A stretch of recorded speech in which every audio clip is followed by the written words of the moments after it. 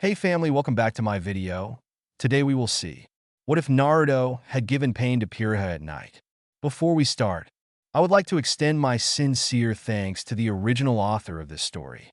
Your generosity is greatly appreciated. Now enjoy the video. Pyryhha didn't like this. She disliked the bright stadium lights bearing down on her back. She hated the roar of the crowd in her ears. She loathed the weight of everyone's expectations pressing down on her like a physical force. They didn't care how she felt, what she thought of this, any of it. They just wanted their invincible girl and the sweet spectacle she provided them. It wrung the joy right out of her. Their attention was a yoke on her back, a noose around her neck, a constant and pervasive weight dragging her down with each passing moment. She didn't want to be here. Of course she didn't. No child in their right mind would enjoy this. She was only 13 after all, but she couldn't stop. To do so would bring dishonor to the Nikos name. Father would never allow it. Worse, he would strike her if she dared to bring dishonor upon them. A small, surly part of her snarled at it, but it was a part of herself that she never dared give voice to. Not yet. So here she was, committing herself to another pointless match, preparing to break another promising contender. Green eyes squinted against the light as she stepped into the ring, weapons in hand. Tonight's arena was much as any other, round and circular, ringed by chalk with a protective field to protect the crowd from stay projectiles. There really wasn't all that much to speak of. It would have bought like any other, just another round in another nameless tourney whose name Pyryhha long since forgotten. Defending her title, yet again. And when she grew older, she would be expected to compete in still larger tournaments. To win those as well. It was never going to end, was it? The thought stirred something in her soul. How she longed for a proper fight. Unbidden, she recalled the stricken visage of her last opponent. The poor girl had come all the way from Vacuo to face her in the preliminaries. She was happy, eager even. Pyryhha had beaten her badly. She hadn't meant to humiliate her, of course, but it didn't change the outcome. Her foe all but threw down her weapon by the end. Spirit broken, eyes burning with tears, she had sworn never to fight again. Because of her. No doubt this would be more of the same. Tonight was another such bot. Steeling herself, she forced herself to focus. The announcer had been speaking for some time now, and she'd all but tuned him out. No longer. In this corner, we have ourselves something of a dark horse. Tonight, the announcer's voice boomed, stirring up the crowd. Hailing from the kingdom of Vale, no one knows his identity. His stage name is Wait. Am I reading this right? Flash. That's it. A note of incredulity threaded its way into the booth. Well, all right then.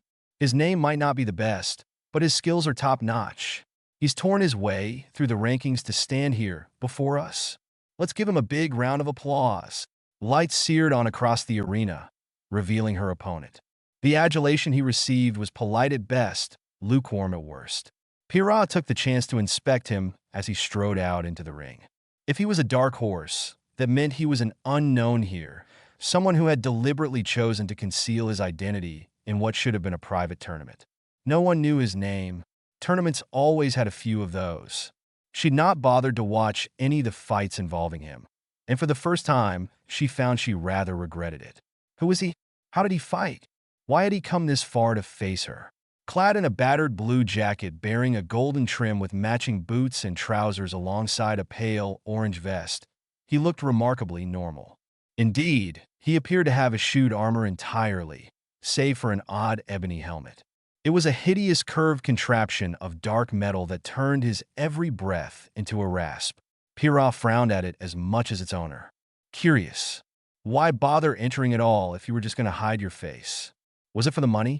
2 million lean was a lot, even by the standards of her family, after all. More than enough for some to try their luck. She pushed such thoughts aside, turning her attention to his weapon. A strange golden gauntlet sheathed his right arm nearly to his shoulder, bearing a strange series of what Pyryhha could only assume to be dust crystals of some sort. Red, orange, gold, jade, azure, violet. For atop the knuckles with one on the joint where the thumb must be, and still another resting in the middle. She squinted at each of crystals, trying to ascertain their purpose, and failed miserably. The sight of them left a pit in her stomach. There was something off about that weapon. Not menacing, just different. And in the main corner, Pyryhha wanted to curl up into a ball and die. Oh gods! Now, they were going to introduce her. More pomp and circumstance. Lovely. Mistral's champion. There could be no mistaking the note of pride that came from the booth. Undefeated for 2 years running in the junior tournament scene. The one, the only, Pyryhha. The invincible girl. The crowd went wild. They always did. Pyryhha ignored them, waved once, and focused on her foe. It's a pleasure to meet you. She sketched a bow, as was proper. May you fight well in the battle to come. The dark helmet tilted toward her. A boy's muffled voice emanated from within. What's that? Pyryhha blinked at him, a rare note of discord overtaking her thoughts. Excuse me? Damn it. I'm tired of wearing this getup. Can't hear a freaking thing. That does it. An unloved hand reached up and undid a clasp just below his chin. Off it goes. With an irritated growl, he pulled his helmet off and tossed it over his shoulder with nary a care in the world. Gasps arose from the crowd. Revealed were tan whiskered cheeks, framed by bright blue eyes and a messy mop of golden hair. He looked young, maybe a few months older than her. Nothing more, nothing less. Ah, much better. He wiped a bead of sweat from his brow. You have no idea how heavy that thing was. Pyryhha felt the ghost of a smile pluck at her face. I believe I have an inkling. But why wear a helmet, only to remove it now? My old man made me wear it. He grinned and feigned a shrug as he began bouncing on his heels. Wasn't allowed to take it off until the finals. So, he settled down, eyes flashing. Ready to go? So happy. So chipper. Soon enough, that smile would be gone. She didn't want to fight him. Sorry, but I don't intend to lose here. His grin grew now, a wide boyish smile that bellied his age as he took his stance. Dad and I need the money. His parents were in the stands? A seed of jealousy took root in Pyryhha's heart. She gazed past him toward the teeming masses in the stands. Keen eyes picked out a man with a similar hairstyle and gentle blue eyes. Said man pumped a fist into the air and shouted. It wasn't for her. He looked happy to be here. Sounded happy, too. So did his son. What she wouldn't give to regain that feeling. She was expected to win here. Nothing more. Nothing less. Nikos did her duty. She was a slave to duty. Shackled to it. Nothing would break those chains. She wasn't sure why that thought made her so miserable. She shoved it away. Fighting was her strong suit. Not words. With a forlorn sigh, she schooled her face into a serene mask and raised her shield. Fight well. The boy grinned. Same to you. Above them, a bell rang. In hindsight, Pyryhha wasn't certain who took the initiative first.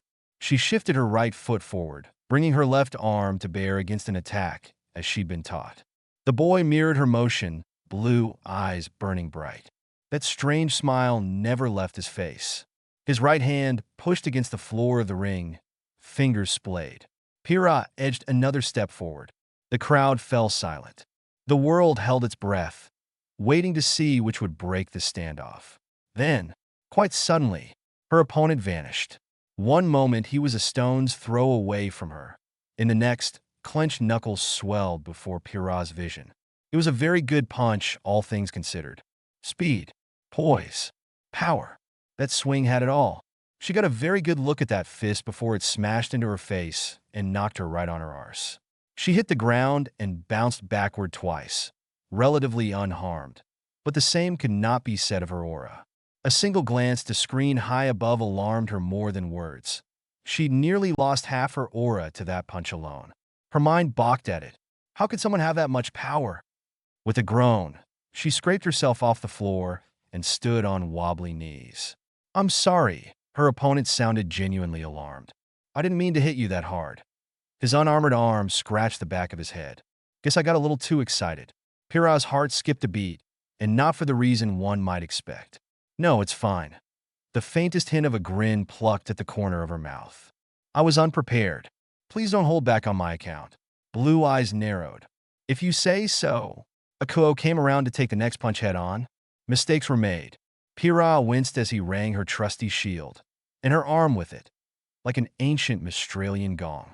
The impact sent her skidding backward, aura burning as her boots dug deep furrows in the floor. The crowd ate it up, of course. They loved a good spectacle more than anything else. They had cheered for the last champion, too, until she'd bested her. They would cheer for her here, so long as she entertained them, until she fell, Milo whirred and clicked to meet him, unfolding from a short sword into a spear. The sight of it gave him pause, and a quick swipe at his eyes bought her some much-needed distance. He hesitated, and she took the chance to hop back.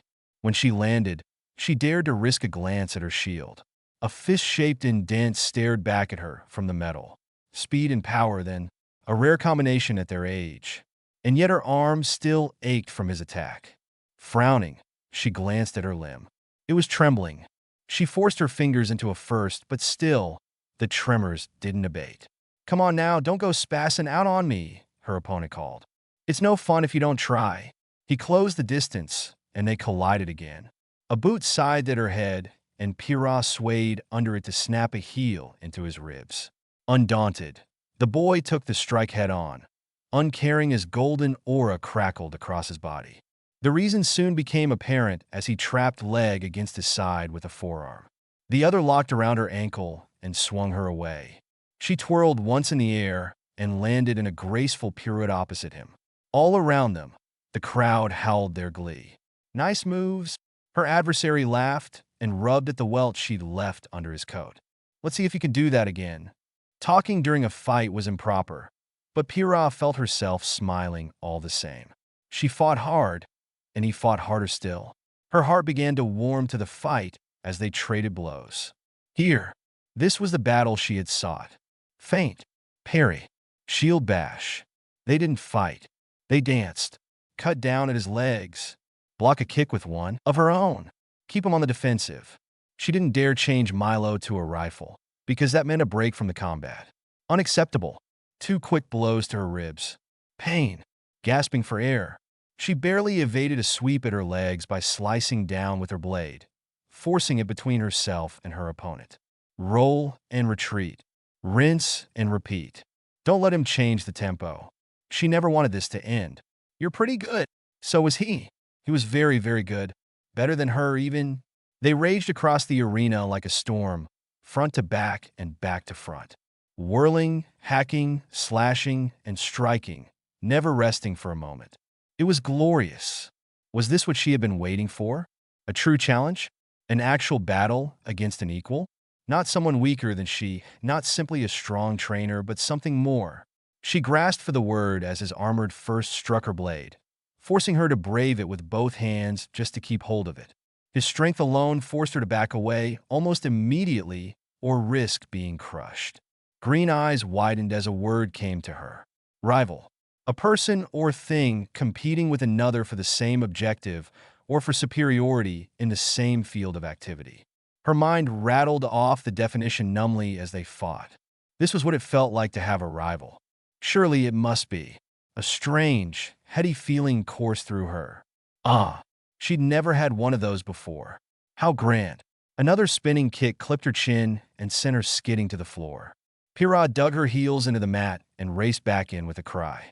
He met her with an elbow to the gut. She folded around it, grabbed him by the arm, and hacked into his aura with her blade before he could shove her away. Yet again, she pursued. More. This wasn't enough. She needed to fight harder, better, faster, stronger. Someone laughed, a light lilting sound that wafted through the arena air like a morning mist. "It's me." Realization ripped through Pyryhha like an Ursa's fangs. I'm the one laughing. Am I really enjoying this fight that much? Yes. A small girl cried in the depths of her soul. This was what a bot should be. A contest of pure skill between two warriors. No tricks, no traps, no one intimidated by her father into throwing a match. None of it. This was her fight, and hers alone.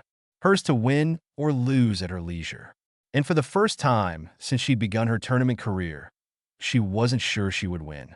The thought excited her. Parrying another onslaught, Pyryhha changed her weapon again and drove the hilt of her sword into the blonde's face. He grunted in surprise and missed a combo, allowing her to chamber a frantic double kick to his chest. then shove off him entirely, using her momentum to launch him away. Like her, he dug his heels in, planted his feet, and charged back in with a laugh. This is fun. It was, wasn't it? She never wanted it to end. When he caught her blade in his armored fist, he could have snapped it. He didn't, and used it as a chance to drag her into a struggle. Her forehead touched his as she grit her teeth. They strained against one another. Her shield swatted at his face, and he blocked it with his unarmed arm to hold her at bay. That cheeky grin flashed out at her again. But rather than resort to dirty tactics, the whiskered warrior leaned closer. His lips brushed the outer lobe of her right ear. "Looks like Dad was right," came the whisper. "You really can fight. Because I'm the invincible girl?" Her heart fell. He was just like the rest then. He only cared about her fame. Nah. That sunny smile shone brighter still as pulled back. "Never paid attention to all that stuff. It's your skills that matter, yeah? Fall? Who said anything about falling?" Scratch that. Pyryhha's heart sprouted wings and soared into the very heavens themselves. She swallowed once, her throat gone strangely dry. "I thank you," she whispered back. "I feel the same." "Then let's give him a show, eh?" Blue eyes twinkled as he released her blade. "Also duck," tanking a powerful punch on the surface of her shield. She charged forward with a piercing cry and cut down at his chest in a brutal crosscut. The blonde didn't dodge. Sparks skittered off his gauntlet as he thrust it in her face, fingers splayed. Bright light flashed before her eyes, blinding her to the jab that followed. Aura squealed in protest, but Pyryhha couldn't bring herself to care. She ignored the blow and grabbed at where she hoped his shoulders were in the haze. Her gloves found purchase, and she reared back. "Ah, got you." She heard him curse. "Oh hell?" Pyryhha's vision returned a heartbeat before her forehead crashed against his. Her world went white again. Headbutting an enemy was considered a boorish tactic by most. It required an exceptionally thick skull, and if you didn't have one, you risked being stunned with your opponent. It was crude, brutish, not graceful at all. It would earn her a beating at father's hand. Once, such a thought would have had her quaking in her boots. Now, she did not care. Laughter tumbled from her lips again. Soon enough, he joined her. But though they laughed, their bout didn't end. Pyryhha ducked as his fist shot over her head in a wild jab, bringing with it a rush of fire. She felt it sear a black line against her aura, but she ducked away before it had a chance to do anything more. Ah, so that's what he kept the dust crystals for. One was clearly light, the other fire. What were the rest? Ice? Lightning? Gravity? Wind, perhaps? She didn't think that was it, but there's certainly something about it, OW. Her vision rushed back just in time to feel a hammer fist slam into the back of her neck. Pain rocketed down her spine, and she fell to one knee, dazed. Her foe swept in, ready to bring her down once and for all. Too close. An unfamiliar feeling pricked at her heart. He had her. One chance. One opportunity. Now, panicking, she flared her semblance and yanked at his armored arm with it. Not much, just a little. Enough to throw off his aim, turn what would have been a decisive blow into a harmless swipe. She could see it now in her mind's eye. He would miss, and she would sweep in to finish this match. She would remain undefeated, invincible, untouchable, alone. The thought filled her with sorrow, but her body wouldn't allow her to lose. Her instincts, raw skill ingrained over a lifetime of training, simply would not accept defeat. Nothing happened. He kept coming. She balked. What? Oh! His gauntlet wasn't steel at all. She'd made a mistake. It was gold. Pyryhha realized her mistake too late. By then he was inside her guard. A gust of wind heralded his arrival, blowing her hair back from her face, sending her ponytail swaying behind her back. But rather than finish her, he came crashing to a halt. Blue eyes met green. She blinked, startled as those gentle azure orbs spooled into a soft shade of serene shimmering scarlet. His fist shot forward like a pulley, going for a knockout blow. Those eyes! Semblance! Her mind bleated in a rare moment of panic. Has to be. Danger. Too close. Get away. Pyryhha jerked back with a rare yelp, trying to bring Akuo around in time to block. Too slow. Metal met flesh, and the former yielded as the boy snagged her shield with his unarmored arm, stopping it cold. Clawed fingers squeezed, buckling the metal in his grasp. He kept squeezing, turning her shield to scrap. A knee slammed into her torso, winding her and leaving her retching over his knee. As she folded around it, he took the opportunity to tear a kuo from her grasp and flung it up over the shields and out of the arena. She'd not be able to retrieve it without revealing her semblance. Pyryhha tensed, knowing what would happen next, but the finishing blow never come. Rather than attack, he allowed her to catch her breath, to straighten and stand once more. "I'm sorry." When next he spoke, his voice was just a little rougher than it had been before. "You fought well. Really you did. But I needs this money for Dad's medical bills." He gave her a light shove, and Pyryhha unwittingly rode it, stumbling backwards in a desperate attempt to gain some much-needed distance. Again, he could have pursued her. She was versatile enough without her shield, but he'd seen its spear and sword forms already. Unveiling her range from would only open her up to a bruising counter. She knew it. So did he. Her foe settled into a new stance. "I wish we could keep fighting, but I'm at my limit. This has gone on long enough. Foolish." She could hear father's voice reprimanding her even now. "The Nikos family knows no fear. Attack. I had fun, Pyryhha. Really I did. Maybe we can do this again sometime." Fear left her faltering, braving her sword in a two-handed grip. She couldn't face that smile. What right did she have to win here? Fame? Glory? Her family had no need of money. He was fighting for his, to help them, and in doing so keep them healthy. Her resolve, already fractured, began to break. Because at the end of the day, Pyryhha Nikos did not love her father. I guess what I'm saying here is, her opponent surged forward and caught her by the neck with an outstretched arm, hooking the inside of an elbow against her chin with frightful speed. Pyryhha choked. Green eyes bulged, recognizing the maneuver. He just clotheslined her. The impact alone stunned poor Pyryhha and all but ripped her from her feet. Shock tore through her, and she nearly bit her tongue on the way as her jaw clamped shut against her will. Too late she realized what he intended. "Oh dear, this is going to hurt. I absolutely cannot." His gauntlet burned white-hot, blinding her. Afford to lose. Thrusters flared. "To you." Ground. Pyryhha had been right about one thing. There was pain. Lots of it. Breath burst from her lungs in an explosive spray as the boy reared up and slammed her back into the floor. Her word went black for a moment before it snapped back. The ring didn't buckle beneath her, nor did it crater. It absolutely splintered. Shards of molten rock sprayed upward in every direction, some shooting into the stands, others peppering her face. Pyryhha bit out a hiss and squeezed her eyes shut against them, trusting in her aura to hold. It didn't. She felt it plunge, falter, then break entirely. In the silence that followed, one could have heard a pin drop. Her loss came not with a whisper, but a bang. She needn't look up at the screen to know the final results. Doing so only confirmed her suspicions. Her aura wasn't simply in the red. It was gone. She'd burned through it all. By contrast, her opponents lay firmly in the green. It was by all accounts a humiliating outcome. And so it was at 13 years of age that Pyryhha Nikos suffered her first defeat. In that moment, the invincible girl died. Someone else was born. Someone new. Around them, the shields crashed down and the crowd howled for their new champion. "And we have a winner," the announcer's voice rang. In a spectacular upset, Flash has claimed victory. Amazing, ladies and gentlemen. Simply amazing. Let's hear it for him. Pyryhha lay there, sprawled in the dirt, and smiled. She'd never felt more alive. So, this was what it felt like. Defeat. It felt good. She wanted to kick her legs into the air and giggle, throw her head back and laugh. Because it was done. It was over. Because, you see, she was free. No matter when or where she competed after this, she wouldn't be known as the invincible girl anymore. Not after a loss like that. There could be no denying her defeat. All of Remnant would have seen.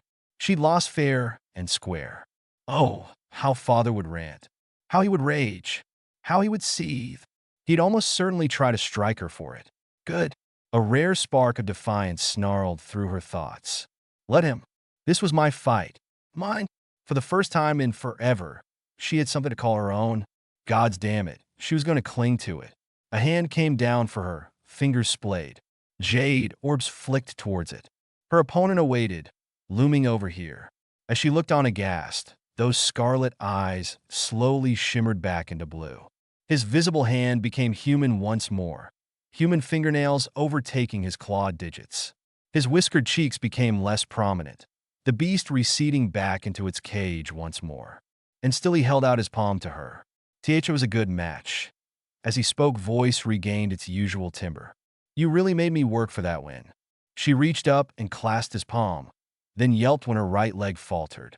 In response, the boy took her by the hips and hoisted her upright entirely on his own power. Heat flooded her cheeks as he set her back down again, and she was sure if she looked at herself in a mirror, she would find her pale skin burning ruby red. I thank you. She looked away, face gone rosy. You fight good. His blonde brow furrowed in mild confusion. She turned incandescent. I mean, no. 1,000 tiny Pyryhhas face-palmed in the back of her head. She hadn't meant to say that at all. Bad brain. Her mind was still fuzzy from her bad landing. Yes, that was it. Had to be. Nothing else. Nah, it's fine. I get it. Winning's all well and good, but you can't win every fight. He must have mistook her silence for something else, because he gave her shoulder a brisk pat. Life doesn't work that way. We all fail, sooner or later. That's all right. Nothing wrong with a little failure. Because we learn from failure. We adapt. Failure makes us strong. A cheeky smile flashed out at her. I used to lose all the time, you know? The tiniest of pauses pushed its way between them. Say, ever thought of going to Beacon? Where did that come from? Pyryhha's mind blanked beneath the weight of that innocent inquiry. Boy, she managed less than eloquently.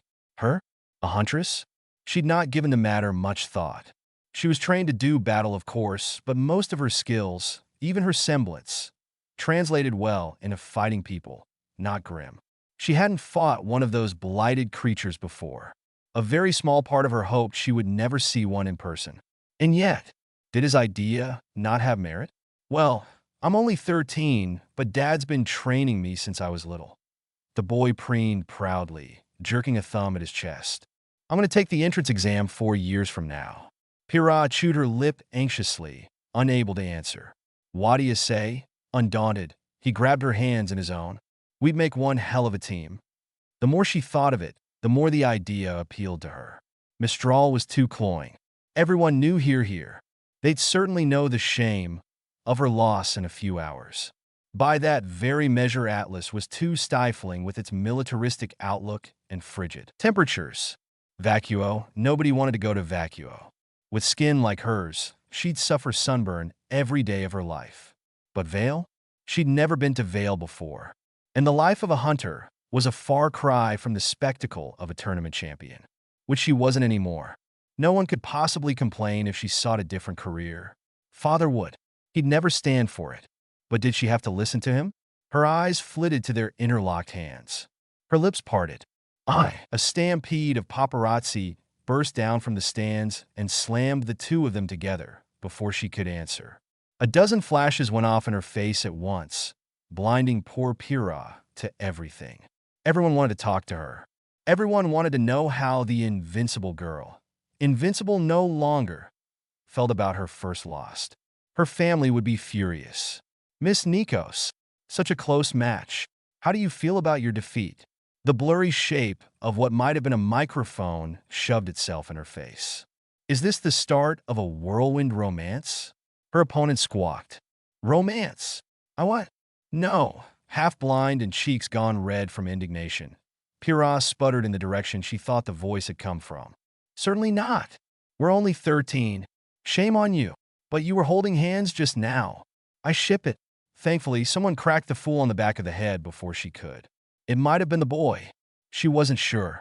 In the corner of her eye, she glimpsed her opponent, rival, all but squished against her right side. A wise man would have run for the hills, thrown her to the media dogs and bolted. But he didn't. He looked just as uncomfortable as she felt. But he stood his ground in the face of their onslaught and fielded off verbal attacks of his own. It won him no small amount of favor in her eyes. When the organizers tried to force the two of them apart, she resisted with all her might. Something told her that if they allowed themselves separated now, they would never see one another again. Defiance sparked to life, burning away the last cinders of her old self. Green eyes flashed with determination. No! Pyryhha cried out like a child forgotten at Christmas and clung onto his arm. He's with me. The boy balked at her. I am. Of course he was. Rival, partner, friend, or perhaps a myriad blend of the three. It didn't matter. She'd finally found someone who understood her. That he could fight on her level, and beyond it was simply icing on the cake. She might be young, but even she knew better than to let someone like that get away. She was a Nikos, after all. Her father could squawk all he liked about dishonor and shame. He had already taken so much from her and mother. But this moment, this tiny shred of happiness, this she would keep. Yes, you are. She surprised herself with a giggle, pulling him closer. I didn't get your name. My name? A blue eye twinkled over his shoulder as he laughed with her. Sure, it's... She strained to catch it over their noise. This time she succeeded. Naruto, he said at last. My name is Naruto Uzumaki. Unbidden, his words came back to her. We make one hell of a team. Pyryhha, she mumbled over the white nose. I'm Pyryhha. They both knew her name, of course. Everyone did. But it was the only thing response her frazzled mind could conjure in this moment. Naruto could have insulted her for it. Could have called her an idiot, a twit, or a fool, and demanded that she let him go at once. He would have been well within his rights to do so. She would have been embarrassed on national television, her career torn down to tatters. But yet again, he surprised her. Hey there, Pyryhha. Naruto beamed back at her, as though seeing her for the first time.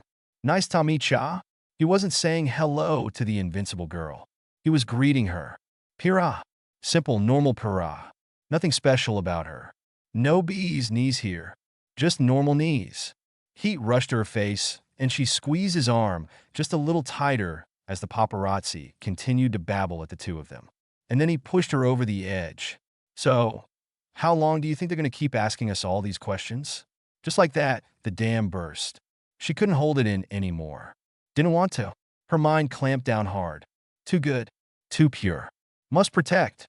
Laughter tumbled out of her as she doubled over, dragging his arm with her. She had no way of knowing how much her life would change from this moment. How could she? She was just a child after all. In her eyes, she had found a rival, if not a partner. Someone who offered her a way out of the hell she'd been trapped in. A boy who broke her shackles. Together, the two of them, alongside two other lost souls, would go on to forge one of the most powerful teams Remnant had ever seen. Their names would go down in history, whispered with reverence and fear alike. But for now, none of that mattered. There was only his arm in hers. Pyryhha held on tight, a/n. And there we have it. Already got 4 chapters nearly written for this bad boy, just polishing them up while I wait to see what folks think. Once again, we're going with the Embers rule here. I want to see what folks think of this before I commit to it fully.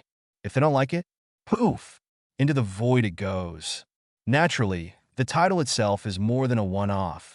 It's a strong hint to what will happen later in the story. Trust me, it's going to be grand. Pairing is, of course, Naruto Pyryhha, but may well include a second. Once again, John will have his own happy ending. Read the previews before you review, please. They're going to blow your socks off, assuming folks like this story enough for a second chapter. So, in the immortal words of Atlas, review, would you kindly? And enjoy the preview. Sir Prise. Preview. It was my loss. I'm not sorry. A stern hand cracked across her face. Never say that again. A Nikos never loses. But I have. The words escaped her in a rush. You can't change that. Father bristled as she lifted her chin's silent defiance. His arm swung at her again. You dare. What's going on here? An older voice boomed. Nobody can beat my dad. Be good to my son, won't you? Minato laughed and tousled her hair like the proud father he was. Unlike me, he was newborn when we first came to this world. He doesn't know how to control himself. He's still learning. I think you're the first friend he's made since we came here. Pyryhha tilted her head. This world? I'm sorry, sir. I don't understand. Blue eyes twinkled with mischief. You will. Someday. Yup. I did that. Woe to ye Salem, the yellow flash is in remnant. And he brought friends. R&R. A just reward, A/N. Would you kindly read this note? Else you might be confused. Wouldn't want that, would we? Be prepared, because T is chapters about to blow your expectations right out the water. In a good way, of course. Still here? Lovely. By all means, continue. Well, damn. This might be one of my most popular stories to date by the review count and following alone. Talk about a surprise hit. It's good to know everyone enjoys this. Now I can get to work on the other chapters and really crank into high gear. As ever, the gang and I live for reviews and feedback. Yours are the reason this story continues. It keeps us going in these crazy times. Now for a few quick questions. Question, oh God. The yellow flash is in remnant. When? Where? How? That'd be a plot point, one I'll reveal later. As we know him, Minato was a bit naive, albeit with good intentions. Even his final moments, he genuinely believed the village would treat Naruto as a hero for his sacrifice. Thankfully, he's not quite so foolish in this iteration. Being a single father in a strange new world tends to harden a man. And yes, I did say single father. Alas, Kushina isn't around in this story. It wouldn't fit the dynamic we're going for. Question, don't you dare nerf Minato. You know, this is Yellow Flash in his prime, with all his techniques at his disposal and half of Kurama sealed into him. As seen per the show, he could dance circles around Tyrion and blitz poor Hazel in a fine paste. What wouldn't fare much better? Cinder might put up a decent fight, assuming she's got a maiden or two under her belt by the day square off. But all it takes is one touch, and any one of Salem's minions is screwed. Remember, ladies and gentlemen, once Minato's hits you with a Hiratian seal, that stays on you for life unless you're a Jinchuriki. The gang and I did our research on that front. He can sense the marks he places on anyone at any given time, and with his chakra reserves? Yeah, bad time for his enemies. Unfortunately, he isn't aware of Salem at this point, nor has she or Ozma taken notice of him for now. Question, just who landed in Remnant with Minato and Naruto? Why don't you read and find out? Question, so, Shinobi are stronger than Huntsmen? Yes? No? Maybe so? Do they have aura? Someone says? Let's just say Minato can throw down with the best of them, and he's been actively training Naruto. That includes the Rasengan, shadow clones, summons, and the like. Naruto obviously didn't use his more esoteric techniques in the match. Why, you ask? Because he wanted to win fair and square. By the time our blonde boy hits the age for Beacon, he's going to be a combat monster. As to the aura and semblance bit, the answer is complicated. Read on for answers. Question, are you going to give people chakra in this story? No. Putting aside that it's nearly impossible at this point in the story, Minato won't do it. He may be naive in some ways, but he's no fool. He'll not be giving away his biggest advantage to a world that doesn't understand him or his kind. Chakra is too dangerous to entrust to anyone. Gods forbid Salem or Ozma got a hold of it. Nope. All the nope. Well, I've kept you long enough. You came here for a story, didn't you? Well, the table has been set. Let us begin. As ever, I own no quotes, references, themes, or memes. Not a wit or a one. Hope you enjoy. They say rivals bring out the best in us. Be kind to my son, will you? He needs a friend. I'll do my best to live up to your expectations, sir. I shan't let you down. Good girl. You're going to be amazing someday. A discussion. A just reward. She didn't want to let go. Pyryhha knew what was coming next and steeled her heart against it. Her palm betrayed her. Like the girl she was, she couldn't bring herself to let go of Naruto's hand. It was warm and soft in hers. More than that, his presence gave her strength. She didn't want to bid him goodbye, even for a moment. Truly she didn't, but she had to. She told herself she would see him again momentarily when the trophies were presented to each of them. But the knowledge proved cold comfort. Even from here, she could sense father's gaze searing into her back, feel his fury like a physical thing. He wasn't angry with her. He was livid. She'd brought dishonor to the Nikos name. Her defeat so clear-cut that it could not be denied. It wouldn't stop him from trying. She knew he would out of spite, if nothing else. There was no end to his pettiness. If he couldn't pressure the judges, then perhaps he'd seek it in court or claim some manner of foul play. He would seek to slander the Uzumaki's name, drag his family into the mud, and bleed them dry of the lien they'd won. Unless she stopped him. This was her battle, and she had to face it. Alone. If she did so with Naruto at her side, she knew she would doubt herself forever. And so Pyryhha made her excuses to her rival, plucked her hand from his. She didn't want to. Retrieved her weaponry, and hastened into the changing rooms. From there, it was a simple matter of biding her time until father confronted her, as she knew he would. His pride demanded nothing less. The same pride that had ruined their family and driven mother away. Her lips fell into a frown at the thought. Anger boiled just beneath the surface of her skin, a frothy tide that left her blood feeling like a bloody bubble bath. For once, Pyryhha didn't tamp it down. She let it flow through her veins, using it to burn away her dread and fill her heart with defiance. She had the feeling she'd needed in a moment. In the meantime, she checked herself over, dusted herself down, tried to make herself look decent. She couldn't remember the last time she'd fought this hard, nor lost this badly. The last time she'd felt so free. Humming a familiar tune to herself for comfort, Pyryhha removed her circlet and unbound her hair, shaking it loose from its ponytail to cascade down her back in a river of crimson. She tossed her head left to right, then did so again when the weight felt odd between her shoulders. She was rather used to having it bound up, but this time, she paused short of binding it up again. Green eyes peered over her shoulder, considering. "Does he like girls with long hair?" She said the words aloud and balked almost immediately, face gone scarlet. "Ack, no. Bad thoughts. Treason. Treachery." Pyryhha shook her head anew and continued her hasty inspection. She couldn't take her armor off, dented as it was. It needed to remain for the award ceremony. She wouldn't remove it even if she could. Each scratch and every tear served as a reminder of how far she'd come. One of her vambraces was ruined, scored and pitted where a clod had scorched the metal. Maybe she'd keep it as a memento. That sounded grand. She laid her weapons out on a nearby bench and inspected them briefly. Milo simply needed a good sharpening to regain its edge, but Akuo had been badly mangled by Naruto.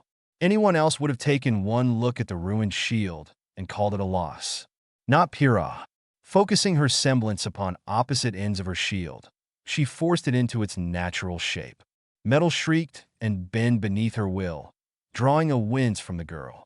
It would have to do for now. She could take it to a metalsmith later. Only then did she dare approach the sink and splash some water onto her face. Despite her loss, the girl staring back at her within the mirror looked happy despite her injuries. Battered, but unbroken. Pleased beyond measure. Her hair was a mess in its ponytail, her face dirty and smudged. Her right eye bore a faint bruise beneath it, and her nose was bloodied where Naruto's first punch had struck. A few cuts pockmarked her left arm, where some shrapnel had lanced through her aura. Good. She hoped it left a scar. No one could call her perfect. Not anymore. She wouldn't let them. "Hello, me." She touched a hand to the glass and smiled at her reflection, seeing herself for the first time. "Long time no see." The girl in the mirror grinned back at her. Then the door crashed open, and that smile shattered like brittle glass. "Pyryhha!" A new voice thundered in her ears from the hall. "What is the meaning of this?" She took a deep breath, schooled her face into an impassive mask, and turned to face the man she once called Daddy. "Focus."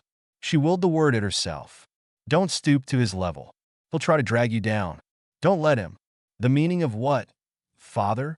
Caesar Nikos was a great big bear of a man, his once handsome face scarred and pitted by the ravages of combat. Green eyes of unpolished jade stabbed into her like a sword, framed by close, cropped red hair and a trimmed beard. Powerful muscles bristled beneath his cobalt suit, barely contained by the dark fabric. He was a fighter through and through, towering well over 6 feet. No fat fool he. This man had cut his teeth as a huntsman in Mistral before reigning as the kingdom's undefeated champion for decades before his retirement. Needless to say, he didn't take her sass kindly. "You know of what I speak." He loomed over her, eyes flashing. "What do you have to say for yourself?" "It was my loss today." She lifted her chin in a rare burst of defiance. I'm not sorry for it. A stern hand cracked across her face. Never say that again. A Nikos never loses. She took the blow with her aura and staggered a single step backwards. Once, such a strike would have cowed her in submission. Not today. Anger emboldened Pyryhha, made her reckless. She turned the other cheek and spat blood onto his pristine white shoes. His face turned an alarming shade of puce. It suited him, but triumph escaped her in a heady rush. You can't change that. I'm not your invincible girl. Not anymore. Father bristled, and she glared right back at him, refusing to falter. To do so now would undo everything she'd said. No, she refused. I'm done, Father. The words she'd longed to say for so long burst free from her now. I've had enough of this. I want to stay with Mother. Nonsense. His eyes bulged, spade-like jaw setting itself in a scowl. You will do as you were told. We will wipe this stain from our name and proceed as we have before. Stain? Anger turned to wrath. Naruto wasn't a stain. He was just a boy, and she knew full well how her father operated. Who are you to call him that? He defeated me fair and square. Did he? That will be for the courts of Mistral to decide. His smile, slight as it was, proved telling. The courts he had a hand in. I'll have a panel of experts deriding that blonde buffoon within the month. You will back their testimony with your own, of course. That smile turned ugly. He used a trick of some sort. He deceived you. He didn't fight fairly. Worry not.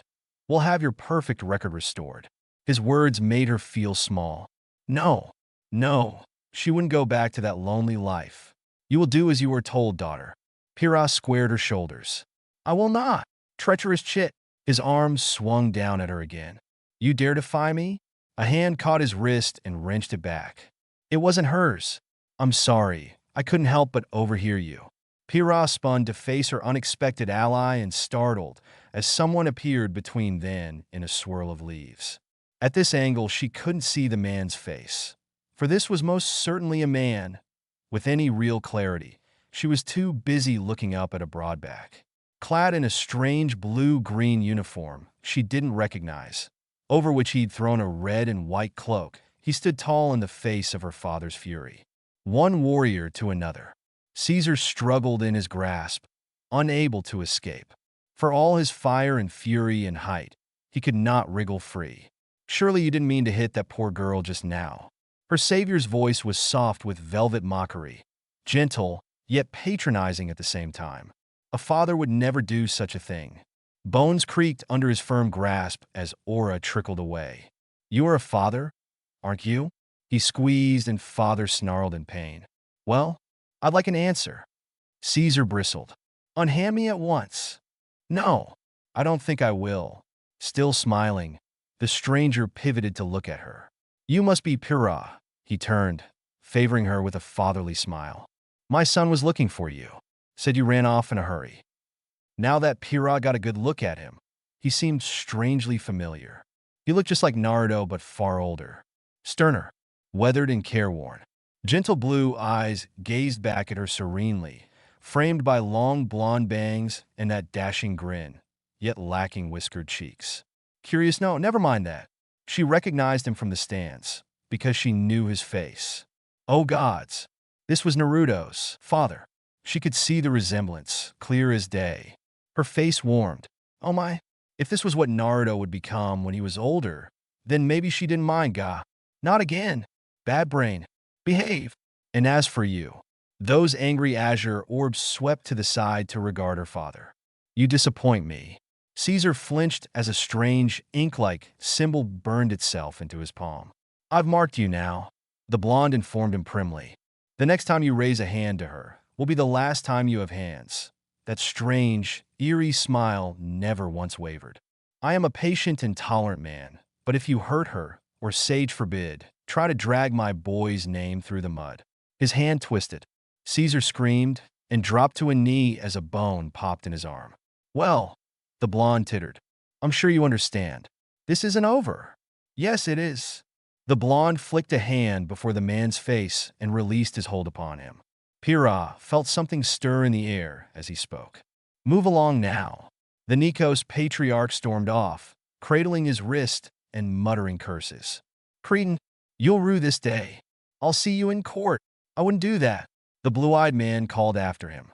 Jiraiya might turn you into a toad first. Caesar moved just a little faster after that. Something hardened in Pyryhha as she glared at the retreating back of the man she once loved. He hadn't always been like this. Once upon a time, he'd been a better man.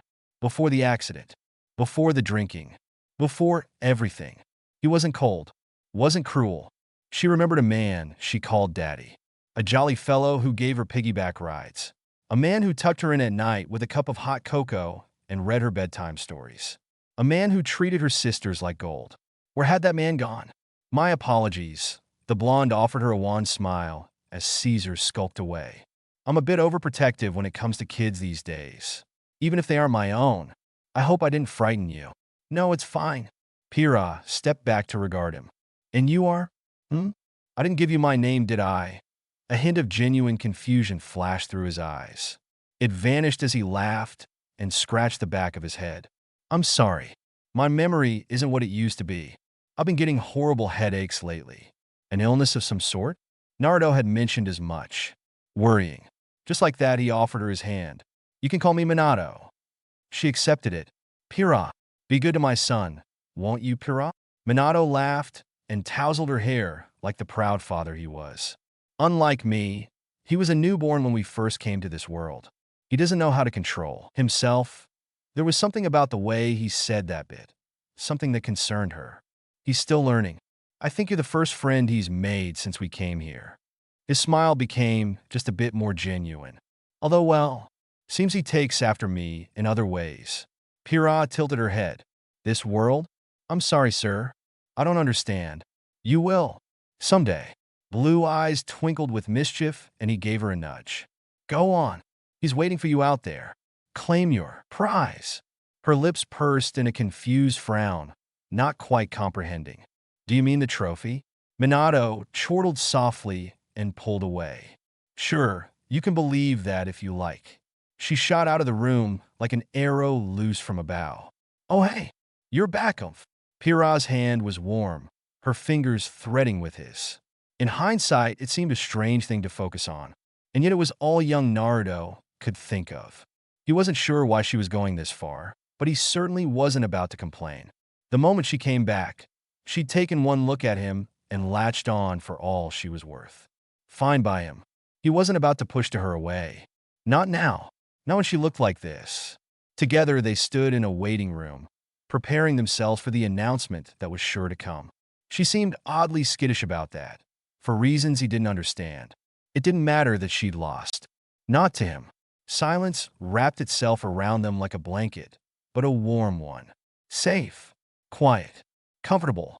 Pyryhha wriggled out of it first and turned to face him in the dim light. I met your father. Her voice brushed his ear in a whisper. Naruto perked up. You did? She smiled at him. He's nice, if a little odd. Heat rose in the boy's cheeks. Yeah, he hasn't been quite the same since Mom died. Her face went chalk white at the faux pas. I'm sorry. I didn't know. Nah, it's fine, he waved her down. She passed away when I was little. I don't really remember her all that well. His head tilted as he considered her anew. Yeah. A small smile tugged at his whiskered cheeks. I think she would have liked you. For some reason, that made Pyryhha sputter. He wondered why. Dad really was trying his best. Poor guy. Minato was terribly overworked these days. He'd practically raised him on his own, despite having others to look after. Sure, his godfather lent a hand from time to time, as did his uncles and aunts, but they were busy these days, Jiraiya most of all. He couldn't be there every second of the day. Something about a spy network, strange happenings, and other odd terms that sailed right over his little head. Meh, this world was weird. Naruto didn't mind overmuch. He'd finally found a friend. That was good enough for him. The grown-ups could handle the rest, couldn't they? A voice rang overhead, interrupting his thoughts. Will the final 3 contestants please make their way to the podium? Suppose that's us. He shrugged into the silence that followed. Ready? Pyryhha bobbed her head. I'll have to be, won't I? He pushed the door open, and she followed after him, squinting against the light. Her footsteps matched his. not in front of or behind him, but beside him. The gesture wasn't lost on Naruto, if only because she still hadn't let go of his hand. Good. His fingers tightened against hers. A small, childish part of him warmed to the idea. He didn't want to let go either. He wanted to hold on forever and ever. Nothing wrong with that, right? The lights flared anew as they walked, forcing them to squint even further. Above and around them, the crowd roared their approval. Together they climbed the podium, he taking first place, and she second just a touch below and to his right. Some stranger came from another door to claim third on his left. He took her in at a quick glance, idly noting her dark hair and strangely bright eyes. He threw a half-hearted nod their way and received one in return. Nothing more. His attention was already elsewhere. Even from here, he could feel angry eyes leering down at him. He'd made some enemies today. Of course he had. He bested their invincible girl. Bah! Public opinion could go suck a lemon for all he cared. Thanks for waiting. Brandishing their microphone like a sword, a tournament official stepped before them to address the audience. We had quite the showing here tonight. Both arms spread far and wide, encompassing everyone in a single gesture. It's not every day we crown a new champion. Everyone, put your hands together for Naruto Uzumaki. Tepid applause greeted him. Beside him, Pyryhha wilted. Just a little. Naruto wasn't having it. Ha! Instead, he let out a triumphant cry and hoisted her arm high with his. Pyryhha's face flamed to mock her lovely red hair. What are you doing? Everyone went ballistic. Before their response had been lukewarm at best. Now, he felt his teeth vibrate from the united howl that followed. For in raising their hands, fingers still linked, he'd unknowingly drawn attention to their linked hands. That wasn't his intention, of course. He just wanted to show solidarity. Pity for him, the crowd took it the wrong way. Celebrating our friendship. What else? He grinned back at her, shouting to make himself heard over the noise. Seems appropriate, don't you think? Green eyes fluttered in a quick blink. Not your victory? Nope, he grinned. She frowned. But why? Nope, he shook his head. Her lips pursed in a frown. Surely you. No. Naruto smacked his lips with an audible pop. It was enough to finally crack the redhead's facade and draw a rare laugh from her. You don't do anything by halves, do you? Nah, he waved his free hand. Wasn't raised that way. By contrast, the trophy he received proved something of a non-factor. While much larger than the ones Pyryhha and third-place girl received, it was surprisingly light in his hand, all garish and gold, studded with sapphires and rubies, and etched into the shape etched of a triumphant huntsman, sword pointed toward the heavens. He didn't much care. The real prize was the money. It would pay for Dad's problems, and then some. Might even be enough to keep his friends and family going for another few years. More than that, this would make a statement. So, champion. He wasn't prepared when the officiator shoved their microphone in his face. Would you like to say a few words? Naruto balked, his courage abandoning him for a moment. He glanced at Pyryhha. She shrugged helplessly. Right. A speech. How bad could it be? Reluctantly, he let go of her fingers and accepted the mic in his now free hand. The crowd quieted, curious to hear his words. This isn't just my victory. He spoke slowly and carefully, reining his eagerness in, just as he'd been taught. And I wasn't always this strong. A slow shake of his head captured their attention. I only got this far today because my dad, Minato Namikaze, trained me. There it was, hook-baited. He made me what I am today. And he can do the same for you. You probably don't know him. His words echoed out into the stands as he hefted his trophy for all to see. The light caught it, casting dazzling shadows across his face. But you will. He's awesome. Nobody can beat him. Feel free to try. An unspoken challenge for good measure. The gauntlet flung down, just waiting to be picked up. Just like Uncle Obito taught him. Give a man a fish, and he would eat for a day. Teach him how to fish, and he'd feed himself for a lifetime. Naruto couldn't quite keep the smile from his face. He'll be opening the Konoha Preparatory Gym next month in downtown Vale for aspiring hunters and huntresses. First day's free. He could have sworn he heard Aunt Rin laugh in the stands. A confused murmur greeted his words, and he used it to full advantage. I'm not too good at explaining technical stuff like rates and all that biz, so be sure to ask him after this. That's him up there, by the way. He stabbed a finger into the stands, and sure enough, the cameras followed his gesture, lights swinging into the audience where a certain someone had just sat down. He'll answer all your questions. Oh, and ladies? He's single. Minato choked. Not missing a beat, Naruto pivoted before anyone could pounce. But as I already said, this isn't just my victory. An arm flung itself out, thumb stabbing over his shoulder. My opponent deserves just as much praise here as me. He heard Pyryhha hiss in soft surprise behind him, but buelled on despite the noise. She's a real warrior, not some invincible girl. Not to me. She's just Pyryhha, you know? I look forward to fighting her again next year. Although, he chuckled, rubbing the back of his head with his good arm. She'll probably knock me on my ass next time if I'm not careful. Pyryhha made a garbled noise, realizing what he intended. Quick as a flash, Naruto spun on one heel. So, let's hear it for Pyryhha. She made a wild grab for his wrist and tried to say something, but the roar of the crowd and their applause swallowed her words whole. Some rose to their feet. Others stomped out a rhythm. A mighty chant went up, and Naruto was grateful for the noise. It hid their words, so he spoke for her. Indeed, Naruto said the first thing that came to mind. So, you want to get some ramen after this? She laughed again. I'd love to. /N. If it wasn't clear before, this chapter all but confirms it. This is very much an alternate universe. Also, references, and I don't own a damn thing. Felt good to get this chapter out before work, though it was a close thing. And no, Naruto won't be a dense brick for long. To quell more worries, there will be time skips, though we won't be jumping straight ahead to Beacon. Not yet. That wouldn't be any fun. Still waiting on reviews/votes before the pairing is finalized. At this point, I've got enough drafts written that I can swap things in and out pretty seamlessly, but I'd like to hear what everyone thinks before I commit. Remember, it won't be a big pairing regardless, but I literally need your feedback here, lest the story stall. As ever, read the previews before you review, please. So in the immortal words of Atlas, review would you kindly? And enjoy the preview. Sir Prise. Preview. Mwah! Brilliant. Best damn nephew ever. All according to plan? Ack. He doubled over as an elbow slammed into his ribs. Don't cackle, Obito. You sound like a villain. Damn it, Kakashi. Naruto sputtered as a cloud of rose petals slapped him in the face. In time. Minato hit the stopwatch as she skidded to a halt. Well done, Miss Rose. That's a new record. His son coughed. What the hell are they feeding that girl? Pyryhha watched intently. He laughed and raised his fists. Round 2. Pyrhw flew at him with a grin. She'd fallen in love.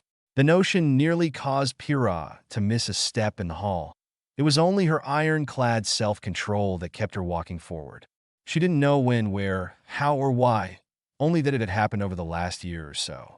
Once, such a realization would have startled her, galled her at the very least. Now, a small smile plucked at the corner of her mouth. Love! That sounded rather grand. A Nikos conquered, after all. All right then. Minato exhaled in a sharp, angry breath as he coughed into his fist. You have my attention. He straightened and wiped a thin line of blood from the corner of his mouth. I hope it's what you wanted. It was not. Blue eyes seared red. His adversary saw little more than a flash of gold before they died. R&R. Catch me if you can, interlude. /N. Would you kindly read this note? Else you might be confused. Wouldn't want that? Would we? Sorry this is short. I'm taking care of my grandmother. She's not in a good place right now. I've already lost my grandpa. Now it feels like I'm going to lose her too. Why do I always lose the ones I love? Kiss of Death and Far From Home were supposed to be next, but my muse kept crying and whining at me to update this story. I'm glad I did. I dare say this chapter feels realer than anything I've written in a long time. Thought I was dead, did you? Nay, my lungs are still a mess, but I'm out of the hospital and recovering slowly. I'd rather not talk about the procedure. It wasn't fun. Still weak and I've lost a lot of weight, but I'm hanging in there. What's the saying? The spirit is willing, but the flesh is weak. Yeah, I'd say that describes me right about now. Now then, we've a minor time skip. Not that big. That takes place immediately in this chapter. Thought I'd state here to avoid confusion. Be prepared. Because T is chapters about to blow your expectations right out the water. In a good way, of course. Still here? Lovely. By all means, continue. Well, damn. This might be one of my most popular stories to date by the review count and following alone. Talk about a surprise hit. It's good to know everyone enjoys this. Now I can get to work on the other chapters and really crank into high gear. As ever, the gang and I live for reviews and feedback. Yours are the reason this story continues. It keeps us going in these crazy times. Now for a few quick questions. Question oh ho. Things are looking up for Pyryhha. Hey, she won't be shy about speaking her mind. That's for sure. Question I see that ASH Gym reference. You sly old dog. I didn't know you were a fan of Kerr. Hey, yup. As I'm sure many of you know by now, I'm a massive fan of Kerr Aaron. He's the one that got me into RWBY in the first place. The man's an absolute savant when it comes to writing, and his works inspired several of my larger stories. I'm not one for hero worship, but he's certainly someone I respect. Question: when will you update your non-RWBY stories? Hey, I have. I've updated other tales, including Mass Effect, Fate, Attack on Titan, so on and so forth. They're not hard to find, just buried under my RWBY updates. Question: Minato's not in the best shape. Is he? Hey, he's unwell, yes. Many have speculated on that, but there's a reason for it. Question: please don't jump straight to Beacon. That would be boring. Hey, rest assured, that won't happen yet. Question: please spare her. Hey, who? Well, I kept you long enough. You came here for a story, didn't you? Don't mind the rambling of Sickly Man. As ever, I own no quotes, references, themes, or memes. Not a wit or a one. Hope you enjoy. Well, maybe I want to be selfish. For once in my I just want thoughts of a champion. Catch me if you can interlude. Her muscles were burning. Pyryhha kept running. Sweat slicked her brow. She shook it away and kept running. Her hair was a mess, long red locks damp and sticky against her forehead. She puffed them out of her eyes with an angry breath and continued running. Each breath seared through her lungs like a raging flame, scalding her dry throat. She didn't stop running. Her chest ached as her heart thundered incessantly, a constant thud, thud, thud that seemed to shadow her every step. But she mustn't stop running. All the colors in her vision began to drain away, drawn to a muted, faint gray. She kept running, for you see, Pyryhha was not running away from something, but toward someone. She was chasing them, chasing after their back, more like. For all her speed and stamina, she just couldn't seem to close the gap between the two of them. How long had she been running for? It felt like hours, days even. Surely that couldn't be the case, but her calves were complaining as if it were. She wasn't going to fall down after this. She was going to absolutely collapse. It would be worth it if she achieved victory. Oh, she knew she'd be spitting and cursing come next morning, but if she could just reach him. Teenagers are often stubborn, and now, at 14 years of age, Pyryhha was no exception. They say time flies when you're having fun, and fly it had for her. It didn't take much to wriggle out from father's thumb.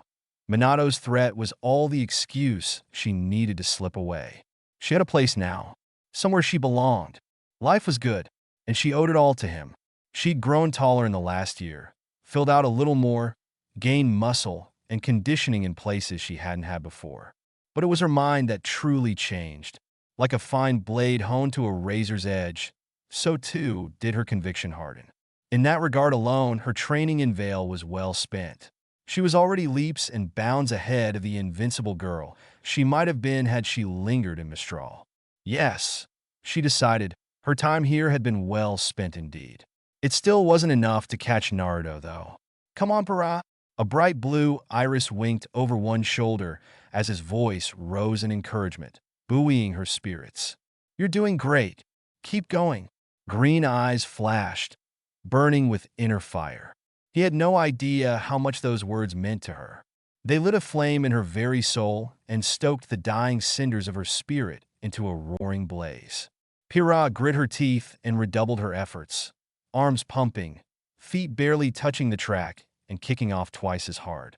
She was rewarded by a pleased laugh. Slowly, but surely the distance between the two of them began to close. Behind her, the rest of the pack fell away. Pyryhha, ignore them. Her vision tunneled to a single point. Naruto made no effort to widen the gap. Or perhaps he couldn't. Had she caught up to him at last? Was that concern on his brow? Hope flared to life, and with one last desperate burst, she poured on the speed. Voices cheered her on from the sidelines. His uncles and aunt, no doubt. Get him! You're so close. Come on, Pyryhha. You've got this. Sock that cheeky bastard once for me. Mwah! Brilliant. I told you she'd catch him. All according to plan Ack. Someone doubled over as an elbow slammed into their lower torso. Don't cackle, Obito. You sound like a movie villain. Damn it, Kakashi, why is always the ribs? Rin rolled her eyes. Boys? Then they were gone as she raced past them. Pyryhha didn't have the energy to shake her head at the trio's antics, but she did manage a rueful chuckle all the same. Naruto's family was mad. Not angry, of course, but not quite sane either. That was the impression they gave her. They were a tightly knit group of individuals who kept to themselves. Yet they accepted her with open arms. At least they didn't tease her like Jiraiya. No doubt he would have much to say if he saw the look on her face right now. The thought lent Pyryhha strength. She kept running, neck and neck now. An elbow brushed his, and she began to pass him on the inside of the track. Naruto craned his neck in her direction. Those blazing blue eyes, already bright to begin with, widened now in surprise. But only for a moment. A wild grin tore across his face, dimpling those whiskered cheeks of his. Now that's more like it. His smile caused her heart to skip a beat. Of course it did. She'd fallen in love. The notion caused Pyryhha to miss a step and nearly cost her the ground she'd gained. It was only an ironclad sense of self-control that kept her running forward. Naruto saw it and matched her step for step, and she was all too happy to keep pace with him. Love. Such a strange feeling. She didn't know when, where, how, or why, only that it had happened over the last year or so. She had fallen for him so slowly that she hadn't realized it until this very moment. Once, such a realization would have startled her, galled her at the very least. Now, a small smile plucked at the corner of her mouth as they ran side by side. Love. That sounded rather grand. Someone who didn't give a fig for her fame. Someone who understood her. Someone who pushed her to better than she was. Could she love such a person? Could she love Naruto? Pyryhha wanted to try. No. She quickly rebuked herself. Do or do not. There is no try. You're better than that. Don't put yourself down. A Nikos conquered after all. Speaking of which, on a whim she reached out and grabbed at Naruto's hand as they ran. She connected. Her fingers found his and threaded against his palm. Her partner blinked, but didn't slow in the least. He did not balk, he did not jump, or even stutter. He simply smiled and kept running, matching her as easily as breathing. A few wolf whistles greeted the sight. Pyryhha flushed to the very roots of her hair, but didn't let go. When he lengthened his stride, so did Pyryhha. She met him pace for pace now, determined not to be left behind. They ran in tandem, one mind, one body, one soul. It spoke to something deep in the core of her very being, and she felt a small, satisfied smile pluck at the corner of her mouth. Ahead of them, the finish line awaited. The other runners had been left in the dust. There was no one to challenge them. Victory was theirs. Pyryhha never saw the scarlet streak round the bend behind them until it was too late. She certainly heard something, though. It almost sounded like "Nolgult." Beside her, Naruto sputtered, but he instinctively raised his arm all the same as someone dove between them. Pyryhha mirrored the motion seamlessly, lifting their linked hands high as someone raced through the slim gap they made, then past them. Both teens coughed as a cloud of rose petals slapped them in the face. Their challenger found the finish line first and hurtled past it with a squeak before they managed to dig their sneakers in and bleed off their momentum successfully. In time, just ahead of them, Minato hit the stopwatch as the girl skidded to a halt. Well done, Miss Rose. He granted her a careworn smile and checked her time. That's a new record. Take a breather by the bleachers. Silver eyes danced with glee. Yay! Pyryhha caught a glimpse of silver eyes and dark hair before the girl zipped away again. She and Naruto finally crossed the finish line 5 seconds later. To Pyryhha, it felt like an eternity. Her pride rankled a little bristling at having been bested so easily. She couldn't speak to the state of her partner, but he looked much the same. Damn it, where did she come from? Naruto let go of her hand and sprawled on the ground with a laugh. What the hell are they feeding that girl? Pure sugar? Looks like it. Pyryhha slammed down on the mat beside him, gasping out a giggle of her own. Speed semblances just aren't fair. Hey now, a new voice interjected B. That's my little sis you're talking about. Be nice. Naruto groaned and rolled over. Was it now? Pyryhha did the same and found herself gazing up into a pair of lovely lilac eyes flamed by wild blonde hair and a cheeky grin. She must have stumbled her way across the finish while they rested. Blast it, she looked well fit. A seed of something unpleasant began to grow in her chest. It took root as the newcomer flopped down beside Naruto. Yang Xiaolong. Nice to meet ya. Oh hey, I remember you. You're the slowpoke. Lilac eyes flashed red. Hey, I nearly caught you two that time. Didn't see ya. Pyryhha's brow knit in consternation. His eyes followed her. She wanted him to look at her like that. Pushing such notions away, she frowned and tried to busy herself with other thoughts as the two babbled happily. Minato's gym, or Leaf Gym as many folk had taken to calling it as days went by, was outfitted with everything one might come to expect from a proper gym catered to aspiring huntsmen and huntresses. Pyryhha tended to disagree with that assessment. If anything, it exceeded her expectations. Grand without being arrogant, yet humble without servility, it was easily as large as a townhouse. Clearly the minds behind this marvel had put in a great deal of thought and hard work before they'd laid the foundation. She had been one of its very first students. She had seen this place from the first, and she had realized what it would become. More applicants signed on every year. At present, they had a healthy core of nearly 50 would-be hunters and huntresses.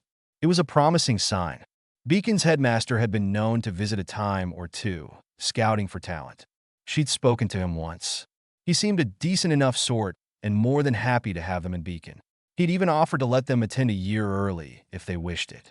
If only Minato would let them. Sadly, it didn't seem he would. That said, Naruto's father seemed to favor caution as much as he did blue and green. Even their gym uniforms, everyone symbolized such, a green tank top and blue slacks with a red stripe running the length of the ladder. Pyryhha had asked about it once. He claimed the vibrant hues reminded him of home. An odd turn of phrase, but she'd not thought to press him on it. He'd given her so much already. She would not risk it by prying into his personal life. If the old man wanted to keep secrets, they were his to keep, not hers. Right now, she was more focused on the fact that someone had intruded into their happy little dynamic. She wasn't sure what to make of that. No, wait, she did. She didn't like it. Did she have any right to be jealous? Should she? It wasn't even hers. It didn't matter. Pyryhha steeled her heart and shook her head, Brad thrashing behind her back. Ruby didn't matter. Yang didn't matter. They had Beacon in 3 years' time, and the chances of meeting them there were too slim to be of any consequence. More laughter spilled from the sidelines. The adults had taken an interest in their little altercation. Minato was looking their way, with a curious gleam in his eye. Naruto, as ever, saved her from their questions when staggered upright and raised his fists. Ready for round two? A sudden bout of impish girlishness shot through Pyryhha's heart as she sprang to her feet. And if she happened to nudge Yang aside in the doing? Well, she'd never tell. Catch me if you can. With a laugh, her partner gave chase. Someday, they would make one hell of a team, but that day was not yet here. /n. Felt good to write a more down-to-earth chapter. Feel free to keep voting on Naruto and Pyryhha's team for Beacon. Who knows? You just might be pleasantly surprised. Minato and company were clearly stranded in Remnant, but I'll not say by what just yet. Also, his one weakness, if I had to describe it, would be his desire to help people. Hence the Konoha gym. He's just the sort that would try to train up the next generation. It also presents us with something of a quandary. Does Minato value the lives of others above his own? Canon would clearly say yes. He went through hell and back for his wife and son. But he's also wicked fast, and his oration marks never ade. So good bloody luck taking a hostage. Alas, we haven't seen the last of Pyryhha's father, as much as I would like that to be the case. Once more, we're waiting on reviews/votes before the pairing is finalized. At this point, I've got enough drafts written that I can swap things in and out pretty seamlessly, but I'd like to hear what everyone thinks before I commit. Remember, it won't be a big pairing regardless, but I literally need your feedback here lest the story stall. As ever, read the previews before you review, please. So in the immortal words of Atlas, review would you kindly? And enjoy the preview. Sir Pyryhha. Preview. By 15, she felt confident to speak of it. At 16, she dared to kiss his cheek. Breathe. Pyryhha stepped out under the lights. So this is Beacon. Naruto folded both arms behind his head as they walked. Bigger than I thought it'd be. Pyryhha flicked a glance at him. Are you nervous? Nah. A blue iris winked over his shoulder at her. Excited, more like, Dad's training is nice and all, but it feels like we'll be able to make a difference here. Hey, is that Ruby? Pyryhha felt something twist deep inside of her. She shoved it away. R&R. Just be selfish. A/N. Happy Easter if you celebrate it. Hopefully folks can see this. Would you kindly read this note? Else you might be confused. Wouldn't want that, would we? As ever, I live for reviews and feedback. Yours are the reason this story continues. It keeps me going in these crazy times. So by all means, speak up. No review is too short or too small. Sorry for vanishing. Finale broke me, and broke me hard, crying face now for a few quick questions. Question: Pyryhha's fallen for Naruto, hasn't she? Hey. Oh yes, she's fallen hard. Think of things from her perspective. Not only did Naruto not balk at her fame, but he openly encouraged her to do what she wanted. He's awakened something in her, and it's going to be fun to write. Of course, we'll see more of Naruto's POV as well, and others. But Pyryhha really does steal the show. Question: are there going to be other pairings in this story? Take John for instance. I had to pair him with someone because in all honesty, I felt bad about stealing Pyryhha from him. Be sure to keep those votes coming in your reviews. Wouldn't want the story to stall? Would you? Question: don't mess with the teams. Please. Have mercy. Zip's lips can't speak to team formations before they're made. Sorry. Well, I kept you long enough. You came here for a story, didn't you? Don't mind the rambling of Sickly Man. As ever, I own no quotes, references, themes, or memes. Not a wit or a one. Hope you enjoy. Look, I'll be blunt. You need to be more selfish, Pyryhha. You say that, but a Nikos shouldn't. I ain't talking to a Nikos. I'm talking to you. Pyryhha, my best friend, my partner, the point of no return. Just be selfish. Happy birthday, Pyryhha. There was just something about surprise parties that made you feel all warm and fuzzy inside. Truly, it was a feeling beyond compare. Pyryhha certainly thought so. She'd never been the recipient of one before. Back home, such festivities were tame at the best. Father had never been one for frivolity, claiming such time was better spent training. Mother wasn't around, and she held no siblings to speak of. Before this, birthdays had ever been a lonely affair. Try telling that to Minato. She certainly hadn't expected this. Pyryhha felt her face flame to match her hair. Ayu, what is this? I thought that would be obvious. Surprised? Naruto laughed as he slung an arm around her shoulders. I had to keep you out of the house all day for them to set this up. Happy 15th birthday. Ostensibly, Pyryhha knew she should smile, that she should bow and smile and thank everyone involved in this madness. Instead, her legs betrayed her. Every muscle in her body locked up, leaving her unable to cross the threshold. In the end, Naruto had to frog march her through the door and force her to sit at the table. Even then, she couldn't quite bring herself to react coherently. Her eyes widened, taking in the glorious sprawl before her. Green eyes widened as a chorus of happy voices greeted her and Naruto, rising like a roaring tide. It sounded like he'd stuffed half the Leaf Gym into their home. Colorful streamers lay scattered about, with a sea of green and red and bronze balloons stretching toward the ceiling as far as the eye could see. And below that, a swarm of familiar faces she knew all too well. Everyone was here. There was Ruby near the end of the table, pleased as punch. Yang had an arm around her as she tousled her sister's hair. And of course, one couldn't forget the rest. Coco tilted her shades down just a hair as she pumped a fist into the air, the older girl's dark eyes dancing with thinly veiled mirth. She winked and mouthed 2 words. Good luck. Pyryhha sputtered and looked away as their resident brunette sashayed away. If Coco was here, doubt the Malachite sisters were lurking about somewhere too. Cheeky devils that they were. A flicker of red and white in the crowd caught her eye. There, Naruto had made more friends than she cared to admit. Why were almost all of them girls? The thought stung a little. From here, she could see Cardin lounging near the couch with Dove and Sky. Sure enough, the big brute saw them and flashed a cheery wave in Naruto's direction. The blonde returned it. Why he got on with those 3, she'd never understand. Supposedly, they'd gotten a bit nice since he'd thrashed them in the ring, but Pyryhha just didn't see it. At least John was nice. A bit weak, perhaps, but he made up for that with singular enthusiasm and a rare determination to improve. In another life, she might have fallen for him. When the cake came, Pyryhha was almost grateful for the distraction. She gazed longingly at the confectionery treat, but more so at the candles upon than anything else. Uncle Obito laid it out for her, made some silly comment, and tousled her hair, but she barely heard him. 15.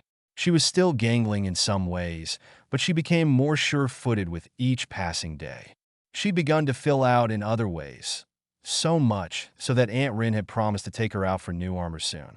Still, 15. Where had all the time gone? Surrounded by friends and family, Pyryhha suddenly felt alone, as though caught in a waking dream. Sometimes she wondered if she was a coward, that by not stating her intentions to Naruto outright, she was sparing herself as much as she was him. They couldn't dance around this forever. She knew it. So did he. In 2 years, they would attend Beacon. After that came the rest of their lives. And then, it terrified her. She couldn't imagine a life without Naruto now. Lover was a powerful thing, but that made it dangerous. For if love was powerful, then it was also a weakness. But it was one she couldn't do without. To simply cut Naruto, much less his family, out of her life now was impossible, for he had woven himself into the very fabric of her life. To root him out now would destroy her, and quite possibly him. "What's your wish?" he asked her suddenly. Pyryhha already had it. She was just too afraid to seize it. She couldn't ask for anything more. Her inner demons wouldn't let her. The champion blew out the candles and tried to lose herself in the chaos that followed. Pyryhha dreaded the passing of time, for she knew what was coming. Yet she found herself unable to act all the same. 3 months became 6, then 9, now 12. Her 16th birthday came and went. She clung to her happy life, desperate to preserve what she had even as it slipped away from her. Beacon crept every closer, the distant specter of her future growing nearer every day. And she still couldn't tell him. She wanted to, she longed to, she needed to, but every time she tried, her nerve failed her. And so, a coward she remained. She wanted to change. And one day, the gods heard her prayers. No, not the gods. He answered them. Naruto wasn't a brave person. Oh, he could walk the walk and talk the talk with the best of them, but at the end of the day, he was something of a coward. He admitted it freely. He wasn't proud of said cowardice and tried not to be, make no mistake, but he simply wasn't as fearless as he let others believe. He was strong when Pyryhha was weak because he had to be, brave when she wasn't, bold when she couldn't be. The reverse also applied, of course. They knew one another well enough by now to shore up their weaknesses. They completed one another. He knew when something bothered her, and the same was true of her, which was why he knew when they crossed blades in the gym one afternoon, felt the hesitation in her sword. Blue eyes widened. Her arm was trembling. Pyryhha never trembled, not in a fight, never in the gym. No matter what she might be feeling, she never let her feelings get in the way of a good fight. Not anymore. So why now? Naruto frowned at it and ducked a clumsy swipe. Something's bothering you. Parry. Whirl. Riposte. No. Her smile fractured a bit as he completed his combo and forced her back a step. Then 2. Now 3. I'm fine. You're not. Her sword snapped into a spear, then thrust at his legs, forcing him to disengage and leap away lest he be swept off his feet. You're lying. The fracture became a break. Something tightened in her expression, and she missed her chance to pursue. Naruto didn't. His gauntlet barked a fiery dust round point blank, forcing her to hunker down behind her shield. Pyryhha was often like that in life too, always hiding behind something, always concealing how she really felt. He hated it. She shouldn't have to hide her true self from others in public. The Pyryhha he knew wouldn't stand for this wishy-washy behavior. If he left an opening, she'd punish him for it. Not whatever this was. Stop that, he snapped, cocking his arm. You'll never win a fight if you run and hide. Jade, orbs narrowed. I'm not hiding. Could have fooled me. His fist smashed down on her shield with sound and aplomb, leaving a fist-dented impression in its wake. Pyryhha skidded back.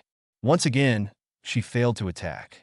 An irritated Naruto gave chase instead, and sure enough, that bulwark came up again. He wasn't having it. Clenched knuckles crashed down and wailed on her guard, hammering blow after blow against her defense until it buckled and she dropped to a knee. Wasted and gasping for air, she tried to stand and failed. Look, I'll be blunt, he scowled down at her. You need to be more selfish, Pyryhha. She looked away with a scowl. You say that, but a Nico shouldn't. Nope. He reached out and flicked her forehead, cutting her short. That's your father talking. I ain't talking to a Nikos. When she opened her mouth to protest, he flicked her again. I'm talking to Pyryhha, my best friend, my partner. Have you seen her? He cocked his head like a curious fox. She's gone missing. Want to help me find her?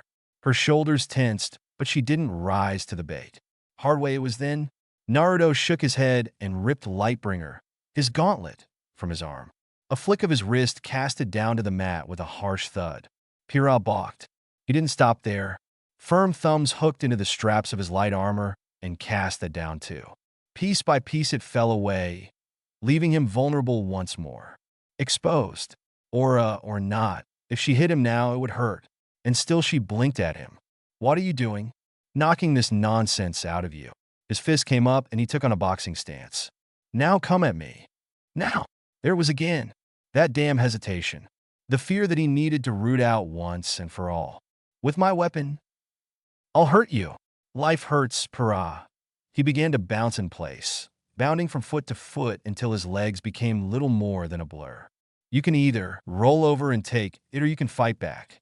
That was the way of the world. Family was all well and good, but there was a time when you had to take a stand for something. Come on, he spread his arms. Come at me. I'll annihilate all that fear and hesitation. The ghost of a smile crossed her pale face. I don't deserve you. He grinned right back. If anything, I don't deserve you. She chucked her armor and weapons aside. Silence filled the gym. Others were watching. Neither paid any heed to it. I'm not the best when it comes to unarmed combat, she confessed. What if I make a fool of myself? Neither am I. That's what makes it exciting. Besides, we can be fools together. He began to circle her, forcing her gaze to follow him, lest she lose. Everyone says your weapons are your life. And they are. But your body is a temple. Take care of it. He flicked a jab at her face, and she jerked back like a skittish hare. Protect it. Another punch. She managed to block this one. Learn to fight with a weapon if you like, but learn to carry on without one. You never know when you might have to. She winced. I'm really no good at this. Naruto moved in again. Clenched knuckles cut across Pyryhha's right cheek, opening a thin cut there as she performed a narrow dodge. She hit the mat in a tumble, and he stomped down after her, driving an elbow into her ribs. Her knee cracked off against his shin, but he grunted and kicked her away. It felt cruel. He hated it. It was necessary. That's not the Pyryhha I want to see. He snarled at her as she clambered upright. Show me the Pyryhha who knocked me on my ass. Give me my partner back. Her head snapped up with a wary cry, nailing him in the chin. Naruto and bit his tongue, grunted in surprise, stumbled back, then wiped a thin line of blood from his jaw. Pride, not in himself, sparked to life in his chest, a smile racing hot on its heels. He thumbed the blood away, turned his head, and spat on the mat. That a girl. Now clench your teeth. A lone tear rolled down her left cheek. Sure thing, partner. He darted in, and this time she matched him. They collided in a maelstrom of violence. Fists swinging, legs pumping. We got beacon in a year, he roared, catching her fist to smash his forehead against hers. We gotta be ready. For anything. Naruto grunted in surprise as a gloved fist crunched into his nose. His teeth clicked together with a harsh crack as his feet left the floor. Stars burst before his vision. Couldn't find unarmed his ass. Pyryhha could punch with the best of them. For a terrible moment he found himself airborne, unable to do anything other than twist his body against the blow he knew was coming. He didn't wait long. Pyryhha whirled and smashed a spinning kick his left side. Aura cracked sullenly. His entire body twisted. The blonde accepted the worthy hit for what it was and fell into a controlled tumble that drove him back against a wall. Anyone else would have been knocked out. He only struck at feet first and stuck there, blatantly defying gravity. Wrapped knuckles punched the wall as he bent his knees, bones bending ominously. Pyryhha's already pale face turned positively pallid. Hey, she cried. No fair. You're using chakra. A shit-eating grin tore across his face.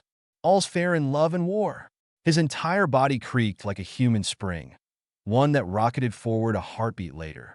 Pyryhha got her arms up time and weathered the tackle like a champion, sliding back only a little. Not so the grab that followed. His arms locked around her waist, trying to ignore the wonderful way her body fit against his, and wrenched backward in a powerful slam. Her face crashed into the mat. Long legs scissored up to strike him in the chest to chin again, forcing him to release her or risk further injury. He fell back to the mat, catching her by the ankle as he went. She joined him on the floor with a gasp. Her by the ankle and flung across the way, Minato whistled. That's my boy. He crept up Naruto's neck as he sprang upright. Damn it, Dad. Not the time. Pyryhha struck while he was distracted. How dishonorable. He loved it. He swayed out of the way of rabbit punch that followed, took a grazing bow to his ear. His count proved as swift as it was vicious. He rammed a body shot into her ribs. The redhead yelped in genuine pain, doubling over to clutch at her side. Pity nearly stayed Naruto's hand. No, she'd never learn if he went easy on her.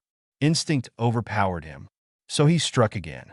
Breath burst from her lungs, leaving her to recoil with a yelp. Ow! Who taught you to fight like that? Uncle Obito. Bandaged knuckles came in again, forcing her to fall back as he pressed her with jab after jab. Dad's a nice guy, just like Uncle Kakashi and Aunt Rin, but sometimes you gotta fight cheap if you want to win. Case in point. Smash! She tensed against his shout and tried to protect her weakened ribs. As planned, Naruto changed course at the last, turning a body shot into a rousing roundhouse. Battered knuckles crunched against her face, twisting her head to one side, much as she'd done to him only a few minutes prior. She rocked back on her heels and stumbled away, cradling her face. For the first time, Pyryhha swore. Shit, that hurt. Huh? Naruto crowed. Finally got you to curse. Triumph burned through him like a great flame. You should do it more often. Her eyes flashed with something akin to triumph, mingling with something else. She caught his fist when he swooped in again. His world, upended as flipped him over his shoulder. His arm popped once, causing him to cry out in surprise pain as his back struck the mat. Her knee crashed down on his chest, pinning him where he lay with her body. Okay, he tapped the mat with his free hand. I give. Pyryhha gasped and let go of him immediately, hands flying to her face. I'm sorry. Don't be. A lock laugh tore out of him. You beat me fair and square. This is your win. He pushed down and forced the joint back in. Well done. See? Nothing wrong with being a little selfish. Her shoulders stiffened, and for an entirely different reason. Heedless of the landmine he'd just trod upon, Naruto beamed up at her. I like it when you get greedy. She murmured something. Selfish. Ah, Pyr, you okay there? Pyryhha dove at him. Rather. She saw weakness and, like the trained warrior she was, capitalized on it. She moved her knee and leaned forward atop him, all but straddling him with her hips. Naruto stiffened. Perhaps had he seen her thoughts, he would have realized what he'd just unleashed, the switch he'd flipped. He'd told her to stop worrying what others thought of her. He'd all but beaten it into her skull. At her core, Pyryhha Nikos wasn't a good person. Well, she was, but she wasn't that good. not as much as others believed her to be. Really, he had no one to blame for this but himself. She bent down, forehead hovering less than an inch from his. Red hair spilled down, tickling his nose. "You're right." When she spoke, her words startled him. Maybe I should be selfish." Green eyes met blue. Naruto's breath hitched in his chest, heart hammering. She leaned in and pressed her lips to his. Intrigue. This, please. Beacon's coming soon, sooner than you think. At this risk of spoiling things, I need a response here, or the story will stall. Seriously, team names are a right bitch to sort out, so I need to see your votes and reviews here.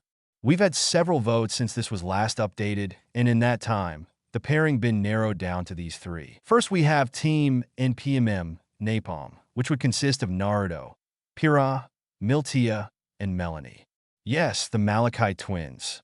Pretty sure this is the most popular option. Second is Team WPYN Weapon, which could consist of Weiss, Pyryhha, Yang, and Naruto. The third and final option is Hardly Sin and Stone Team PNCC Punch, which would consist of Pyryhha, Naruto, Cinder, and Cardan. Or any character with a C, really, Seal Carmine. Coco, when a beacon late, that sort of thing. Alternatively, I'm open to suggestions if someone tries to blend these names. Those are your choices. Vote in your reviews for this and the pairing. Pretty please. Once more, we're still waiting on reviews/votes before the pairing is finalized.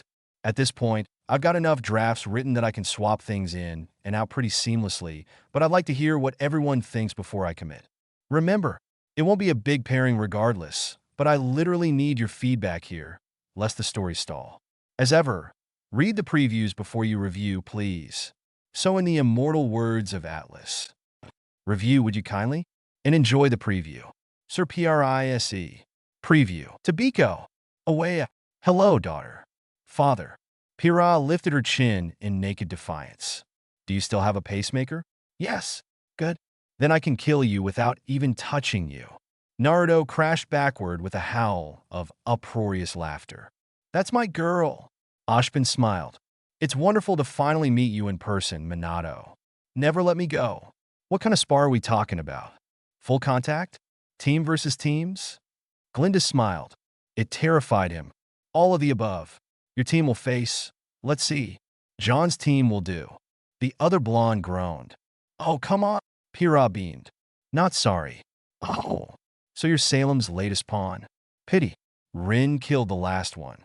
Their weapon passed right through him. Bad choice. Obito shook his head. Congrats. Now I have to kill you. Nothing personal. Can't have you messing about with my nephew. Sharingan eyes flashed. So die. Would you kindly? R&R. Not my destiny. A/N. Edit. Well, hardly any feedback and heaps of flames. That's a spirit breaker. I think it's time I took a break, tired of getting lambasted like this. So here, have your daily update. Still feel like crap after that root canal, but I managed to finish this in time. As ever, I live for reviews and feedback. Yours are the reason this story continues. It keeps me going in these crazy times. So by all means, speak up. No review is too short or too small. That said, a warning. This chapter hits the ground sprinting. I've been holding back a lot of things until now, so just be prepared. Still, writing this took longer than I would have liked. In part because I had to wait for the deadline and tally the team votes as they finish coming in. Now last they have. I repeat, the votes have been tallied. We have a winner, and a dark horse at that. You'll see the new team quite soon. Now for a few quick questions. Question: so, is Pyryhha good for an open relationship or what? Hey, Pyryhha's pretty keen on protecting her turf. It would take a lot, and I do mean a lot, to even sway her in the least. As she said, she's going to be a bit more selfish from now on, as in putting her interests forward more often than not. No worries, that's a good thing. She needs to live a little. This chapter elaborates on this. That is all. Read on and find out. Question: when can we see more of Naruto's family? A. Minato and the rest work in the shadows for a reason. But ask, and ye shall receive. Question: does anyone beside the shinobi have chakra? Gasp. Does Pyryhha? No. Pyryhha does not have chakra. Minato's not keen on sharing that secret with Remnant. Why would he be? He doesn't trust Ashbin enough and knows precious little about Salem. But if you think the shinobi have been idle all these years, well, recall that Minato isn't alone. He has his team with him, not to mention Jiraiya, whom we finally see in this chapter. Well, I kept you long enough. You came here for a story, didn't you? Don't mind the rambling of sickly man. As ever, I own no quotes, references, themes, or memes. Not a wit or a one. Hope you enjoy. It's wonderful to finally meet you in person, Minato. I'm so glad you decided to enroll your son in my school. His records, well, they speak for themselves. You've trained no shortage of skilled students over these last few years, and many of them have made their homes here. I simply must thank you for that. Your gym has done wonders both for this generation and the next. They certainly have, haven't they? But before we begin, I'd like to have a word with you, Ashbin. By all means, speak your mind. For a man such as you, I'll gladly make time. All right, no more games. I know what you are. Rather, who you are. Do you now? And what, pray tell, do you think you know? Tell me, how fares Salem these days? Ozma. I see. Yes, I suppose we should talk. That would be for the best. Beware the flash. Not my destiny. Hello, Beacon. We're finally here. Naruto fists pumped into the air as they stepped off the airship, punching toward the sunny afternoon with reckless abandon. His smile wasn't at all stifled by the sight of the campus grounds. If anything, it only seemed to enhance his enthusiasm and make him all the more overeager than before. His good cheer was contagious. At least Pyryhha felt it was, if only because she couldn't quite hide her own grin behind a palm. If her partner felt at all anxious, he did little to show it. And good cheer, as they say, is contagious. Everyone had crammed into the airship to see them off, then promptly followed them off it. Literally, they were all here. There was Uncle Obito now, drawing Naruto's aside to rub his nephew's forehead, whilst a rather bemused Kakashi gave him a stern lecture about being safe, a lecture that made all but invalid as Jiraiya passed his grandson a worn orange tome. She had time to glimpse an orange cover before Naruto hit it with a sputter. Odd. Hadn't she seen Kakashi reading those? Meh. Probably wasn't too important. Remember your training. She caught the tail end of their conversation. You've come far, but your sage mode isn't complete yet. Yeah. Naruto crossed both arms behind his head. I got it, pervy sage. I thought I told you to stop calling me that. You did. I didn't listen. And be sure to tell me all about your adventures. The old sage cackled merrily. I want all the details for my next book act. His words became a yelp as the boy thumped him upside the head with that very tome. All right. Raised hands warded off the book when it came back for a second pass. Such a spoil sport. Guess you really do love Ow.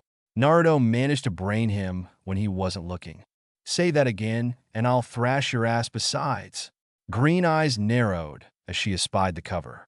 Wait, was that book what she thought it was? Here, be sure to dress warmly. Aunt Rin all but materialized at her side before she could act on her suspicions, blocking her with her body. Let the boys have their fun. I have something for you. Even as she tried to offer a protest, Obito's wife wrapped a loose amber scarf around the pale expanse of her exposed neck. Wouldn't want to catch cold now, would we? Thank you. Pyryhha accepted it with mumbled thanks, momentarily distracted from her anger by this most gracious gift. The fabric was warm and soft in her hands. No, more than that, it almost felt alive. If she focused, she swore she could feel a heartbeat gently moving in time with hers. Preposterous. Fabric wasn't alive. Or was it? There you go. That right there? A finger tickled her chin. That's chakra-woven cloth. She blinked when the older woman winked at her unspoken inquiry. Minato's latest invention.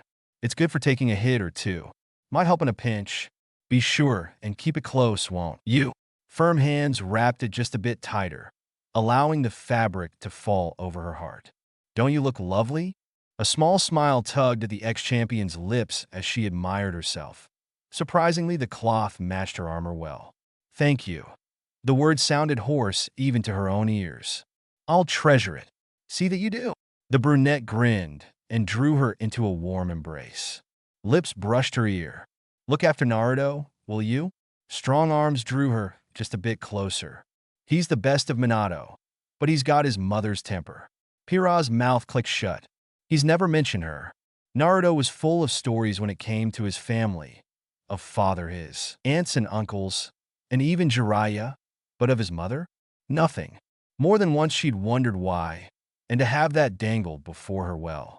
Was it so wrong to try and learn a little of her? That's more heartache than anything else. Rin pulled back with a rueful look. Kushina would have adored you. You have her fire. Her ears began to burn anew. Speaking of parents, her adoptive aunt leaned back in with a sly smile. I'm sure Minato would appreciate if you could see your way to giving him some grandchildren in the near future.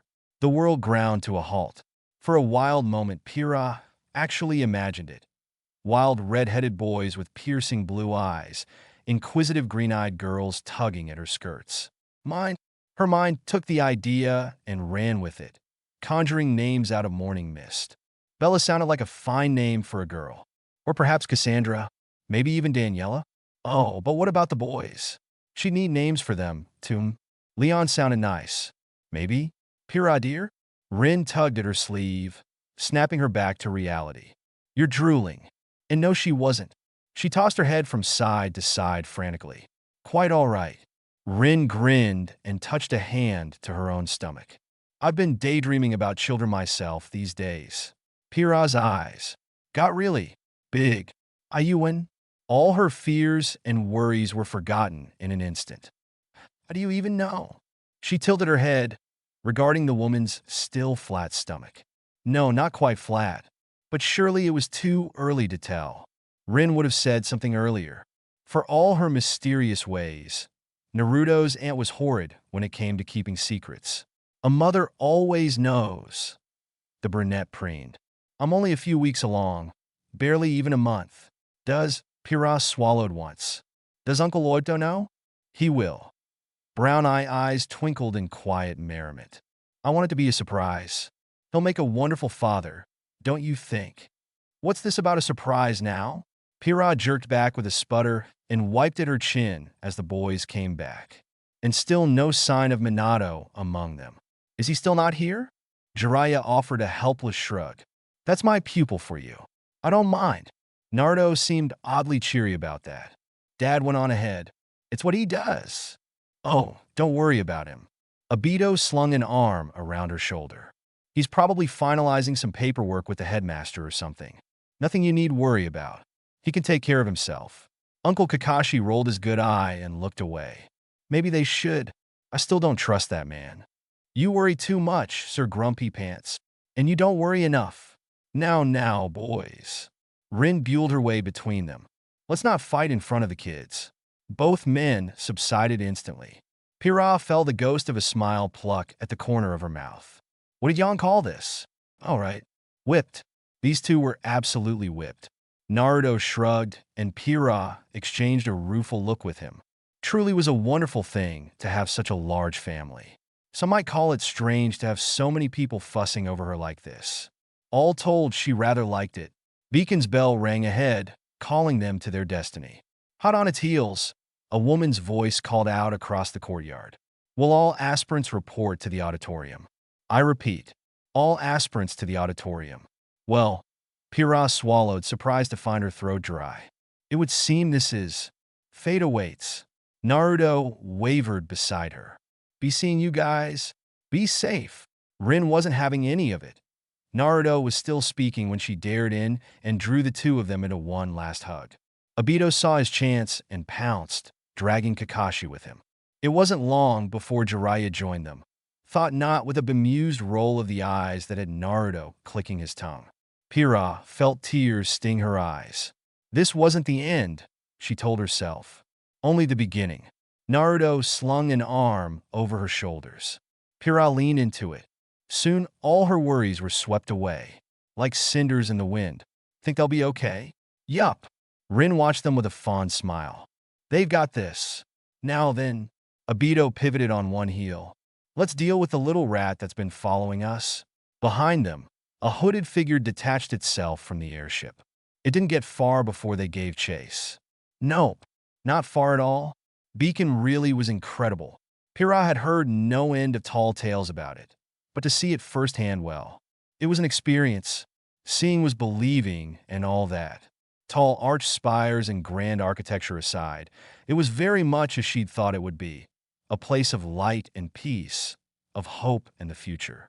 They would be spending the next 4 years here, her and Naruto both. It helped that they were very much the stragglers here. While they bonded with family and friends, everyone had gone ahead of the alone. They had ample time to admire everything as they made their way towards the auditorium. She was glad for that.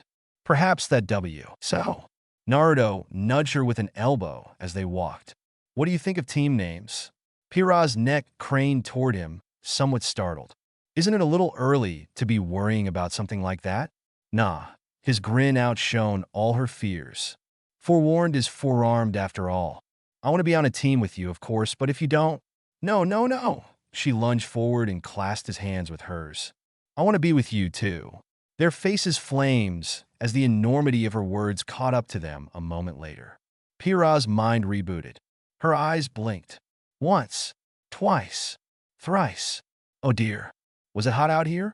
Naruto's face was a startling shade of red, and she was sure that had she a mirror, her own pale visage would have matched her hair. Rin whistled from the landing zone. That's my girl. Not like that, she jerked back with a yelp. I mean, I wouldn't be opposed to it, but my heart isn't ready for… Once again, Naruto's laughter spelled all her fears away. Yeah, I get what you mean. Don't worry, his shoulder brushed his. This'll be grand. She took a moment to contemplate matters further as they walked side by side. She felt his shoulder brush hers and leaned into him a little. Too shy to hold his hand in public, she nevertheless reveled in the quiet comfort of his proximity as her hip nudged against his. What team did she want? In an ideal world, she would prefer a group that would be a threat to her, mentally as well as physically. Just a band of friends, or even perfect strangers if she was lucky. No Yang or Ruby or Malachites to drive her up the wall and into the ceiling. Jean might be nice. He was a good friend. Really, anyone but those three would do. But as Pyryhha well knew, the world was not idea. Sometimes you got what you bargained for, and sometimes the world threw you a wicked little curveball when you least expected it. Still, no matter what came, she swore she would be ready for it. She would not falter. She would not fail here. She was a Nikos, after all. So, Naruto grinned. How does Team Pineapple sound? Pyryhha couldn't help but giggle at him. That sounds absolutely horrid. All right, but hear me out. How about weapon or napalm?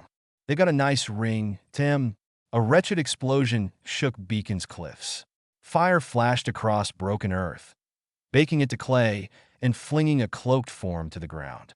Obita sauntered out of the smoke, whistling softly. Burning Sharingan eyes regarded the twitching form at his feet. So you're Salem's latest pawn. He gave their trembling form a kick for good measure. That's what, the second one this year. Rin butchered the last one of you. When they didn't rise, he dropped down to his haunches to regard them further. Your master really doesn't train you lot all that well, does she? He shook his head. Really, it's sad. You'll never achieve peace like this. Don't weep for the stupid dear. Rin walked over their broken body to perch at his side. You'll be crying all day. The hooded figure groaned unintelligibly. Obito cocked his head like a bemused squirrel. I'm sorry, what was that? Their victim stumbled upright, swaying violently. I said I'll never talk. Everything I do for the sake of my goddess act. A burning blade of chakra slammed through their back and burst out their chest. About that, Kakashi hummed in their ear. Your compliance really isn't a factor here. In a single seamless movement, he stepped away and ripped his blade from their back, spattering the earth red. In their dying moments, the assassin actually wept and went into a frenzy. Flailing like a madman, they their cloak free with a shriek and slammed a hooked tail up into Obito's face. It was a sound strategy.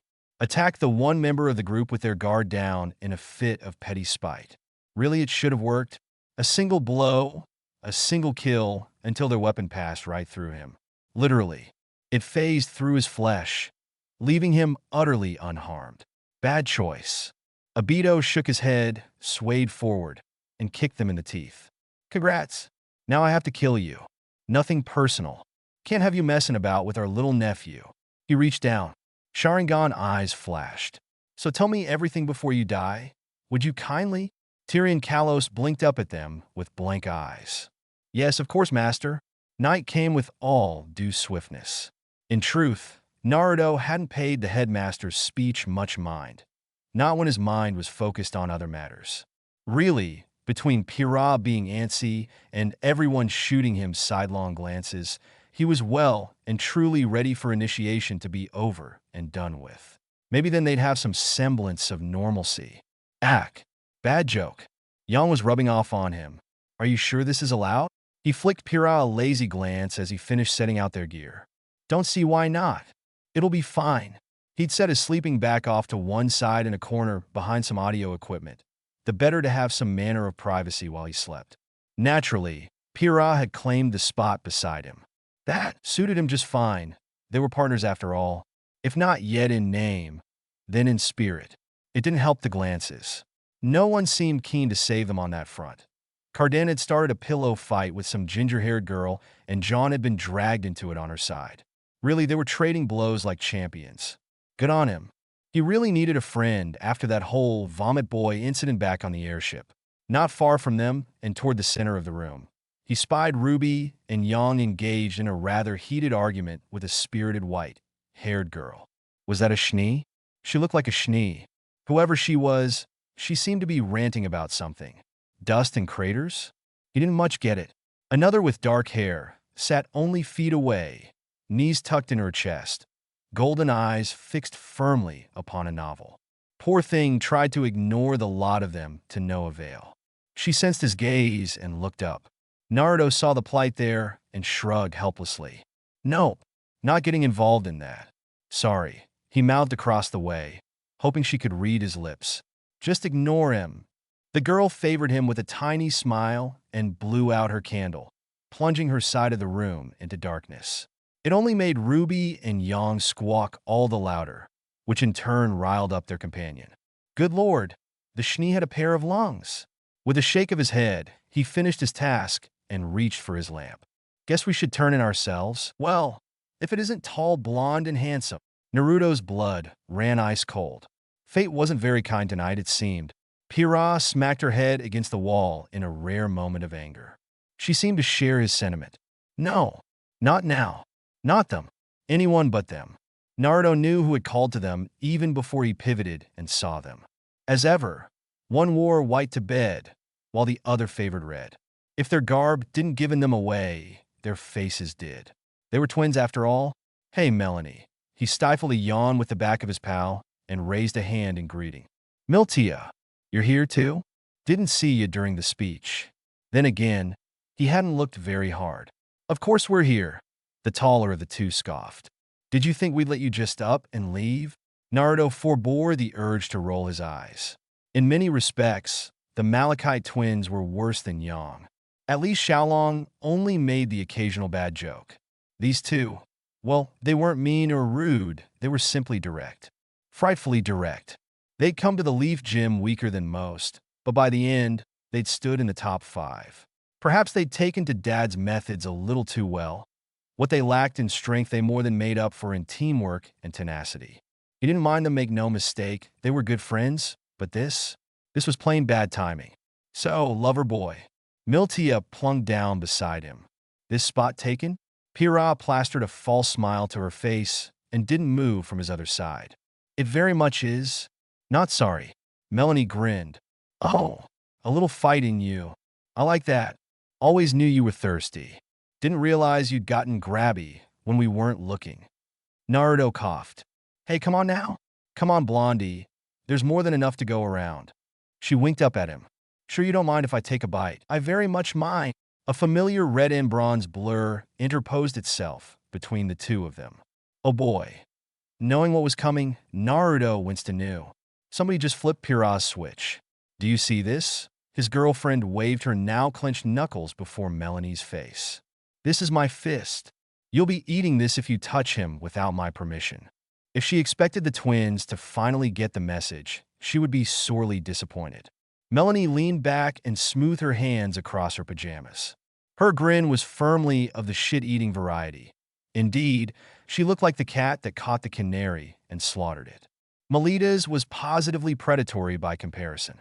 So we just need your permission then. She sauntered forward to tap a hand against Pyryhha's cheek. All right. Miltia mirrored her sister's smile. Good to know. Pyryhha blinked. What? So we just have to seduce you to get to him. Melanie continued on unabated. Always like the challenge. Should be fun helping you lighten up a little. Naruto's hand struck his forehead as Pyryhha began to sputter. And no, I never said that. I never meant. Too late. The damage had been done. Bye. We'll see you tomorrow. They sashayed away, hips swinging resist. Naruto's gaze snapped to the ceiling before Pyryhha could round on him. When she finally did, she found him admiring the skylight. Nothing else. You didn't look? Nope. You did, though. Her pale face turned a lovely shade of red. I did not. Hey, at least I know how to seduce you now, he winked. Just gotta put some swing in my hips. SNRK. Pyryhha uttered a very unladylike snort and hastily muffled it with her fist. Still, she couldn't quite keep the smile from her face. You're trying to cheer me up. That depends. He leaned closer, pressing his forehead to hers. Is it working? Maybe. She looked up at him through her lashes. You really didn't look? Swear on the gods. Swear on my ramen stash. He smacked his lips with an audible pop. Who do you take me for? I'm not about to jump the first pair of legs I see. Come on, let's go to bed. All right. She took his hand with a sigh. Naruto knew she was sulking on the inside. He could only pray that she wouldn't start plotting. Pyryhha could be surprisingly sneaky when she wanted to be. She nudged his side gently. Are you awake? Blue eyes drifted open in the dark, staring at the auditorium ceiling. Even in the dim lighting, they were sharp and keen. Yeah, he answered after a moment's pause. Can't sleep. He didn't protest when she crawled into his sleeping bag. If anything, he gladly made room FO rare. It was just large enough for both of them, yet so snug as to keep them pressed close all the same. An arm coiled loosely around her waist. Nothing more. Her blood boiled in her veins, singing a soft of fire and desire. Her very soul was afire. She wriggled closer. Naruto quirked a brow. What are you doing? Her head came up under his chin as her hands sought his face. Being selfish. I swear, that's your new favorite phrase, MRPH. Pyra didn't give him a chance to finish. She leaned in and captured his lips with hers. He stirred against her. Gentle hands ghosted across the swell of her breasts, bringing with it a feverish well of delight. Her hips rocked against his. The friction felt even through the thick fabric of their pajamas, and she felt him stiffen against her, causing her heart to beat in her chest like a wild colt. Naruto tried to pull away, tried to warn her. We're gonna get caught? I don't care. She kissed him again, and her pulse quickened that much more. What did she care if they were caught now? If someone tried to make a meal of this, they'd get a knuckle sandwich and a thrashing besides. It wasn't their place to intrude. She wanted this. She needed this, if only to remind herself, to remind him of what he meant to her. Not enough. More. Her mouth melded with his softly, sweetly, tongue licking at the edge of his lips, questing for entry. She wasn't that same shy, polite girl anymore. He'd told her to be selfish, and so selfish she would be. Just a bit, just a little, just when it mattered most. When did you get this bowl? He laughed despite her fears, and she pushed him down again, fingers playing with the hem of his shirt. You did this to me, she gasped out. Take responsibility. It was a fierce kiss, all things considered. Wild in intent, reckless with little abandon. She didn't care who saw. Close enough to matter. To mean something. She wouldn't let anyone else be with her this way. Touch her this way. Whisper such sweet nothing to her. She didn't want him to look at anyone else the way he looked at her. She wanted to be first. None heard them that night. Thankfully, sleep came soon thereafter. They woke the next morning and made ready with all due haste. What else was there to do but prepare? Neither spoke so much as a word as they ate breakfast, then fetched their lockers to don their armor and weapons. Theirs was a silence not born from discomfort or any such anxiety, but rather trust. The quiet was a soft and gentle one, comfortable even. Everything that needed to be said had already been said the night before. Each trusted that the other would know what to do, and did as such. Help me with this, will you? Pyryhha held up her hair for him, offering the pale expanse of her neck onto his eyes. Naruto felt his throat go dry. His body betrayed him, and he moved. His lips ghosted just under her left ear, and she shivered a little. That's not fair. I need to focus. He laughed against her neck. Oh, I'm very focused right now.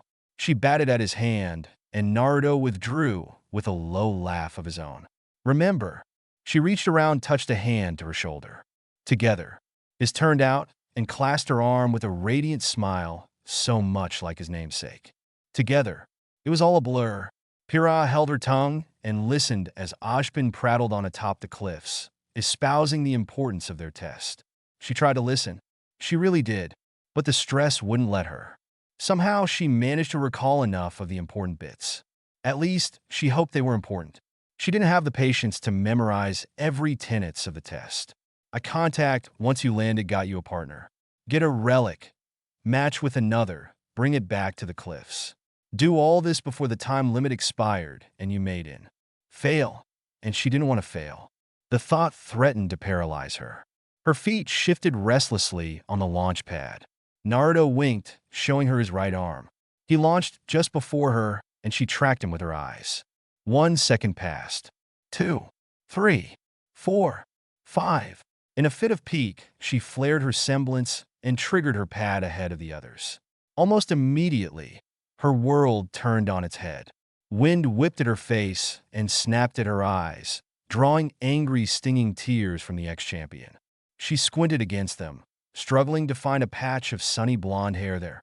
Ahead of her, Naruto flung his arms out with a whoop, long sleeves snapping against his sides.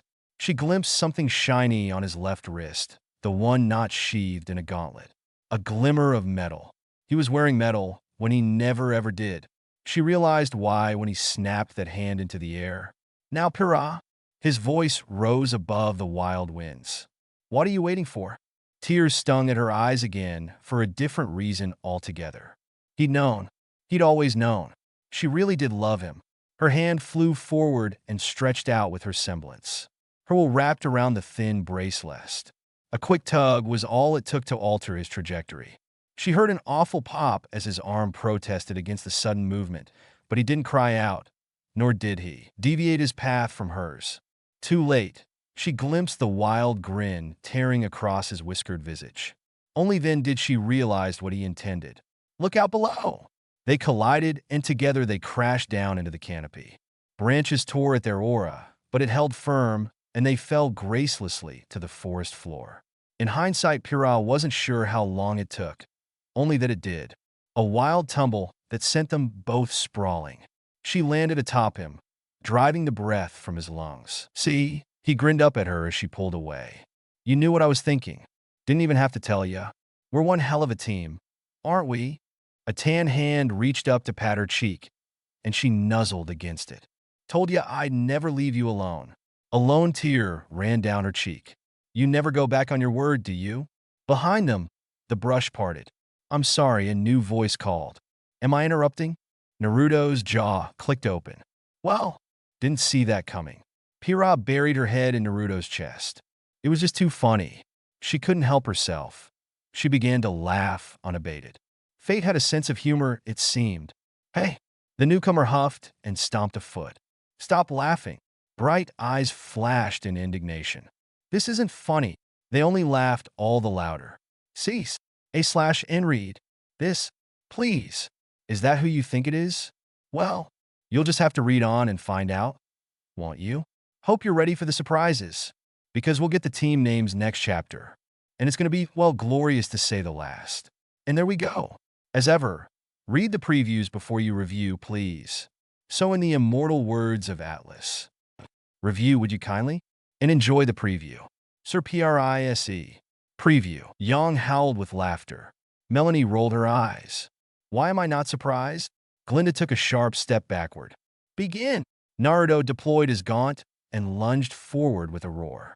Pyryhha was only a step behind him with an exultant grin of her own. Ruby winced as they demolished the arena. Oh geez, since when can they fight like that? That was a fine bout. Someone taught you well. And you are? Fall. The upper year smiled. Cinder Fall. Third year. It's a pleasure to finally meet you. Pyryhha. Cardin slapped him on the back. See? This is why I like you, boss. You get shit done. Damn straight I do, he raised a brow. You know, there are kinder ways to tell a girl you like her than pulling her ears. To his credit, the larger boy appeared contrite. Yeah, I'll apologize to her.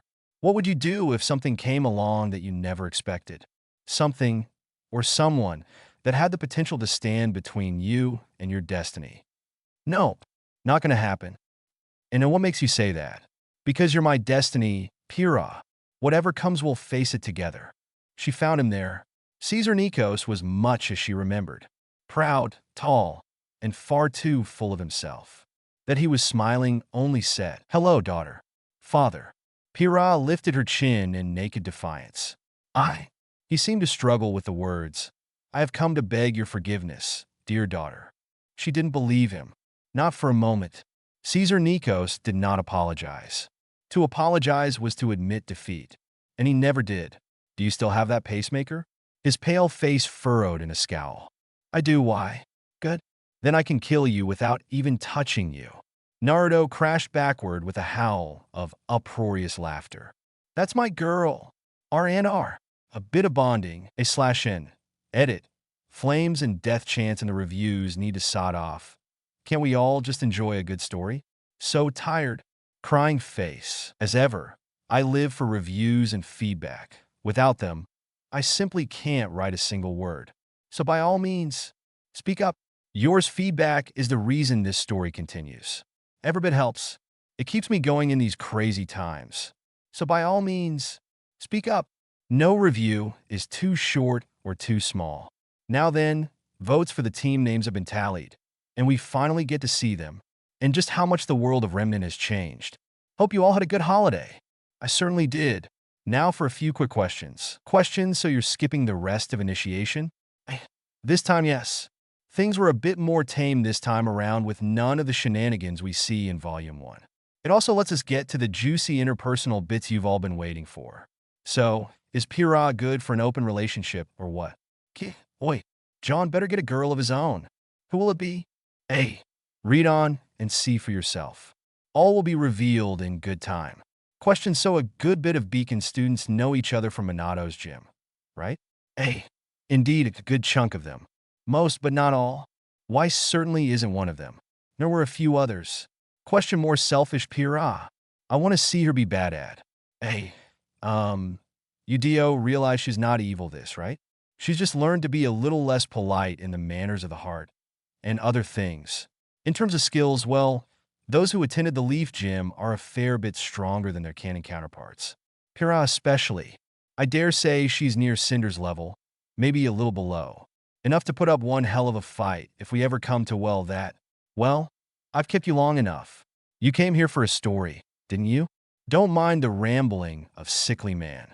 As ever, I own no quotes, references, themes, or memes. Not a wit or a one. Hope you enjoy. I believe this is the part where I'm supposed to say sorry. But that's the thing. I'm not sorry for this. Not one bit. You brought this on yourself. You don't seem to understand. This life? This life is mine. A bit of bonding. Vaishni considered herself a good person.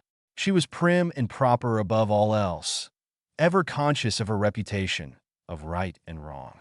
All her life, she'd been careful to cultivate a good image of herself.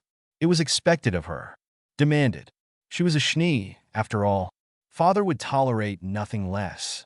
Whatever you wanted in this world, you had to take it, time and time again. There were no miracles in this world. Everything you wanted must be grasped with your own two hands. Nothing less would too. Father had beaten that lesson into her. Weiss still heard his voice, sometimes. You want to be my heir, child? Then show me your medal. Prove that you're better than your runaway sister. That you have the right to lead this company. Beacon, you say? Fight for it. Defeat this enemy. What's that? A scar? What of it? A Schnee does not cry. Surely you can at least do this much? You're such a disappointment to me, Weiss. Weiss. Weiss. A hand waved before her face, snapping her back toward reality. Remnant to Weiss? Reality snapped back with an awful crack, leaving ice blue eyes blinking rapidly. I'm sorry. She blinked once and dabbed a bit of sweat from her brow. Did you say something, Pyryhha? Don't be. Striking green eyes met hers. You had us worried for a moment there. I'm fine, I assure you. If you say so. Naruto shrugged beside their resident redhead. Better pay attention. They'll be calling our names any minute now. Weiss tossed her head and lifted her chin.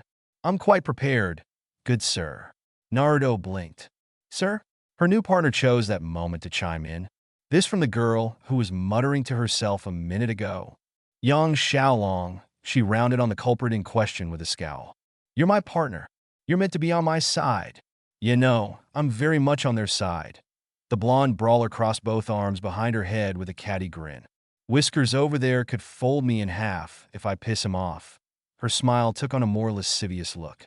Pyryhha already did. Weiss found herself shrinking back a bit. Truly? One time, Pyryhha looked away with a sigh.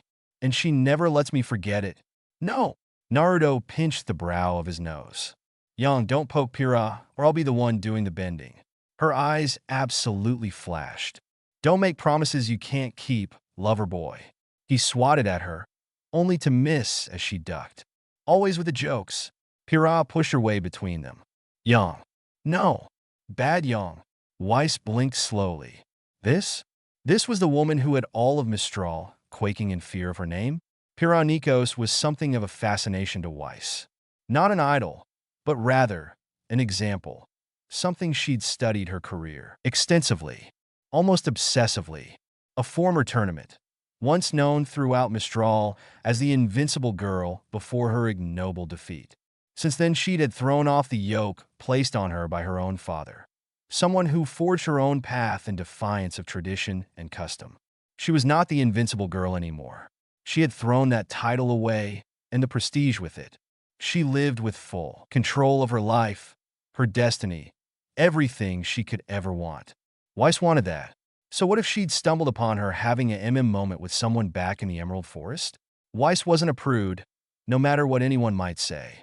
It was only natural that a young man and woman who trust one another would eventually entertain such activities. They hadn't expected her to bumble her way into their clearing, that was all. It did not bother Weiss. Nay, it didn't bother her. Not a bit. Nope. All right. It bothered her a lot. Naturally, when she'd seen her from afar, she'd tried to partner up with her. Technically, she'd gotten what she wanted. Pyryhha may not be her teammate, blast that blonde of hers, but they were going to be on the same team, she just knew it. With a bit of luck, she would yet be named leader of it. This was fate. This was destiny. It was meant to be. That said, initiation had proven to be rather tame, all things considered. Almost suspiciously. There were no giant grim attacks, no chaos, hardly any grim at all, really. Little more than a race to collect the relics and make it to the cliffs in time. Her current partner left much to be desired, but at least she knew enough to handle herself. Better her than that, she thought to herself. Her teammates certainly knew how to fight. She'd scarcely had a chance to display her skills. Young aside, Naruto and Pyryhha had cut through the grim like a storm. Try as she might, she couldn't help but wonder where she stood compared to them. Those three were just so physical. They clearly knew one another long before initiation, almost intimately so. So did that leave her? Will, Weiss, Pyryhha, young Xiaolong, and Naruto Uzumaki please make their way to the stage? The implacable voice of Headmaster Ashbin cut through her maudlin thoughts once more. I repeat, please make your way to the stage. Weiss did so, keenly aware of everyone's eyes upon her. This was her moment. Do or die. Her partner elbowed her with a wink as they walked. Showtime, princess. Yang was going to rue this day. She swore it.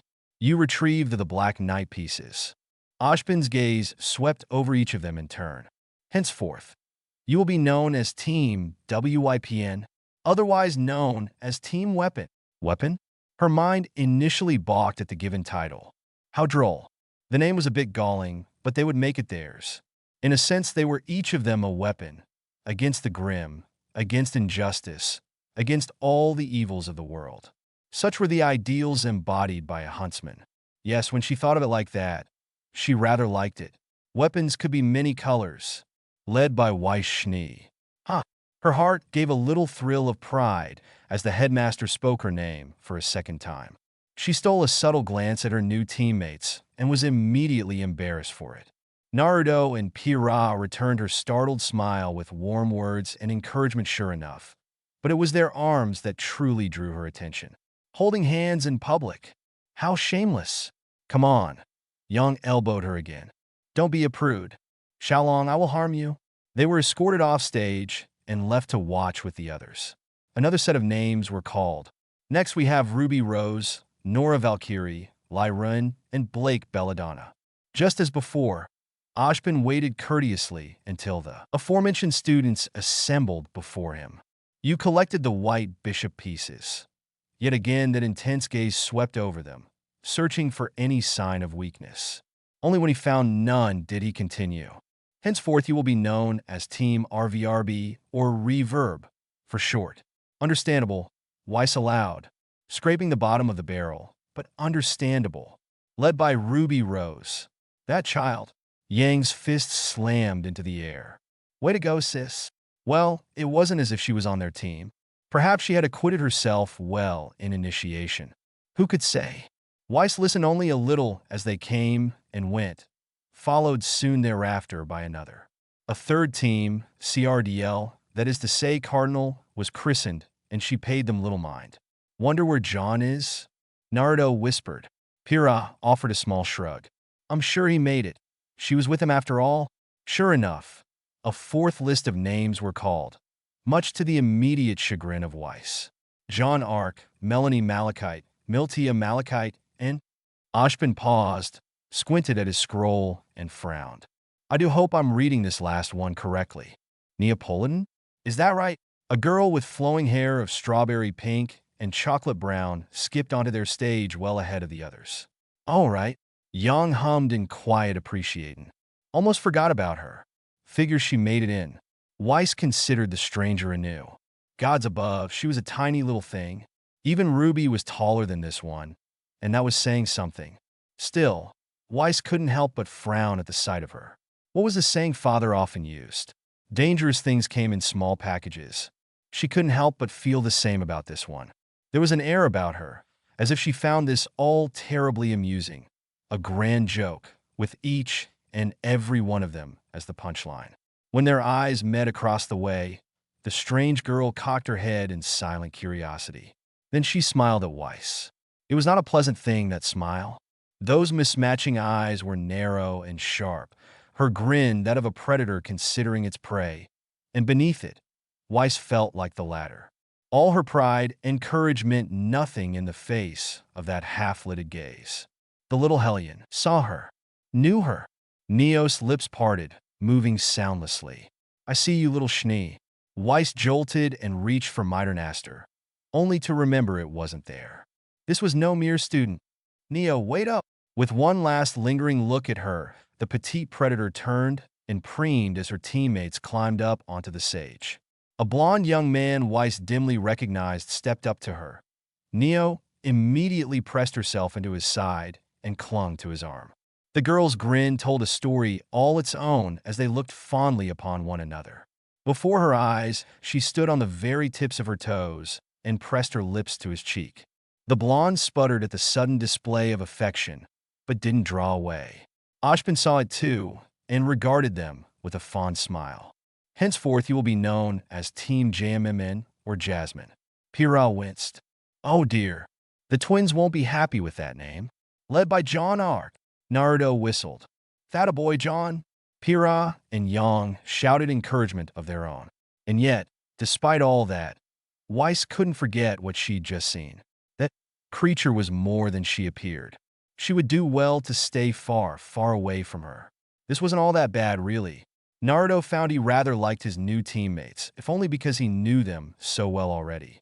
Well, it went without saying for Pyryhha, but really, that had been something of a stroke of luck, blundering into Weiss, because she'd brought Yang with her.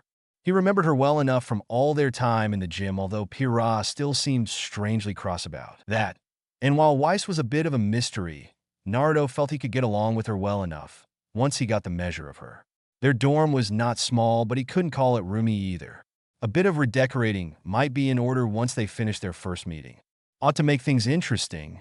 Put up a few posters, some decorations, perhaps a bunk bed or two. The thought tore a grin from him. Bunk bed sounded nice for reasons he wasn't about to say.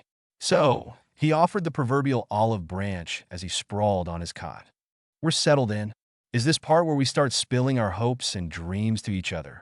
Pyryhha rolled her eyes and settled in beside him. Not much point in that. You already know mine. Same. Yang uttered a jaw-popping yawn as she stretched upon her own bed. Weiss blinked, momentarily taken aback. I beg your pardon? Well, he elaborated, not at all liking the mulish look in her eye. When you think about it, we don't know all that much about each other. You and Pyryhha do. Leave it to Yang to be the devil's advocate. She wiggled her brows at him, and Naruto felt an insidious heat creep up the back of his neck. You're thick as thieves? Pyryhha didn't deny it, of course. She was stubborn like that. Point taken. He coughed into his fist to hide it. So, what about you, Weiss? What's your story? The Schnee preened a little, and he suspected he had the measure of her. Not one of those posh, arrogant types, after all. Not quite. Well, if you must know, all too easy. Pride cometh before the fall, little Schnee. Her story was much as he suspected it would be. Not a fall from grace, but a tale of a young girl seeing her way in the world. She'd come to Veil of her own accord, but the tacit tones of her voice told another story. It wasn't hard to make a conjecture here or there with the hint she laid. A bad home life was one thing, and a bad mother. But for a father to be that controlling of their daughter, it struck up ugly parallels with Pyryhha's old man. He said as much once she finished. Someone needs to smack your old man in the mouth. Young nearly fell off her bunk, blunt as ever. I see. Careful, Weiss. He'll have you eaten out of the palm of his hand. I do not disagree with that statement, the fencer allowed. But his legacy is not your legacy. Naruto finished. I know. You do. Yup, he smacked his lips. The sins of the parent can't be the sins of the daughter. Just ask Pyryhha. Her dad's a dick, but she's sweet as sugar. Her face turned red as her hair. An elbow found his ribs, creating a dull ache. He ignored it. Yang's mom ran out on her because, according to our favorite Bond brawler, she's a cowardly bitch. Guilty as charged, his fellow blonde raised a hand. Doesn't bother me. I've got a better mother now. Summer makes some mean cookies. And I don't judge them for that, he continued. Life is what you make of it. Not your parents, you know. When he looked back, a bit of life had come back to Weiss' gaze. Behind him, Pyryhha sighed softly. Not another one. Another what? What the hell was she on about? In hindsight, he had no way of knowing just how much he'd impressed Weiss. Why would he? The female mind was a strange thing. Many are its mysteries. He didn't see Yang cock her head, nor the sudden way in which Pyryhha was regarding the Schnee, treating her as some poisonous snake. Thus, it came as something of a surprise when Weiss' icy demeanor actually thawed a bit. It seems I may have misjudged you, she frowned, though the words lacked their usual bite. Perhaps you're not such a brute after all. Great! That was good, right? Naruto grinned. So, can we be friends? I said may. A pale finger jabbed his nose. Don't let it go to your head. Gods know your ego's thick as a brick. I still don't think much of you. I love you too. Young laughed. Wow. Total tsundere. Am I right? Weiss arched a pale brow. You do realize I am armed. Yeah. She smacked her fists together. Funny thing that. So am I. You want to go act? Weiss raised the other brow, and Yang's diatribe trailed off into an undignified squeak as a glyph hummed into existence beneath her feet. Gravity reversed, and she slammed her into the ceiling. Pyryhha applauded a little at the display. Hey, no fair. Yang flailed to no avail. Let me go. Poor choice of words. As you wish. Gravity reversed, and Xiaolong crashed into the ground. A muffled groan rose from the carpet. Naruto leaned back with a rueful smile. Pyryhha laid her head against his chest and threaded her hand with his. Good. Their Schnee was already beginning to cut loose. Someday, the four of them really would make one hell of a team. But he couldn't be silent forever. All right, he cleared his throat. Now that we've gotten that out of the way, why do you say we do a little team building exercise? Pyryhha perked up. I'm game. Same here. Yang leaned forward on her elbows, anger momentarily forgotten. We hardly had a chance to fight anything back in the Emerald Forest. Yes, and he noticed that. Everyone said the forests around Beacon were teeming with the creatures, yet they'd barely seen any. Had the teachers called them beforehand? Or was there something else at work here? He could have sworn he was missing something, but for the life of him, he couldn't see what.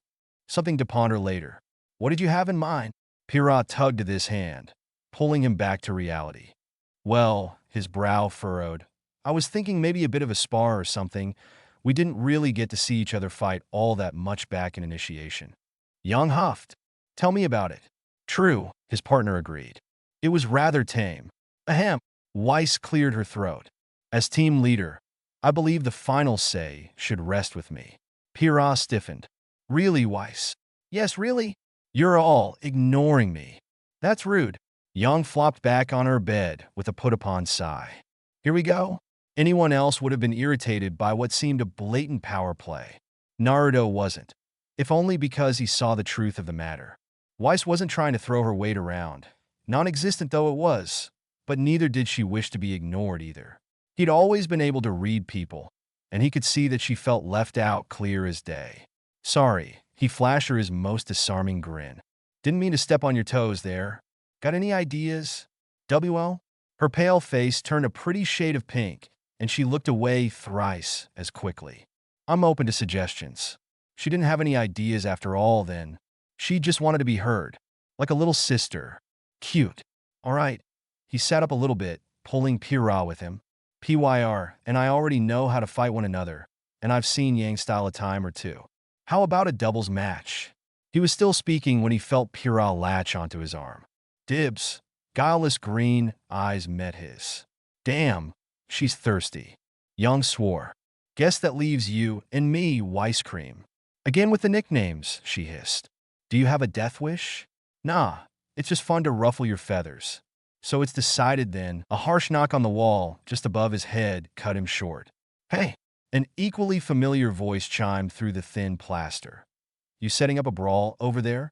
That was Melanie, if he'd ever heard her. Oh! Ruby's gleeful cry came through the opposite side. Can we join too? We're booer. Well, all right then. He cracked his knuckles, feeling just a little vindictive. Change of plans. Let's show these rookies how professionals fight. Yeah. Yang slammed her fists together. It'll be just like old times. Let's kick some butt. Pyryhha rolled up a sleeve. It'd sound like an entertaining little diversion. Weiss slapped a hand to her forehead. Children, the lot of you. They were already halfway out the door when she looked up. Oi, Weiss. You coming or what? She bolted to her feet. Wait for me. What a lovely day. The sun was shining. The birds were singing. There was a three-way brawl down there in the courtyard. Wait, what? Ashbin took a long, measured sip of his coffee as he noticed the chaos raging below. From his tower window, he had an unparalleled view of it all. The headmaster blinked. Then he frowned. Taking a step back, he cleaned his spectacles once for good measure, adjusted them, then donned them again. No, that was most certainly a melee down there. Not a bloody one by any means, but still impossible to miss. If the sounds of steel striking steel weren't obvious enough, then he sighed softly as the brawl below descended into utter chaos. Really, it was a mass ace. Team WIPN had been called such for a reason. Friendships were far less violent in my day. He settled into watch with a small smile. A/N. And there we go. As ever, I live for reviews and feedback. Without them, I simply can't write a single word. So by all means, speak up. Yours feedback is the reason this story continues. Every bit helps. It keeps me going in these crazy times. So by all means, speak up. No review is too short or too small. Had a right blast writing this, and next chapter is truly where the crazy really takes off. As ever, read the previews before you review, please. So in the immortal words of Atlas, review would you kindly? And enjoy the previews. Sir Prise. Preview. Pyryhha cast her defeated adversary aside and gloried in the brawl. Who's next? Since when can they fight that good? Push-ups, sit-ups, and plenty of juice. I'm not sorry. Holy crap, PYR just made a joke. Is the world ending? Naruto swatted Ruby into the air. She crashed into a fountain, but only for a moment. Water exploded as she came up swinging and soaking wet. Silver eyes promised murder. Vengeance will be mine. All right, we're here. Why did you want to meet on the roof? Pyryhha kicked off her shoes. Naruto frowned until her skirt hit him in the face. Oh! Weiss raised a hand as they ate. So, John and Neo are together? Nora swallowed another bite of her pancakes. Oh yeah, there's a story there. I don't want her to need power. I'm strong enough. This is my life. Perhaps you haven't considered. My answer is no. She's here. We strike soon. Madness becomes me. /in edit. Well, flames will be flames, I suppose. Guess folks didn't like this chapter. As ever, the Ember's rule remains. If folks don't like this story, poof, gone, deleted. That's no joke. Strange as it might sound, live for reviews and feedback. Without them, I simply can't write a single word. So by all means, speak up. Really, that's no joke. Your feedback is the reason this story continues. Every bit helps. It keeps me going in these crazy times. So by all means, speak up. No review is too short or too small. Now then, a warning. I'm sure you all know what's coming this chapter. You've been warned. Now for a few quick questions. Question what? Is pairing? As I've said many a time before, it depends on the reception this story receives. By all means, read and find out. Question, can we get some more POV from different characters? The primary viewpoints are Naruto and Pyryhha to be sure, but naturally we'll see others, and we have as the story progresses. Question, Minato and the others are busy little bees, aren't they? They certainly aren't sitting back and twiddling their thumbs. Just because we don't see them in a chapter doesn't mean they aren't there. Naruto's not too good at sensing others just yet, but well, the best guardian is a silent one. Question, is IT going to happen? Are you going to take the plunge? I'll let it be so. Okay. Well, I've kept you long enough. You came here for a story, didn't you? Don't mind the rambling of Sickly Man. As ever, I own no quotes, references, themes, or memes. Not a wit or a one. Hope you enjoy. Isn't it remarkable how easily one word can change things? You told her to be selfish. She listened. Congratulations. Madness becomes me. Pyryhha gloried in mindless melee. There was just something so freeing about it. No thoughts, no worries, just simple chaos in the courtyard. She didn't fight. She danced. Milo and Akuo were a whirl in her hands, whirling, cutting, parrying, and blocking as she raged back and forth, trusting her back to her teammates as she forged a path in the madness. Damn, but it felt good to have a team. Perhaps that was a bit of an understatement on Pyryhha's part. She'd long had a partner in Naruto long before she came to Beacon, but she felt it worth saying regardless. Friends were one thing, but teammates were another. Naruto she could trust to watch her flank, and to a lesser extent Yang, no matter their rivalry, so she needn't fear much on that front. Weiss was something of an anomaly. Technically their team leader, she slotted in rather well in this morning madness, in that she'd promptly claimed the high ground for herself and made devastating use of it via her glyphs. At least she knew better to shout commands that would be summarily ignored. Pyryhha, on your left. That warning did not go unheeded. Ruby's side swept at Pyryhha's head from the side and was caught it with a lazy swipe of her shield, the backswing of which sent the small girl twirling end over end before crashing into a fountain face first. Oh dear. In all fairness, she really hadn't meant to hit her that hard. She winced as little bubbles welled up from the water. Ruby was tough, right? Surely she'd be all right. I am Sora. Vengeance for Ruby. Some madwoman with a hammer rushed her. Naruto fell upon them like a falling star, all but smashing them into the ground. Sorry, he patted her stunned forehead. Power of friendship really ain't a thing here. Nora groaned. Oh, pretty stars. A shadow fell over them. Pyryhha whirled and flung Akuo like a discus, only for her shield to pass through empty air. No, not air, it crashed through something, but it wasn't a person. Impossible. She glimpsed a girl with dark hair and golden eyes. So, where had she? She had half an instant to realize her peril before someone slammed a knee into her back. She never remembered who in the madness, and sent her stumbling away. Yang's gauntlet barked, and her would-be attacker went flying. She caught a flash of startled pink eyes and green clothes as they sprawled at her feet. There, she pivoted for a knockout blow, only to find another of them caught and bound by a pair of glyphs, courtesy of Weiss. Oh, a stranger. Good. Easy pickings. A vicious kick sent her victim to her knees. From there her hand snapped up, her semblance flared, and the weapon of her would-be attacker shot into the air, dragging its owner with it. Foolish. Really, sometimes one had to know when to drop their weapon and fight on. Hey, Nikos. She turned and planted a fist against her hip, mildly nonplussed to find a familiar face awaiting her. Not gonna sneak up on me, Cardin? Nah. Her next opponent brandishes heavy mace with a lazy grin. No fun that way. Besides, he looked past her, wincing a little as Naruto blasted Melanie and Miltia into the air. I get my ass kicked for it. True. So you'd rather take your lumps the hard way?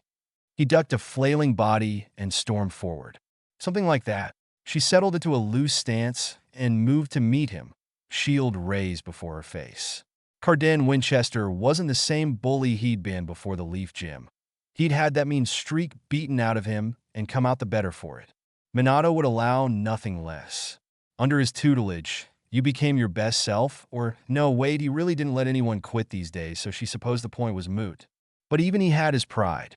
I'll get you this time, he swore. Green eyes flashed as she dove in. We'll see. Sparks flew as her spear skittered off the jagged face of his mace. Cardin fought well, honorably even. No flourishes or stupid showmanship here. He gave ground slowly, but reliably, retreating toward higher ground as she pressed him. Points for that. He knew he couldn't hope to match her in sheer speed. But then again, he didn't have to. A single swipe of that mace could shatter aura in an instant, even break bones if one wasn't careful. Unfortunately, his weapon was every bit a one-trick pony. For all of his strength, it really didn't matter, so long as he didn't hit you. Their weapons clashed. Pyryhha moved to sweep his legs and paused when she saw his smile. A hand reached around, ignoring the blade, grating against his skin to grab her wrist. She hacked into it a snarl, but his grin only grew. With neither word nor warning, that massive mace lost the wide flanges at the edges as its bulk folded inward, gears clicking and whirling as gave birth to an entirely new weapon. Too late, she realized her mistake as she found herself staring down the barrel of a cannon. Rule number 1 of the Leaf Gym: adapt, adapt, adapt. Cardin had adapted. Gotcha! Her body moved of its own accord. Her heel soared upward and nailed him in the groin. Cardin folded like a wet paper bag. Pyryhha, what the hell? I'm sorry, her face colored. It was instinct. Pyryhha stepped over his crumpled form of her defeated adversary aside, hoping no one had seen that. Just as well, because water erupted from the fountain behind her as Ruby came up swinging and soaking wet. Silver eyes promised murder. Vengeance will be mine. Pyryhha dove to meet her, laughing. Perhaps this wouldn't be so bad after all. She moved to meet the raving Reaper, grinning from ear to ear. Do your best. In the days that followed, Team WIPN settled in rather nicely. At least Naruto believed they were. Oh, there was a bit of teething problems at first, as there were in all things, but in good time the kinks began to work themselves out for the most part. Lunch proved little different. What was once meant to be a simple meal soon became a torrid affair that few would forget. For tables were dragged across the room, crammed together for both team, 2 to each side. WIPN and RVRB sat on the right, while CRDL and JMN on the left. It made for a mad little hour, but it was strangely wholesome all the same. Naruto rather liked it. Just about all his old friends were here, with some new ones to be boot. All sorts of juicy gossip to be had here. Today was no exception. Seriously, it's not fair. Ruby buried her head in her hands. We trained at the same gym. Accusing silver eyes narrowed upon them. Why does our team always lose to yours? Her hands slammed down on the table, all but jolting her plate. Even CRDL does better than us. Cardin lazily flipped her off across the table. You're also 2 years younger than us, so it was an old argument by now. One Naruto felt only a little chagrined for. Most teams had found their groove by now, while RVRB yet struggled. He supposed it made sense. Ruby was still struggling with the idea that she should be leader of anything, and when you had two recluses and a Nora on your team, well, that was a volatile combination to begin with. She'd come into her own soon. He hoped. She had to. He had faith in her, and so he scratched the back of his head. You'll get there. Trust me, it's just a matter of cohesion. Weiss interjected, lifting her chin and preened like a proud peacock. Well, that and two championship fighters. Push-ups, sit-ups, and plenty of juice. Pyryhha chimed in. I'm not sorry. Holy crap. Yang coughed. P-Wire just made a joke. Is the world ending? I mean, she backtracked at her sibling's glower. Sorry, sis. That's just how it is. Boo! The little reaper whipped a piece of toast off at her sibling's head. You suck. Yang caught it with her teeth and munched happily. Weiss raised a hand as they ate. So, John and Neo are together. Nora swallowed another bite of her pancakes. Oh yeah, there's a story there. Now that she mentioned it, they've been wondering about that. Yeah, Naruto grinned around a mouthful of muffin. You and Neo. How did that happen? Keen blue eyes found John. Come on, spill. Who made the first move? Melanie and Miltia exchanged a knowing look. Neither. There was a silence. Why do you mean neither? His fellow blonde turned red. Well, Pyryhha leaned in on her elbows, rather curious herself. John looked left. John looked right. John realized all eyes were on him, and summarily, that he'd been had. His lips parted and were summarily silenced as hand came up over John's mouth. Firm fingers clamped down hard and held fast, holding the words at bay. He turned a baffled blink on Neo. Ah, he sulked. I can't tell them. She shook her head fiercely and lowered her hand. Blake found her voice next. She can't talk? Then how do you two? Scrolls and body language. A rueful grin tugged at John's mouth. Lots of body language. All eyes turned to Neo, who'd somehow managed to squirrel away another gallon of ice cream in the last 5 seconds when nobody was looking. She flashed them a thumbs up. Cardin clapped him on the back. That a boy. Cardin, ow. Well, Weiss stood with a frown. This has been bracing, but we have a schedule to keep and homework to do. The rest of team, WYP blanched. Yang frowned. Are you sure we can't skip those extra lessons? Weiss bridled at that. Certainly not. No privacy these days for them. Naruto groaned. Things finally reached a head in Port's class 3 days later.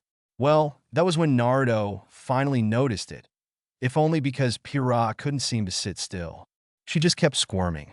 In hindsight, it was a miracle he'd missed it. She was usually so calm in class, so composed, careful never one to let the mask fall anywhere save when they were alone, which they hadn't been for at least 2 weeks now. Tap! Her elbow nudged his side, a desperate cry for attention. Naruto flicked a quick glance at their so-called teacher, found Port all but engrossed in one of his stories, and looked back her way again. You all right? Pyryhha didn't answer, not with proper words at least. She slid a folded note across the desk to him. He took it and unwrapped it an instant. A lone line awaited him. Rooftop tonight? Strange. Yang tried to lean over his shoulder and peek, to no avail. Not trusting himself to a note with Yang and Weiss watching, Naruto scooted a bit closer. His hip brushed hers, and Pyryhha made a little noise of surprised pleasure. Her lips pursed, not quite understanding until he raised his left hand and made a quick gesture with his fingers. Training, he flicked 2 fingers back and forth, using the old code they'd concocted as children. She recognized it at once and subtly signed back, eyes gone half-lidded. Of a sort. Well, that didn't allay his suspicions. She was definitely up to something. Weiss noticed. What are you doing? She hissed. He'll notice. Naruto waved her down and sighed once more. Team. Pyryhha's pale face turned a lovely shade of red. No, her motion was stiff, almost choppy. Alone. Sure, he nodded. He didn't see the harm in it. She reached across and hooked her pinky finger in his. Remember, you promised. Yup. Naruto mirrored her smile. What was the harm in it? Wasn't like they were doing anything wrong. Say what you would about Beacon and its madness, but the nightlife was strangely peaceful. Few were out near midnight, and with most of the training facilities housed indoors. Naruto let her drag him up the last flight of steps. All right. He released her and turned to face her fully. We're here. Why did you want to train on the roof? Pyryhha closed the door behind them and did something with her semblance. He knew, if only because he heard the handle click, despite lacking a lock. All right. Whatever it was, she didn't want to be disturbed. And had she wedged her shield in the latch? All right, now she was starting to make him a little nervous. Privacy. An alarm went off in the back of his head. Naruto ignored it, not quite comprehending what she was up to. Well, he planted both hands in his pockets. We've got it now. Pyryhha gave him a strange look. We certainly do. She sauntered forward, hips swaying as she kicked off her shoes. Naruto frowned until her skirt hit him in the face. How neat, his mind chirped. Black lace. There was something new about her smile. It was tiny and shy, yet for all that, he glimpsed something new there. Something that had been simmering for the last few days now. He knew that look, or perhaps it would be better to say he recognized it. He'd seen it a time or two when she was stressed, when things weren't going her way, when he'd missed no shortage of hints. Hunger. All right, just calm down. He collapsed his weapon and raised a hand. I know it's been a bit, but her eyes flashed as she reached out and reeled him in. No! She was quite close now. Terribly close, really. She stepped in with a quiet sigh, looped her arms around his neck, and fastened her mouth to his. A jolt shot through Naruto. Her lips were warm and soft, tasting faintly of berries and sunshine. So much so that he found himself leaning into her embrace despite his earlier reservations.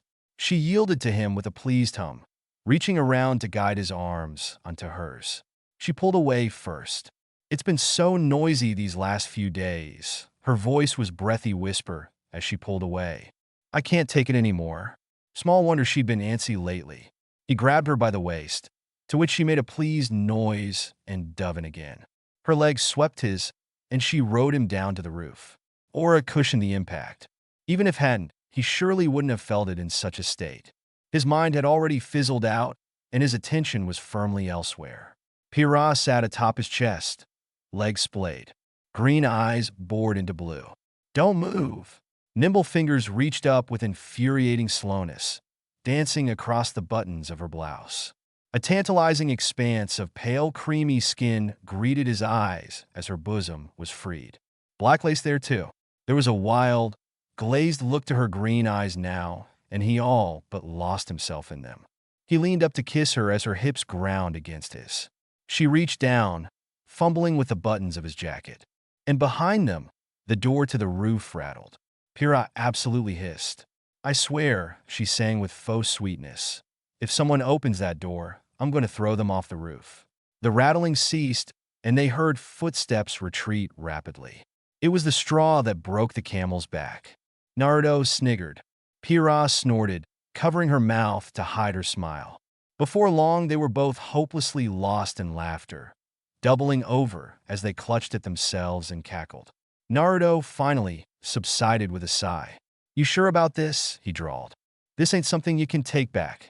She leaned down and kissed him again, sweetly this time, tongue tickling at his lips.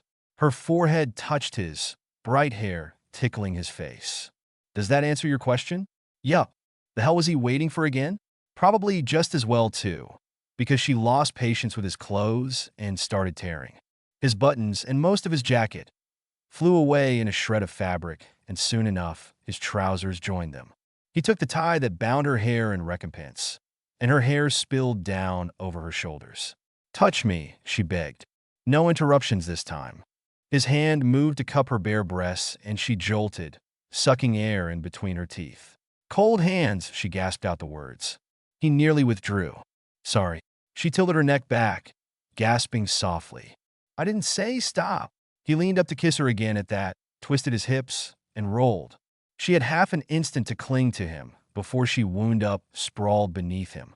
Scarlet tresses sprawled against the ground behind her like a bloody halo, further highlighting her pale skin and striking green eyes. Chest heaving, eyes half-lidded, she gazed up at him for a long moment. And then, thank you. Naruto stilled. What? Her eyes began to water. while he reached down, cupping her face. Why were you crying? Because, she sniffled and snickered in the same instant, producing a strange sound caught somewhere between a sigh and a sob.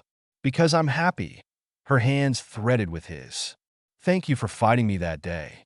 She laid a kiss on their interlocked fingers. Thank you for telling me to be selfish. Thank you for loving me. An awful feeling stirred in his chest. This is starting to sound like a goodbye, you know? No, her eyes flashed. Never. I just can't help myself. Sometimes I wake up and wonder if this is all dream, if it's even real. His heart skipped a beat. Of course this is real. But what if it isn't? Nope, he swatted her on the nose. All right, I won't argue. She reached up and pulled him down to her, nuzzling her nose against this. I'm so glad I met you. Thank you for saving me. Saved you? She smiled. Sounds strange, doesn't it? Still, I can't help but feel that you did. There were no more words after that. The last of their clothes fell away, and she began to move against him. Her skin was soft as satin under his hands. His palms came up under her rear and cupped it, held her fast as he only could. Neither of them knew what they were doing. Neither cared. Together, they fell into carnal bliss. /n. As ever, the Ember's rule remains. If folks don't like this story, poof. Gone. Deleted. That's no joke. Strange as it might sound, live for reviews and feedback. Without them, I simply can't write a single word. So by all means, speak up. Really, that's no joke. Your feedback is the reason this story continues. Every bit helps. It keeps me going in these crazy times. So by all means, speak up. No review is too short or too small. Thirsty, Pyryhha really is best Pyryhha. As ever, read the previews before you review, please. So in the immortal words of Atlas, review would you kindly? And enjoy the previews. Sir Pyryhha. Preview. Really? Weiss looked away. Have you no shame? No. Minato tugged on his mask. All right then. Time for work. So, Yang grinned. You too, huh? Pyryhha whipped a pillow at her and knocked her off the bed. Training, please. Naruto looked down at Ruby. Frowned. Distantly, he heard her words, but his brain didn't quite catch up. It's a weekend. Why are you awake this early? I'll buy you ramen for a month. Sold. Naruto whistled. Did I ever mention how much I love you? She shivered a little. Could you say it again? Such a glut? Edit. Thanks for reading. As ever, the Ember's rule remains. If folks don't like this story, poof. Gone. Deleted. That's no joke. Strange as it might sound, live for reviews and feedback. Without them, I simply can't write a single word. So by all means, speak up. Really, that's no joke. Your feedback is the reason this story continues. Every bit helps. It keeps me going in these crazy times. So by all means, speak up. No review is too short or too small. All eyes on me. /n. Edit. Flames are flames, I suppose. Really, can we just get along? Also, got Raiden Shogun and Genshin Impact, so I'm a happy camper. As ever, the Ember's rule remains. If folks don't like this story, poof. Gone. Deleted. That's no joke. I really can't write without feedback, sad as it sounds. Sorry to bother you. Crying face. Now to answer a few quick questions. Question: how strong are those who train at the gym? Did they get any upgrades? Hey, long story short, improved weapons, enhanced skills, that sort of thing. Really, I thought I made that obvious. If Carden has a mace that turns into a cannon now, imagine what manner of tricks and traps the rest of the cast have in store. Addendum. A hell of a lot. Question: has Pyryhha gone nuts? Starting to get some Yandere vibes from her. Hey, crazy for Naruto, perhaps, and a bit protective of him, perhaps, but not bonkers. Certainly not, levels from Mirai Nikki. Seriously. Yikes. Question: where the hell is Minato and company? Well, he shows up in this chapter. I thought I made it quite clear that the adults were subtly working behind the scenes. Breaks out a hammer. Time for a more blunt approach, then. Question: so, what you're saying is Neo trained at the gym, right? Neo did in fact attend the Leaf Gym with the others. Minato's no fool. He knows what she and Roman are about, and he still trained them. Result? Neo puts her canon self to shame. Much like they who trained under Minator, she's faster, stronger, and thrice as lethal. Now consider just how dangerous she was before. See the picture I'm putting together here? As to where Roman is, because I just know someone will ask. And why we haven't seen him? He's in a bit of a different role. And I'll say it plain, he's not in Salem's employ. Unfortunately, someone is… And no, IT ain't her. All right, I've kept you long enough. You came here for a story, didn't you? Don't mind the rambling of sickly man. As ever, I own no quotes, references, themes, or memes. Not a wit or a one. Hope you enjoy. See, there's something about my family and redheads. Isn't Ruby technically a redhead? Young, no. Protect the child. Hey, I am right here. All eyes on me. Pyryhha fought like a demon. Say what you would about her manners and behavior in class. When it came to a fight, she was downright vicious. No restraint. Nothing held back. She knew how to fight, and woe betide someone if they got in her way. It wasn't even that she tried to be forceful, nor was it a mean streak. Pyryhha was sweet as sugar. She'd just become a little selfish now. When she fought, she used everything she had. Today, Ruby Rose was learning, or recalling, that lesson the hard way in combat class. Naruto looked down from the stands and winced a little as his favorite redhead flicked her shield out to catch the little reaper on the chin. He heard the crack even from here. One didn't need the meters above to know she had lost a good fourth of her aura with that hit. Ouch! That looked painful. Not enough to stop her, though. Yanga sidled up beside him. Look! Ruby went spinning to the ground, but only for a moment. Scarce had she struck the mat, then she bounded back up in a cloud of crimson petals. Pyryhha planted her feet and weathered them with a kuo, her shield holding firm in the face of the sudden storm. Milo swept through, seeking the girl in the haze, only for the petals to part and flow around her blade.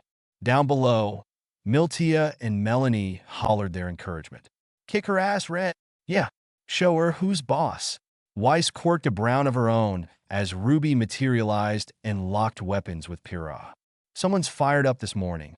Naruto coughed into a fist as Pyryhha's sword shifted to become a rifle, turning that giddy grin into a yelp of surprise. Milo barked, propelling Ruby backward with a round of gravity dust. Anyone else would have sailed right out of bounds. Not Ruby Rose. She spun and fired in reverse, Sniper propelling her back into the fray. Pyryhha met her gladly. They fell into a storm of blows that drew whistled and cat calls from those watching. They're not the only ones. Still, the goes. Really, it was amazing how far they'd come. A single late-night rendezvous turned into several. Within a few weeks, it became something of a routine for him and Pyryhha every other night. She'd inevitably build up stress as the days ground by. Together, they'd burn it off at night, be it sparring with their weapons or other things. She'd never been happier. Neither had he. I know that grin. So, Yang prodded him with an elbow. How is she? Naruto kept his eyes on the fight. How is who? Don't play dumb. You were noisy last night. Really? Weiss caught on quickly with a look of absolute dismay. That was you. On the roof. Have you two no shame? No. Why should they? They cared for one another. He could say that with utmost certainty. It wasn't that she completed him, but rather, he felt he could be himself around her. Likewise, she lowered her guard around him. No prim and proper girl here. She'd even been known to cuss a time or two. A cry of pain drew his attention back to the bout below. Ruby's aura was shaved off that much more. Think she can win? Yang followed his gaze with a grimace. Depends who you're talking about. While they looked on in quiet contemplation, Ruby hooked crescent rows around Pyryhha's shield and yanked. Something sparked in her weapon, lightning dust, and the champion recoiled as her muscles spasmed. Ruby seized the moment, using that brief lapse to rest Pyryhha's arm down to the right, exposing her. In the same instant, she levered herself up on the haft of her hulking weapon and kicked. Pyryhha's head snapped back with a crackle of aura. Her recovery was quick, but anyone could see the brief flicker of surprise in her eyes. John pumped a fist in the air. Go, Ruby! Ruby drove after her with a holler, pressing the offensive like a berserker. Naruto contented himself with a low whistle instead. Someone upped her training. Yup, young smutkid Herr Lips. She's 2 years younger after all. How else do you think she got admitted to Beacon with us? Didn't it have something to do with that dust robbery she broke up? Well, that helped. Young all, but glowed with sisterly pride. She put a lot of bad guys behind bars, all by herself. Weiss huffed. I still say she's showing off. Yan's smile slipped into a frown. Hey now, that's my sister you're talking about. Care to try your luck, then? Naruto flashed a lean card. She already thrashed John. 100 lean on Pyryhha. Weiss winced. You're on. Yang chuckled. Heh, easy money. Weiss swiped at her arm half-heartedly. We shall see. Naruto let them squabble and turned his gaze back to the fray. Pyryhha was undoubtedly stronger, but even he could see that Ruby was the more agile, due in no small part to her absurd semblance. It gave her that rare edge that their resident redhead lacked. Not only did it make her devilishly difficult to hit, it gave her strikes sheer momentum. It wasn't that he disliked Ruby. Far from it. She had so much potential, and yet for all that latent ability, he could already see the outcome. Naruto leaned on the rail, face dangerously close to hers. She's still going to lose. Credit where it was due. Weiss did rise to the bait. You don't know that. Listen, you. Yang planted a fist on her hip. That's my supersonic little sister down there. I practically raised her. Trust me. She's good. Really good. She winced as a cry came from the arena below. But as much as it pains me to say it, Pyryhha's been at this longer than her. Pyryhha surged forward suddenly, echoing those very words. Naruto saw the sweep coming before Ruby did, if only because he recognized the move. He was intimately familiar with her fighting style. Then again, so was Ruby. She hopped over it and cut down with her scythe in the same instant, retaliating with a vicious overhead sweep. Twin jets opened on the back of the haft. A recent addition meant to lend her swings more staying power, flaring with a pulse of azure fire. She struck like a peal of thunder, death itself striking in a single swipe. Pyryhha saw it coming and turtled up behind her shield. The subsequent impact forced her down to a knee. Ruby grinned. At least Naruto assumed it was a grin from here. It might have been a snarl. All he saw was a gleam of pearly white teeth. She blurred into a second strike, followed by a third and a fourth, each pressing Pyryhha closer and closer to the edge of the ring. Weiss sprang to her feet. There! She's won! No! Naruto grimaced. She hasn't. Yang saw it too and winced. Bad move, sis. Weiss looked between him both, either unable or unwilling to understand. You didn't go to the same gym we did. Yang raised a hand, counting down from 5. She's in range now. Weiss made angry Weiss noises. I don't understand. Think of it like this. Naruto planted his chin on a fist. Ruby's semblance is more than just a burst of speed. We've tried telling her that, but she refuses to believe it. And in doing so, she handicaps herself. Pyryhha knew this.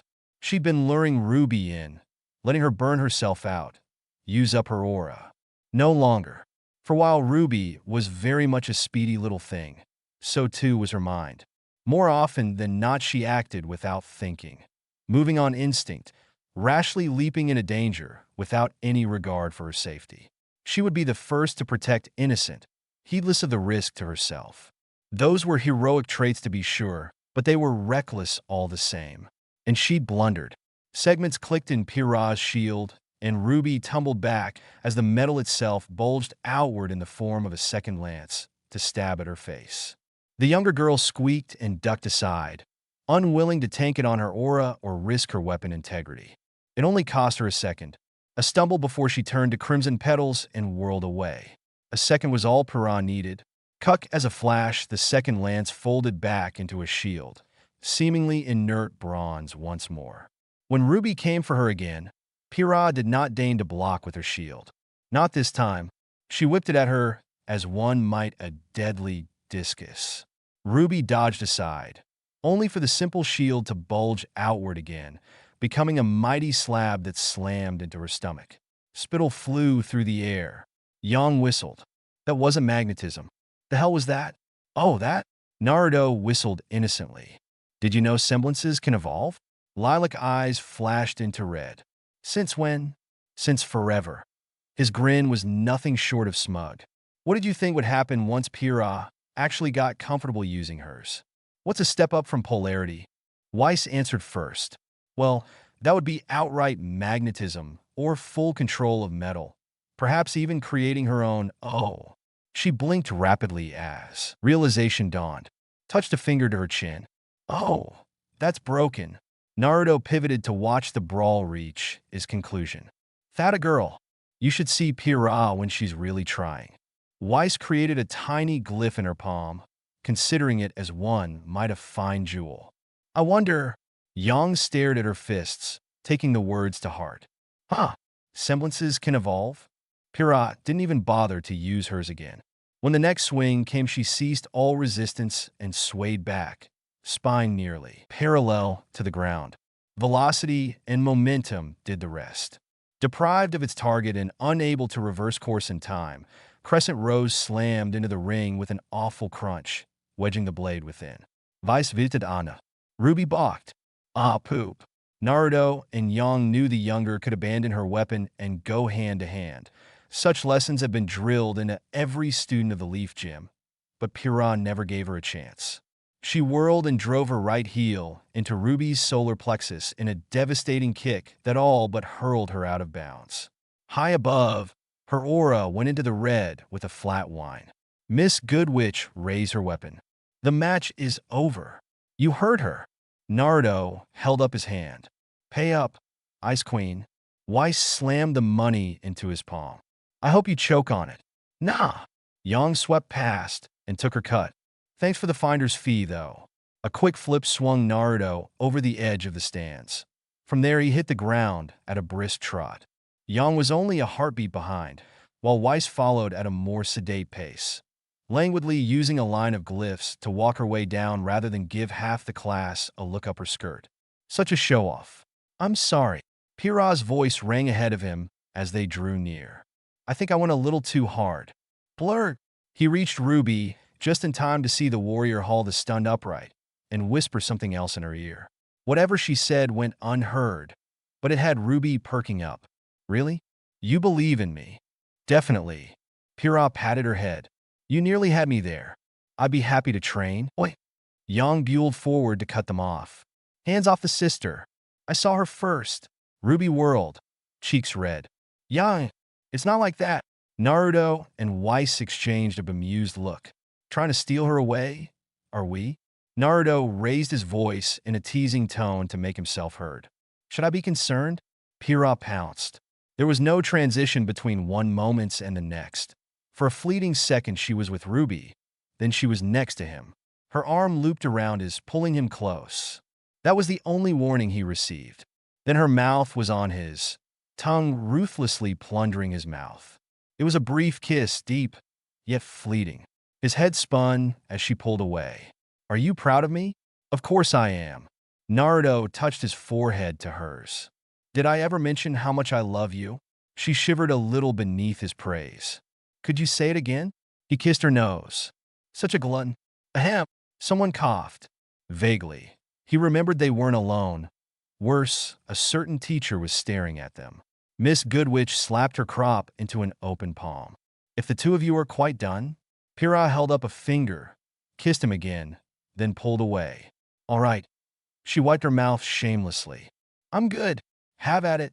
Now then, we have just enough time for a brief match. Their teacher coughed to hide a hint of red in her cheeks and considered her scroll. Would anyone else care to face Miss Nikos? Ruby squeaked. Blake shook her head. No. Nora and Rin mirrored it.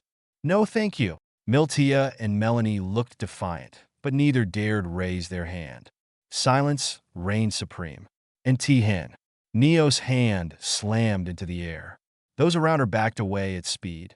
Even her own team retreated, wary of the sheer, murderous aura stemming from her shoulders. Naruto knew it well. Hey, Pyryhha? She shifted a little in his arms. Yes, Naruto. I think you might have gone a little too hard on John. She followed his gaze and winced. Oh dear. Perhaps you're right. Weiss blinked. How can you tell? That demon looks the same to me. Yang and Naruto exchanged a bland look. Demon? Was Weiss that terrified of her? You don't know Neo. The former found her voice first. That's her angry face. She only smiles like that when she's about to stab someone. The little terror drew Hush from the scabbard of her parasol and pointed it at them. It was not a pleasant smile. No, hers was a grin that promised a complete and utter thrashing. Not an idle threat, that. Neo had always been one of the more capable students back in the gym. Her record spoke for itself. Weiss pursed her lips, forming a thin line. Why would she be angry? Maybe because Pyryhha beat her man down in the last match. She scoffed. Ark acquitted himself rather well, I think. Come on. He only got one hit in, and that was pity. John finally made a grab for his partner's arm. Neo, no. You're not fighting her. His fingers passed through an illusion, heralded by the faint shattering of glass. Naruto looked down to find the little minx less than a foot away, glowering up at them. No, he realized. Not him. Pyryhha. Those mismatching eyes were fixed upon the champion with keen intent, half-lidded with purpose. Pyryhha wriggled free from his grasp and moved to face her. Do you really want to fight me that badly? Her head bobbed in a curt nod. Pyryhha straightened. Then another hand rose. I'll do it. All eyes turned toward them. Fellow students parted once more, revealing a new challenger. Naruto pivoted on one heel as well. He soon wished he hadn't. Blue orbs glimpsed bright eyes the color of poisoned honey and dark hair, framed by a small smile. Really, she could have been Blake's sister at a glance. Much like Neo, she ignored him outright. Those glimmering gold orbs were fixed upon Pyryhha, to the exclusion of all else. She wore the signature uniform of an upper year, and that alone set him ill at ease. Why do you have a bad feeling about this? Ah, Miss Fall. Glinda considered her clipboard. So nice of you to join us for once. I'll allow it. Neo stomped a foot. You're welcome to fight in the next class. Goodwitch chastised. Let someone else have a turn. Her riding crop swiped out again. Combatants, to the ring. We have little time. Fall went first, hips swaying as she sashayed toward the arena. Naruto tried not to look. He really did. But it was impossible. Even Miss Goodwitch was looking. Pyryhha frowned and all, but stalked after her. He heard them speak as they walked.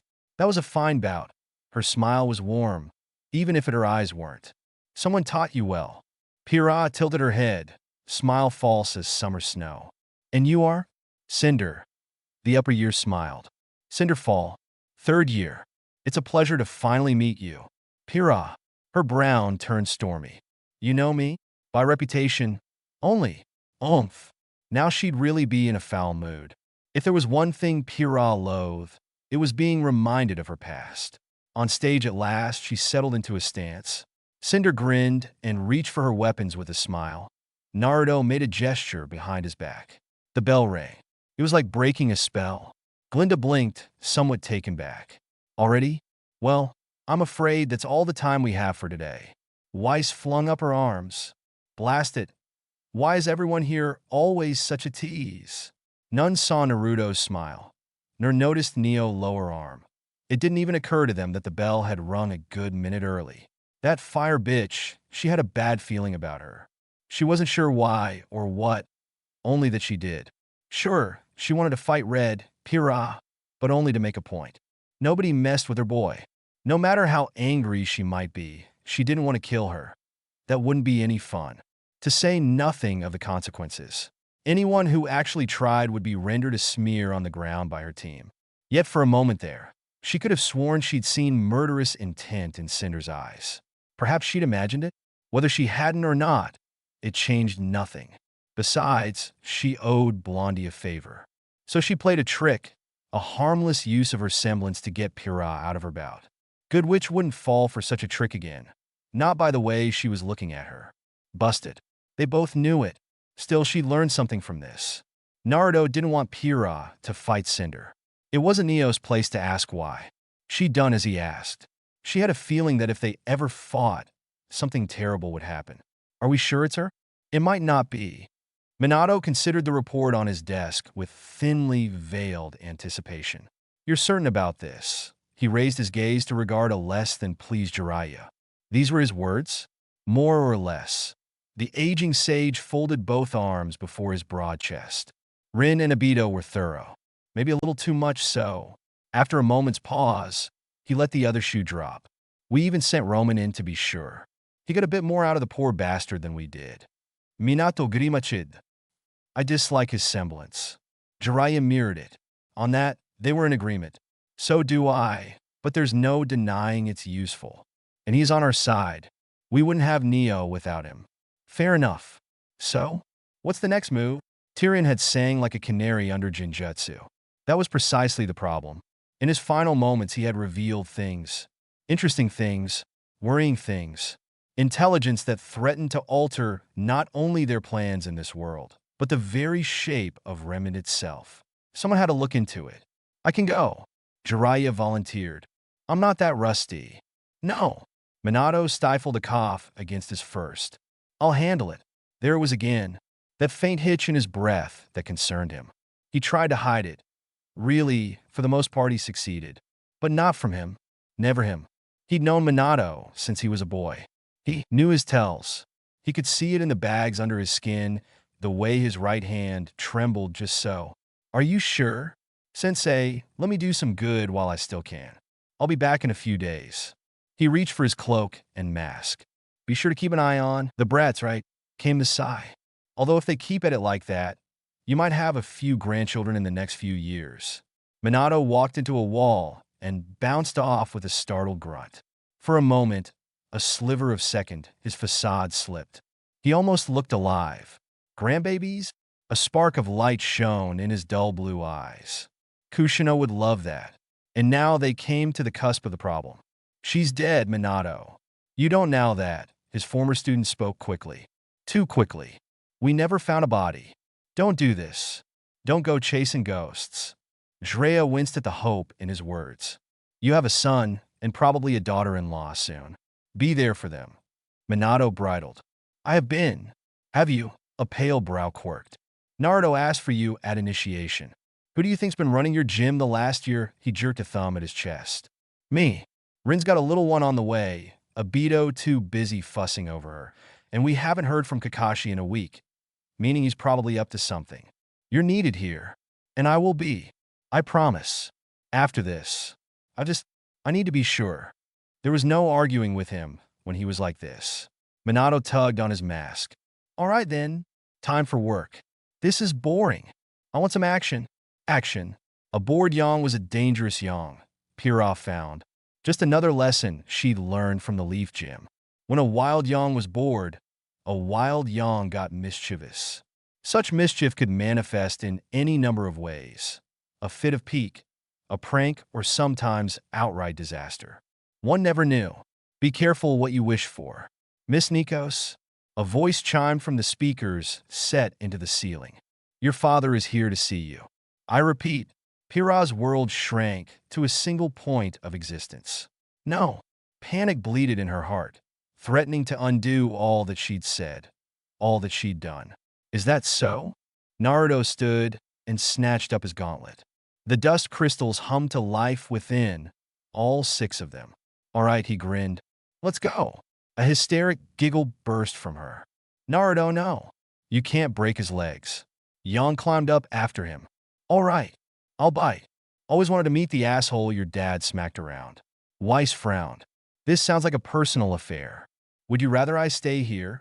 She was learning, not thrusting herself into every aspect of their lives as she once had. No, you should meet him. Naruto's smile was all teeth. He makes you look tame. Weiss all but flung herself out of bed. Now this I have to see. Only then did Pyryhha realize they all had their weapons. Heh, Team WPYN was full-armed. She really did love her team. /in. Edit. As ever, the Ember's rule remains. If folks don't like this story, poof. Gone. Deleted. That's no joke. Before anyone asks, Kushina is not a pawn of Salem. That would feel cheap, and I'm not being overt about Cinder. Is she good in this iteration? Evil? I'll leave it for you to guess. Strange as it might sound, live for reviews and feedback. Without them, I simply can't write a single word. So by all means, speak up. Really, that's no joke. Your feedback is the reason this story continues. Every bit helps. It keeps me going in these crazy times. So by all means, speak up. No review is too short or too small. As ever, Read the previews before you review, please. So in the immortal words of Atlas, review would you kindly? And enjoy the previews. Sir Pyryhha. Preview. She found him there in the courtyard. Caesar Nikos was much as she remembered. Proud, tall, and far too full of himself. Heavier perhaps, but then again he'd retired from the tournament scene long ago. That he was smiling only set her on edge. She'd not fall for his honeyed words. Hello, daughter. Father. Pyryhha lifted her chin in naked defiance. Why are you here? He winced a little. Straight to business, then. You always were like your mother. Pyryhha hissed. He seemed to struggle with the words. I have come to beg your forgiveness. She didn't believe him. Not for a moment. Caesar Nikos did not apologize. To apologize was to admit defeat. And he never did. Pyryhha, your mother, she sent well. She doesn't have much time left. This? Minato. Clearly he won't be beaten by conventional means. Salem tilted her head. Perhaps a more subtle approach is required. She stood from her throne and wrapped her magic about herself. It was a physical strain to cloak herself as such, but she felt herself adequate to the task. Only then did she consider her reflection in her now pale blonde hair. A pale hand, no longer chalk white and rimmed with pulsing red veins, reached up and unbound her flaxen tresses, leaving them to cascade down her back. Aqua blue eyes stared back at her, framed by a smug smile. Yes, I believe that will do. She frowned down at her dark robes. Perhaps a change of clothes? Wouldn't do be recognized. Hazel, fetch me my wardrobe. The giant sighed. I have a bad feeling about this. Kushina? Yes, I know that name. She passed through here some time ago. Naruto blinked. Me? Against all of you? Blue eyes flickered red. Now it's fun. Obito materialized with a swirl of air. 100 Lean says she falls in love with him. No bet. Rin didn't look up from her magazine. Sensei could charm the pants off a frigid bitch like Goodwitch. And there goes my ship. Kakashi frowned at the ceiling of the tent. Really, it was a very nice tent. Large, spacious. And why the hell was he here? Where are my clothes? Why do I have a hangover? He rolled over and found a pair of bleary blood-red eyes staring back at him. Raven Branwen stretched sleepily, granting him a generous view of her bosom and bare body besides. Morning, handsome. Irk. Ow. Pyryhha wriggled in his lap, wincing a little as he tended to her wounds. Be careful. That stings. Hold still. Naruto sighed, dabbing her cut with a bit of cloth. Really, that was reckless. I'm not sorry. Training, please. Naruto looked down at Ruby. Frowned. Distantly, he heard her words, but his brain didn't quite catch up. It's a weekend. Why are you awake this early? Please. You and Neo are the only ones who can hold a candle to Pyryhha. And now there's that Cinder girl. She clasped both hands before her chest. I'm falling behind. Then why not ask Neo? She balked. Oh no. I'll die. I want to live. Look, Ruby. It's early. I'm really tired. I'll buy you ramen for a month. Sold. Edit. Thanks for reading. As ever, the Embers rule remains. If folks don't like this story, poof. Gone. Deleted. That's no joke. Strange as it might sound, live for reviews and feedback. Without them, I simply can't write a single word. So by all means, speak up. Really, that's no joke. Your feedback is the reason this story continues. Every bit helps. It keeps me going in these crazy times. So by all means, speak up. No review is too short or too small. Not sorry. /n. Sorry, this is a little shorter than I like. Gotta work. Have to keep the lights on and all that. As ever, we're going by the now infamous Embers rule for this story and many others. This will be deleted if folks don't like it. So by all means, speak up. Make yourselves heard. Every bit of feedback counts. That's no joke. I really look forward to reading and chatting with you all after a long day working back-to-back shifts. What little downtime I have is often spent writing these days, and that really has a tendency to wear me out these days. Now, then let's answer your burning questions. Mostly general stuff this time around. Questions someone fell into the Genshin Impact hole. You know what they say, once you Genshin, you can't Gensh out. Still, I'm doing my best to restrain myself. I won't let it consume me. I've seen where that leads. Question: how long do you intend to keep updating daily? A. Until my RWBY stories are finished. And rest assured, they will be finest. At least 5 are set to end soon. Wolf's already finished. All things must die, and killing monsters each have only a single chapter left, to say nothing of the others. I've also had some people rather cross with me, because I'm updating other things instead of purely RWBY. I'm only one guy writing this now. I don't have a team anymore. Question: more interactions, more madness, more drama. Blood for the blood god. Hey, you okay there, pal? Question: what kind of music do you listen to while writing? Bit of a blend of things. Nothing in particular. I'm open to suggestions. Question: can we see more of selfish Pyryhha? A. Ask, and you shall receive. Question: has Minato gone crazy? A. He wants to find Kushina, if only because he believes her to be alive. Whether that is true or not. Question: what's the pairing? A. Haven't we been over this? You'll have to read the story and find out. I promise you won't be disappointed. All right, I've kept you long enough. I'll let the chapter do the talking for me. Hopefully everyone enjoys it. As ever, I own no references, quotes, memes, or themes. Not a wit or a one. Now, I do hope you're prepared for this. You're right. What do I have to be sorry about? Nothing. Well, congratulations. You've created a monster. Her? No, it's fine. Pyryhha's perfectly harmless. Harmless? Huh, says the one banging her. And this is a problem. How exactly? Shameless. The both of you. Not sorry. You can't choose your family. Be it brother or sister, mother and father, or even aunts and uncles, blood was blood. It might be a pain at times, but one learned to live with the madness that was one's family. Because at the end of the day, be it peace or crisis, when all else fades away, family is all you have. Family has your back. At least they should. Naruto subscribed to this mantra more than most. After all, his family was absolutely batshit crazy. So much so that he'd become inured to their unique brand of insanity long ago. Minato did his darndest to be a single father and run a gym in tandem, but he had help on that front. When the chips were down, he could always count on Uncle Kakashi, Aunt Rin, or even Uncle Obito to pick up the slack. Even Grandpa Jiraiya was known to lend a hand from time to time. Pyryhha wasn't so lucky. To be fair, Naruto never had the pleasure of meeting Caesar Nikos, nor his fist the man's face, until this moment. He'd not heard good things about the former champion. Man was an ass through and through. Still, he was pleased to see that Weiss and Yang felt the same.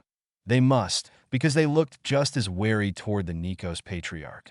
He didn't have to worry about a lack of unity on that front. Poor Pyryhha. She looked miserable.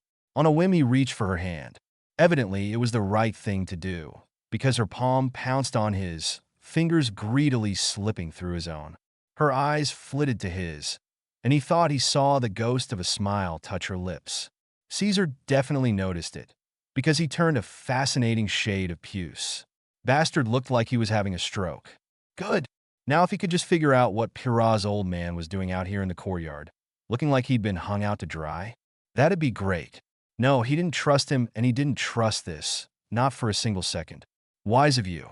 A little voice whispered in the back of his head. And here I took you for a simpleton. Pipe down, furball. Naruto muttered between his teeth. I don't have time for your sniping. Wait, you're aware of me? Aware and meaning to have a long conversation with you. Might need you in a minute. Why? How do you feel about scaring the piss out of an asshat? A beat of silence followed. I take back what I said. You and I, we're gonna get along just fine. Naruto tugged himself back to reality as Pyryhha muttered a half-hearted greeting, one her father reluctantly returned. As one, he exchanged a glance with Weiss and Yang. Together, the trio kept Pyryhha between them. Caesar Nikos wouldn't take his daughter from Beacon without a fight. Actually, scratch that. He wouldn't be taking her at all. So they swore. Pyryhha found him there in the courtyard. Caesar Nikos was not as she remembered. Once he'd been proud, larger than life, and far too full of himself. Now he was heavier, his trim form nowhere to be seen, a double chin hidden behind a scraggly red beard. The sight of him took her aback. She knew he'd retired from the tournament scene long ago, But to let himself go like this, that he was smiling, only set her on edge.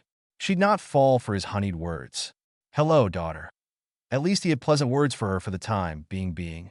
"You look lovely as ever." Yang cocked a brow. Smooth talker, this one. "Father." Pyryhha lifted her chin in naked defiance.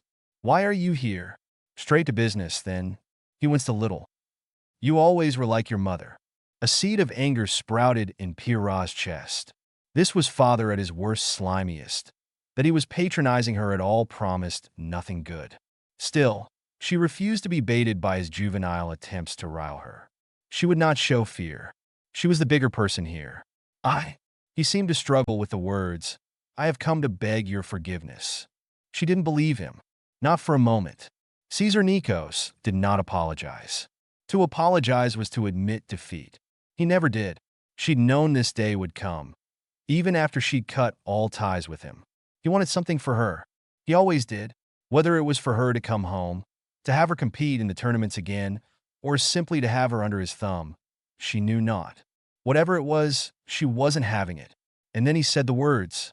"Pyryhha, your mother, she isn't well. She doesn't have much time left." Her world rocked. "That's a lie. She was perfectly healthy the last time we spoke." "And when was that?" Father's face closed down. Pyryhha's mouth clicked shut. She knew the answer. Years. She'd all but cut her family out of her life. With good reason. She'd turn away mail, block their calls, refused to interact with them in any way, shape, or form. She'd done so if only because she feared exactly this, some insidious attempt to pull her back into the fold. "We tried calling you, but you kept ignoring us." He straightened a little when Yang made an offended noise. "Thus, I had no choice but to confront you directly. You know how she gets when she's upset." Naruto stepped up on her right side, gripping her hand a hand in his own. "And I wonder how much of this has to do with you? You must be Minato's boy. You resemble him well. Thanks ever so much. Dad told me to punch you if I ever saw you." "I'm game." Yang all but materialized on her left, seizing her free hand. "What do you say?" Pyryhha felt her self-control begin to waver. Were they really standing up for her? Even knowing her father's reputation, his power, his prestige? Minato wasn't here to intervene this time. If father tried to force the issue, a pang of dread hit her, stealing her joy. No, she didn't want to back. She didn't want to leave Beacon. She didn't want to be the invincible girl again. Yes, she was worried about mother, but this reeked of a setup. "Do you have any proof?" A new voice chimed. Pyryhha snapped back to reality. Weiss surprised her, and a lot of them, by taking point, all but thrusting herself between her and a startled Caesar. "How dare you?" Now there was the outrage she was so accustomed to. "I did not come all this way to be questioned by children." "Children, you say?" Weiss's smile was pure Jacques at his worst. "Do you have any idea who we are?" A pause stretched between them. "Who I am?" Caesar blinked. Then the color drained out of his face like a broken sieve. "You?" Naruto sniggered. Weiss ate it up. "Me." As Pyryhha looked on their resident, she cocked her slim form to one side and planted a fist upon a slender hip, a move so utter reminiscent of Yang that Pyryhha couldn't help but smile. Naruto hooted, even as the former pumped a fist into the air. Seemed she'd rubbed off on her in more ways than one. Thank the gods for that. Caesar looked like he'd bitten into a lemon. "Why are you here?" "Why ever wouldn't I be?" "I am Weiss Schnee, daughter of Jacques Schnee." She lifted her chin just so, adopting a haughty tone so natural that one might think it natural were it not for the tightness of her eyes. "I can do as I wish and go where I please. And that's my teammate you're slandering. I'll ask you again, what proof do you have of her mother's ill health?" Caesar Nikos made a noise of discontent, stepped back, eyeing this diminutive slip of a girl as one might a greater Ursa. Pyryhha found it an apt comparison. Weiss could glare a grim into submission. "Do not impugn my honor, Schnee." Somehow, the man who was once her father managed to cross both arms over his barrel chest and rally. "This is a family affair." "I'm so very glad you said that." Naruto stepped forth, touching a free hand to his chest. "Because, guess what? Pyryhha is family to us." Pyryhha, startled a little. "And you?" Weiss flicked a long look up and down the length of Caesar. "What do you know of family?" I dare say my little brother could best you in a duel. You fat fop of a fool. And he isn't even trained. You dare? Indeed I do, good sir. Weiss flicked her tongue in outright dismissal. Now present your proof, or leave. Heh. Yang grinned. Love it when our leader gets bitchy. Language. Pyryhha hid a smile behind her palm. True, the Nico family were indeed prestigious both in Vale and Mistral, but they were nothing compared to the Schnees. They stood apart. They had no equal. There was a reason father had never crossed them. Only a fool would offend the best no-supplier of dust to the world. But that didn't matter. She didn't want to look at father, didn't want to consider his words. She wanted him gone. Why couldn't he just leave? Still, however much she hated him, to hear that mother wasn't doing well, the thought soured her stomach and silenced her smile. What do you expect? A picture or some such? Caesar flung up his arms. She's in a coma. You need only see for herself. He fumbled in his wallet for a piece of paper and all, but shoved it into her trembling hands. See for yourself. She's been brought back to Mistral for the finest care I can provide. This is the address. You need only ask for her. Pyryhha's fist curled around it. And you want me to what? Visit? A hint of avarice shone through that greasy smile of his. If you were to return, perhaps lend me a bit of money. He rubbed his hands together. I could see my way to ensuring her care continues. Naruto snarled. Yang started forward, only for Weiss to reel her back. Pyryhha felt her shoulders slump. Money. Of course. It was always about money. She did still have the funds from her tournament days. It was not an unsubstantial amount. Father wanted it, of course. He always wanted what she had, craved her fame and glory like his own bygone days. To see him now, after all this time, stirred old feelings in her, emotions she'd thought long since forgotten. Here at last, she understood. She hated him. Perhaps she always had. Perhaps he was telling the truth. Perhaps not. She would ascertain it for herself. Without him, a thought struck Pyryhha then. Do you still have that pacemaker? Caesar's pale face furrowed in a confused frown. I do. Why? Good. Then I can kill you without even touching you. Her eyes narrowed. And I will, if you don't leave this instant. You have until the count of 3. Daughter. 1. Weiss began. You cannot be serious. 2. Yang chirped happily. This is absurd. Caesar sputtered. Surely you won't. Naruto's eyes flashed red like balefire, accompanied by a pulse of demonic chakra. 3. Caesar Nico scarpered. Minato considered the tower in the distance with a keen blue eyes. There was no security to be found in the Grimlands. Almost as if Salem were waiting for him. Steeling himself, the blonde walked on. Nothing ventured, nothing gained. She saw him, not through her eyes, but those of countless nevermore wheeling in the skies above. Just as planned. This, Minato. Clearly he won't be beaten by conventional means. Salem tilted her head. Perhaps a more subtle approach is required. Salem stood from her throne and wrapped her magic about herself. It was a physical strain to cloak herself as such, but she felt herself adequate to the task. Only then did she consider her reflection in her now pale blonde hair. A pale hand, no longer chalk white and rimmed with pulsing red veins, reached up and unbound her flaxen tresses, leaving them to cascade down her back. Aqua blue eyes stared back at her, framed by a smug smile. Yes, she turned, considering herself. I believe that will do. She frowned down at her dark robes. When was the last time she'd worn anything else? Perhaps a change of clothes, she murmured. Wouldn't do be recognized. Hazel, fetch me my wardrobe, and prepare a feast. The giant granted her a gravelly sigh. As you command. Pyryhha was grateful for the change to fight again. Despite all her team had said and done, stress had lingered over her like a low cloud for the last week, polluting her every thought.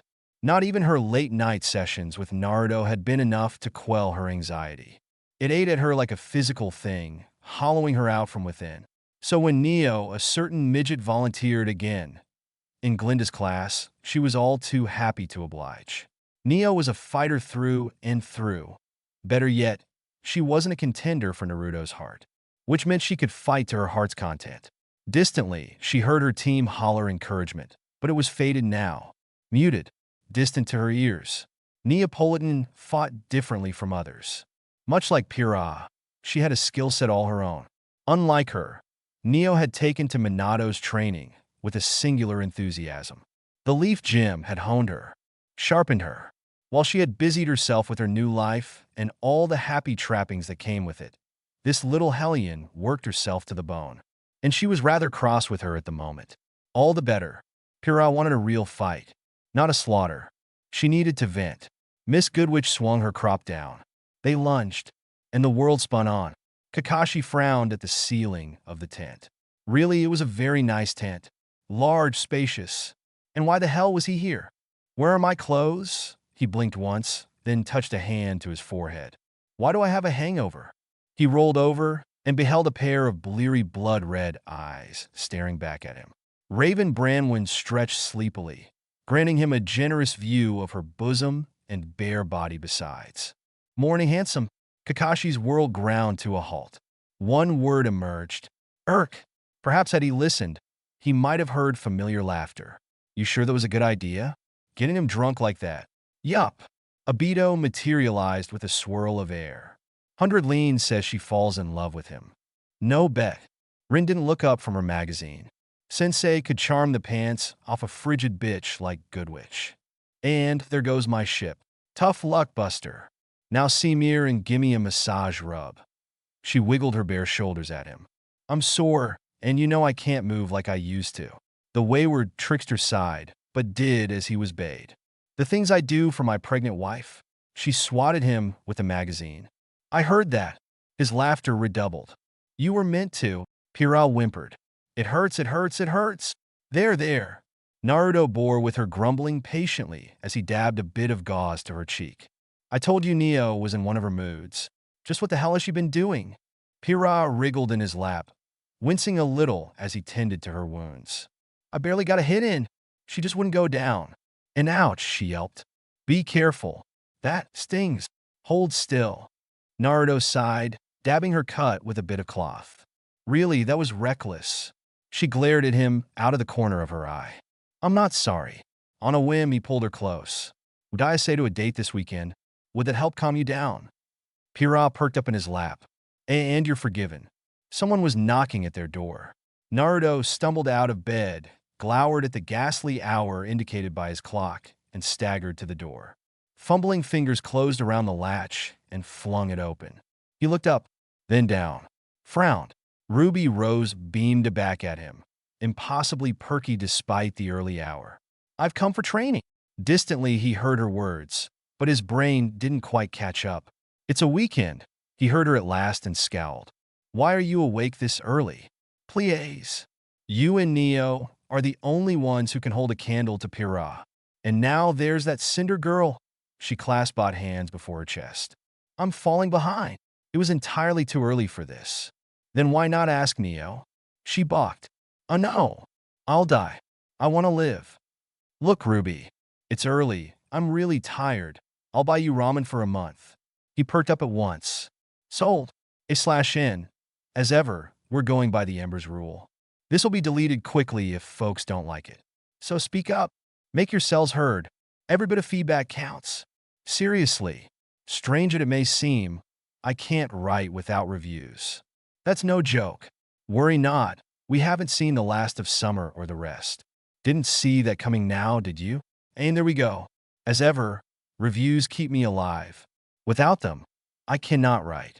So, in the immortal words of Atlas, review. Would you kindly have some new previews? As ever, a disclaimer. Warning, warning, warning. There be spoilers ahead. Beware. Previews. Young Greenet. I think that went well, don't you? Do you now? Weiss planted a hand on her hip. Say what you will about their methods, but the Nikos family is not without their own resources. They can make life rather difficult for us and Pyryhha if we leave them unchecked for much longer. Yang planted a fist in her palm. So let's check them hard. Weiss smiled. It was not a pleasant smile. Why, Xiaolong? It seems I underestimated you. Weiss bridled. What business do you have with my teammate? Shall I fetch our lawyers? Ashbin smiled. I only require a moment of her time.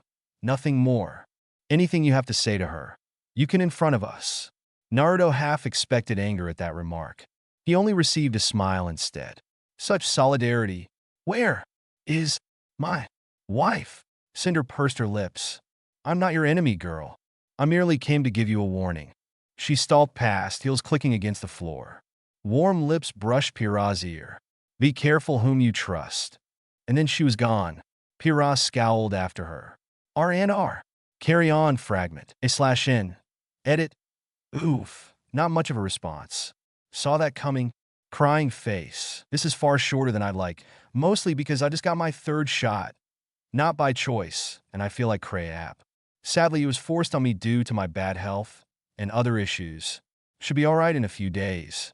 But for now, ugh, life is hell. As ever, we're going by the now infamous Ember's rule for this story and many others.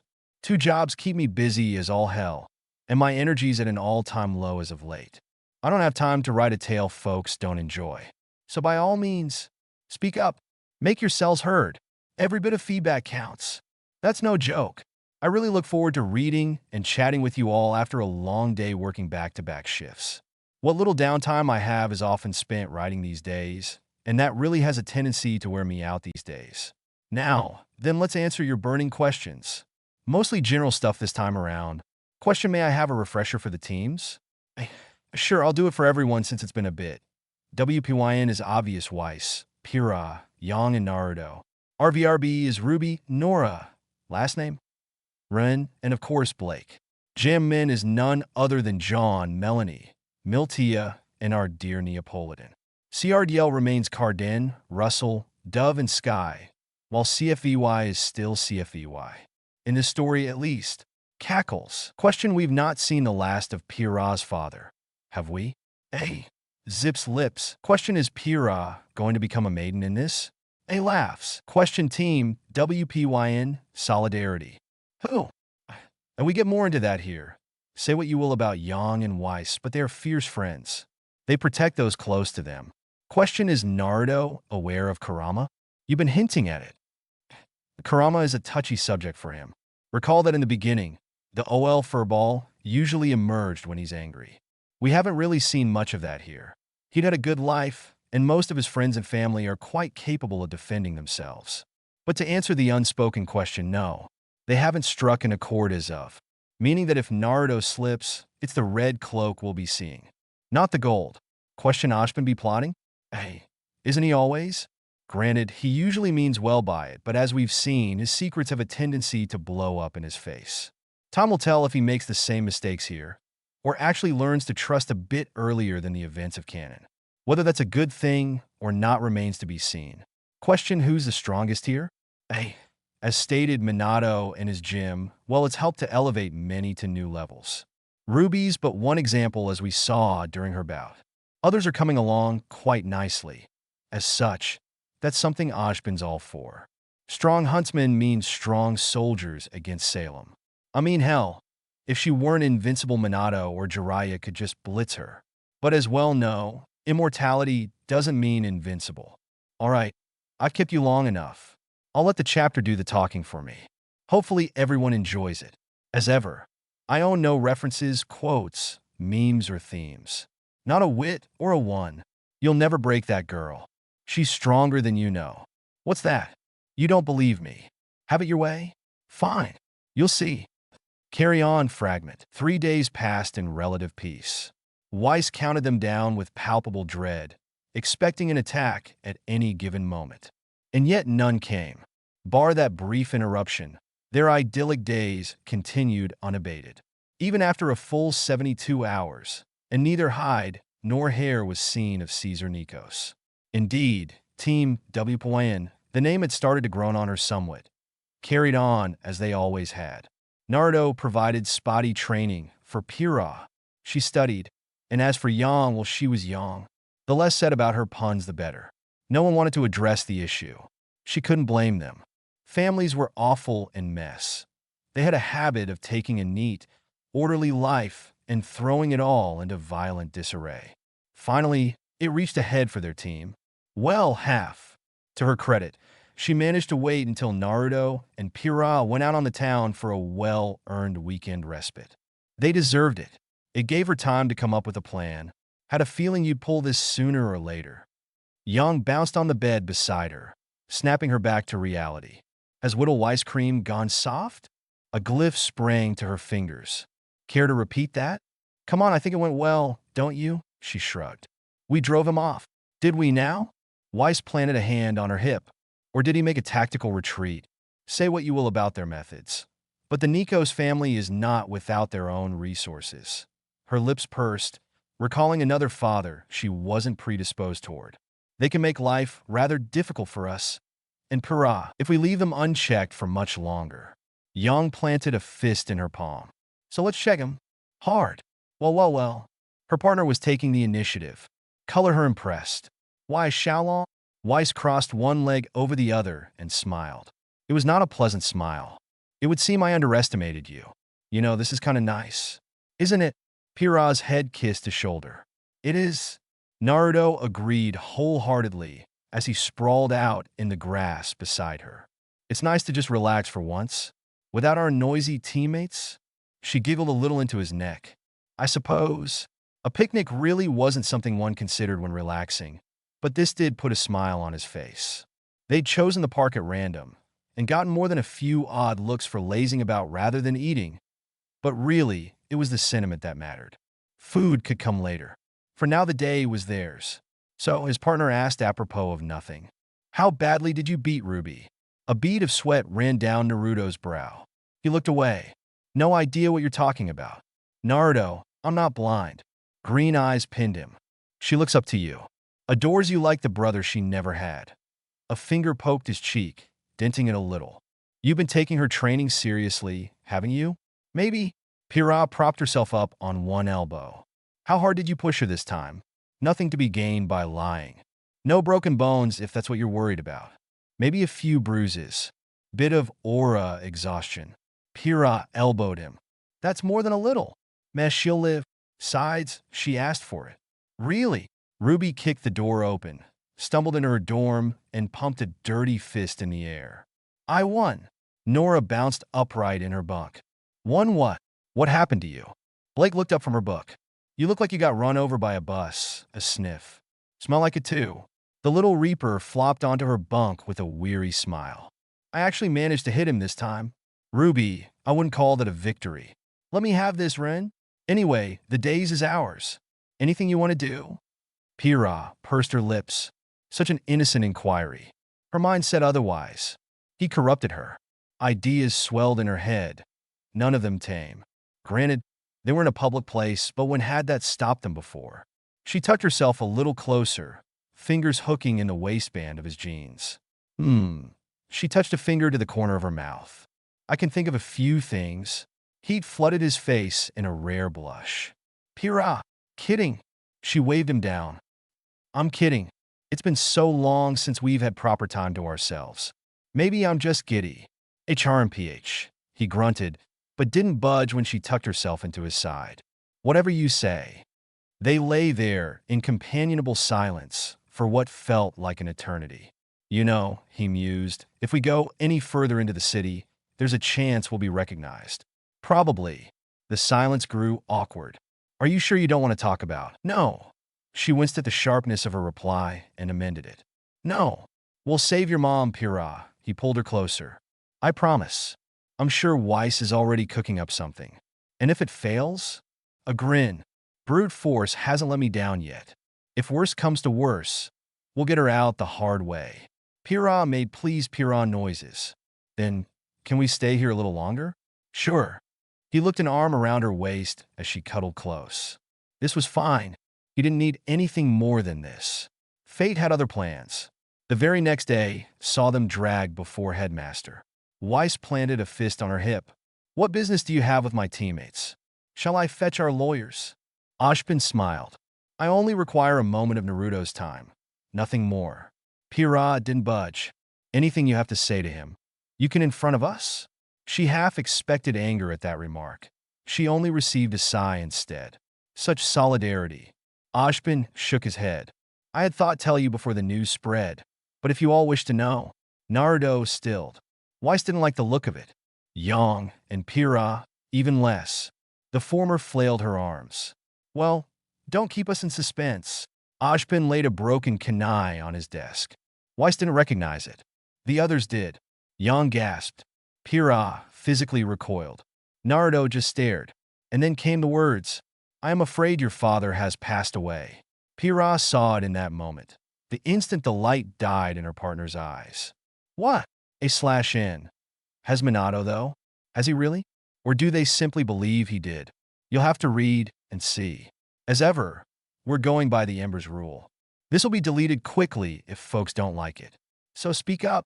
Make yourselves heard. Every bit of feedback counts. Seriously, strange as it may seem, I can't write without reviews. That's no joke. Worry not. We haven't seen the last of summer or the rest. Didn't see that coming now, did you? And there we go. As ever, reviews keep me alive. Without them, I cannot write. So, in the immortal words of Atlas, review. Would you kindly? Have some new previews. As ever, a disclaimer. Warning, warning, warning. There be spoilers ahead. Beware. Previews. If you take this power, you could better protect him. Do I look like I need your power? Naruto's world had dropped out from under him. I know what it's like to lose a father. If you want to talk, not now, Ren. He's fine. Has to be. What you fail to realize is this, boy. You have averted disaster, but not prevented it. You have enemies. Oh, so many enemies. Even now they are seeking you. And you know it not. When they find you, everything will run red. Like scarlet clouds in the sky.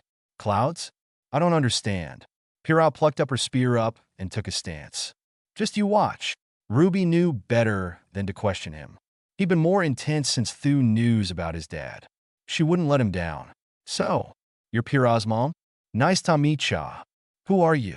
Naruto watched her with a keen eye, idly observing her movements as she became a streak of petals so much like her namesake. She'd increased her speed once again. He didn't budge, even when she began to run rings around him. Faster, faster still, even faster now. There! His fist soared up and caught her chin. Ruby went down. Ovye? Again. RNR. Running Rose preview. A/N. Sorry for the lack of length. This chapter fought me tooth and nail. Doesn't help that I'm in a good bit of pain. Think I might have messed up my leg. I'm trying to keep my weight off it, but it hurts like a beep, and it's driving me mad. I'll have words with the doctor tomorrow if it doesn't get better. You're fine, son, he says. No need for an x-ray, he says. It'll be all right. Just rest and stay off it for a few days. A few days? Grumbles, I don't have time to rest. I've bills to pay, mouths to feed. Still, writing helps keep my mind off the pain. So here we are, a special treat. You'll be getting a triple update today. This and just a bit of bread. The third should, hopefully, be strike a match, provided the pain doesn't drive me bonkers and, as ever, we're going by the now infamous Ember's rule for this story and many others. If folks don't enjoy this, it won't be continued, or worse, it'll end early like Wolf and killing monsters. 2 jobs keep me busy as all hell, and my energy's at an all-time low as of late. I don't have time to write a tale folks don't enjoy. So by all means, speak up. Make yourselves heard. Every bit of feedback counts. That's no joke. I really look forward to reading and chatting with you all after a long day working back-to-back shifts. What little downtime I have is often spent writing these days, and that really has a tendency to wear me out these days. One again, a refresher for the team names. Remember, WPYN weapon equals Weiss, Pyryhha, Yang, and Naruto. RVRB, Reverb, equals Ruby, Nora, Run, and Blake. Then we have Team JMMN, Jasmine, otherwise known as John, Miltia, Melanie, and Neo. Lucky bastard. No questions this time around. I'll let the chapter do the talking for me. All right, I've kept you long enough.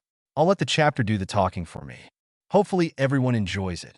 As ever, I own no references, quotes, memes, or themes. Not a wit or a one. Dad's not dead. I refuse to believe it. He can't be. Running Rose preview. Again. Ruby scrambled upright. I'll get you this time. Just watch. Naruto didn't say anything beyond that. He merely quirked a brow. took a stance and waved her on.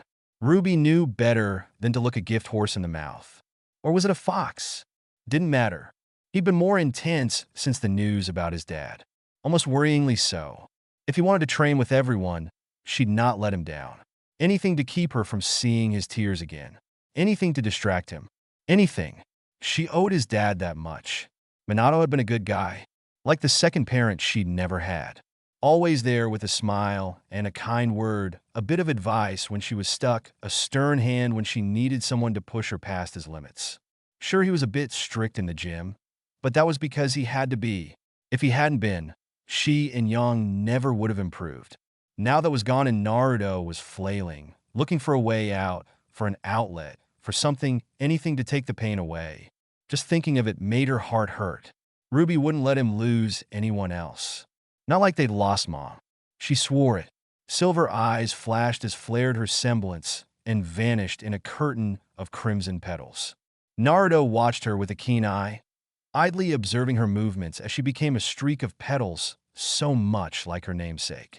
She'd increased her speed once again. He didn't budge, even when she began to run rings around him. Faster. Dirt kicked up, forming a faster still. Her eyes stung with tears from the wind alone. Even faster now, but she dare not act yet, not with his eyes on her. He just counter here again. Where the heck was... Yeah! Pyryhha burst through the cloud of dust with a war cry, slamming her shield into the back of his head. Naruto casually tanked it on his aura, whirled, and slammed a Rasengan into her stomach. Pyryhha crashed back with a yelp, aura sparking. The clash lasted all of an instant. His eyes didn't leave hers, not once. Darn! His fist slammed into the ground, ready to destroy her footing and make her easy prey, just as he had before. Double darn! A dark ribbon wrapped around his wrist and yanked him backward, upsetting his balance. Rin swept in from the side, raking his back with gunfire to distract Hai. In the same instant, a streak of white raced past. Murdenaster flicked out, striking his shoulder. A gravity glyph bloomed there, slowing him. Just a little, just a hair. Ruby nearly lost her footing at the sight. Huh. Apparently Weiss had finally learned how to tag people with her glyphs now. Had her semblance finally evolved over the last week? Scary. Also unfair. Naruto swore and hacked it away with a knife. But in that instant, Pyryhha was on him with a mad grin, forcing him to fend off a storm of blows. Yang waited in swinging with her, and together the duo forced him back again, raging across the yard in a storm of burning gold and scarlet. He kicked the latter away and folded the other over his knee, head-butting her away. Neo and John swept in while he was distracted, one raking her blade across his back, the other bashing him in the face with his shield. Aura crackled, and he buckled. Better. A laugh tore out of him. Don't stop now. He was still struggling upright when one of Nora's grenades whistled in, blinding him. She saw movement in the smoke and could only assume Melanie and Miltia had engaged. Definitely, because there they went, hurtling out of the smoke with a yelp. There! An opening. Ruby dove forward, lunging under his first to reappear beneath him. Smug silver eyes blazed up in a startled blue, then launched her entire body upward, ramming a heel into his chin. Naruto's head snapped back with a startled grunt. What did Minato call this move? Primary something or other? In the head of the battle, she couldn't remember the name. She had the bandages hidden in her sleeves ready for this. She'd trained, prepared for this moment. Now too, an arm caught her ankle, and then quite suddenly the word upended. She squeaked and flailed, pushing down her skirt. Naruto grinned down at her, a thin line of blood running down his nose. Thank you, Ruby. I needed that. Well, here came a knockout blow. Crap baskets. Aura crackled. Star burst before her vision. A slash in. Think of this as a warm-up of sorts. As ever, we're going by the Ember's rule. This'll won't be continued if folks don't like it. So speak up. Make yourselves heard. Every bit of feedback counts. Seriously, strange as it may seem, I can't write without reviews. That's no joke. Worry not. We haven't seen the last of summer or the rest. Didn't see that coming now, did you? And there we go. As ever, reviews keep me alive. Without them, I cannot write. So, In the immortal words of Atlas, review. Would you kindly? No previews this time. Nobody likes them. Crying face. RNR. Denying death. A/N. Bloody doctors and bloody blasted stress. Got another short chapter today, sorry. Yesterday was already stressful enough, but they called me bright and early this morning to say I need another appointment today. Something about which they need to talk to me about, and they want my doctor to be there when I do it. Ominous. Ain't it? I'll be going to the clinic once more by the time this be posted. In summary, if get the news I think I'm going to get, and well, I'll probably be drinking. A lot. Comes with getting older, I suppose. Here's hoping it's something they can fix. And speaking of fixes, I'll say it plain, if this email opt-in business with the site doesn't get resolved soon, I'm probably going to retire. It hurts to say that, but with this new system, reviews and readers have dropped to an all-time low. Many authors are leaving the site in droves. If you're not already aware, ever since the 16th of November, you now have to turn on your email alerts and account settings. Make sure you click Save Settings, else you won't be notified when anyone updates. No alerts, no email, no nothing. Apparently that's a thing we all have to do every 90 days or so now. Alas, not many are aware of it, which is a problem. As things stand, this new fix, as it were, has cut everyone's viewership/reviewers in half because most folks don't know about it. Authors are leaving/quitting in droves because of this. Sometimes opting in works. Sometimes it doesn't. Really depends. Hopefully the devs can fix, tweak/update this system. As ever, the Embers rule persists. Reviews are my fuel, my fire, my life. Without them, I lose all inspiration, all hope, all ability to write. That's no joke. I have so little time to write these days with 2 jobs, and silence hurts. So by all means, speak up. Make yourselves heard. Every bit of feedback, no matter how small or large, matters. Really, it helps a lot. It's a joy to talk with you all and bandy ideas back and forth. It really is. Sorry if this seems shorter than usual. Working on a tight schedule here. Only a few questions this time. Question update schedule. Hey, every damn day as always. If I'm still alive and sober enough to think, Blood Upon the Snow Thursday. Doctor of Demons should be sometime after that. Bear in mind that the second half of every month is usually reserved for Elden Ring updates, though I'm going to try and sprinkle in some double update days as well to shorten that. Really trying to vary the update catalog here. Question, is Minato really gone? And is he? Or is that what he wants folks to think? There's a reason we haven't heard from Kakashi, Obito, Rin, or Jiraiya either. Makes one wonder if Ashbin's up to something too. Question, Naruto needs to snap out of his funk. Chop chop. Oi, oi. Patience. One again, a refresher for the team names. Remember, WPYN weapon equals Weiss, Pyryhha, Yang, and Naruto. RVRB, Reverb, equals Ruby, Nora, Run, and Blake. Then we have Team JMMN, Jasmine, otherwise known as John, Miltia, Melanie, and Neo. Lucky bastard. No questions this time around. I'll let the chapter do the talking for me. All right, I kept you long enough. I'll let the chapter do the talking for me. Hopefully everyone enjoys the return to RWBY. As ever, I own no references, quotes, memes, or themes. Not a wit or a one. Denial is a powerful thing. When you think about it, everyone deals with it sooner or later. We deny ourselves pain, or deny ourselves hatred. Sometimes we even deny love. Denying death. Pyryhha didn't know what to do. She simply did not. No. Her mind was all a jumble, her thoughts hopelessly tangled, her feelings coiled into tight red knots.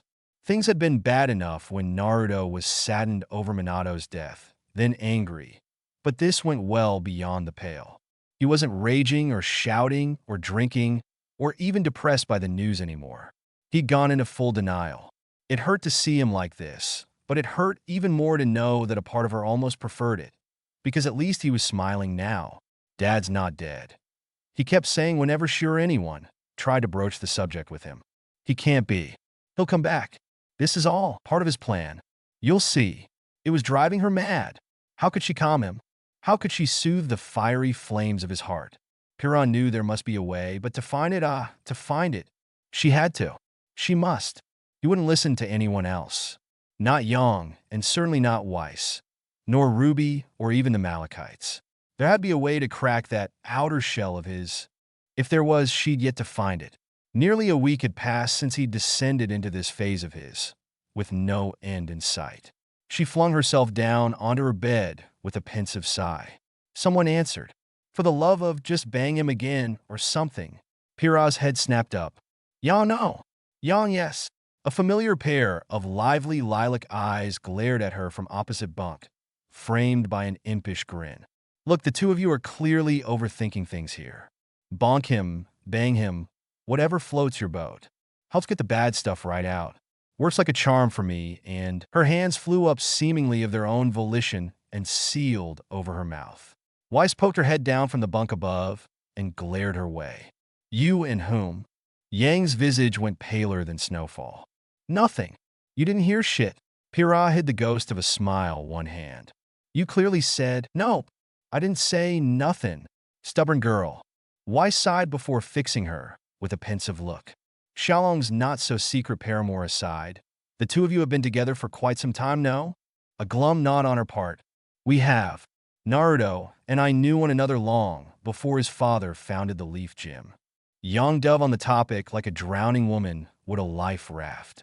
Best damn gym ever. Maybe we could head down there again this weekend. Weiss glared icy daggers her way. Xiaolong. Yeah, Weissicle? Hush. Hushing. Pyryhha couldn't quite strangle the grinning giggle that escaped her lips at their antics. It was so easy to forget that she wasn't alone in this. Not anymore. Yang and Weiss were her teammates too, after all. They might have rubbed off on one another, but they were just as concerned for Naruto's well-being as she. It humbled her. Weiss pushed the proverbial envelope an extra inch. Had you tried talking to him? I've already did that.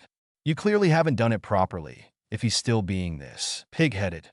She huffed and tossed her ponytail over one shoulder. Corner him somewhere.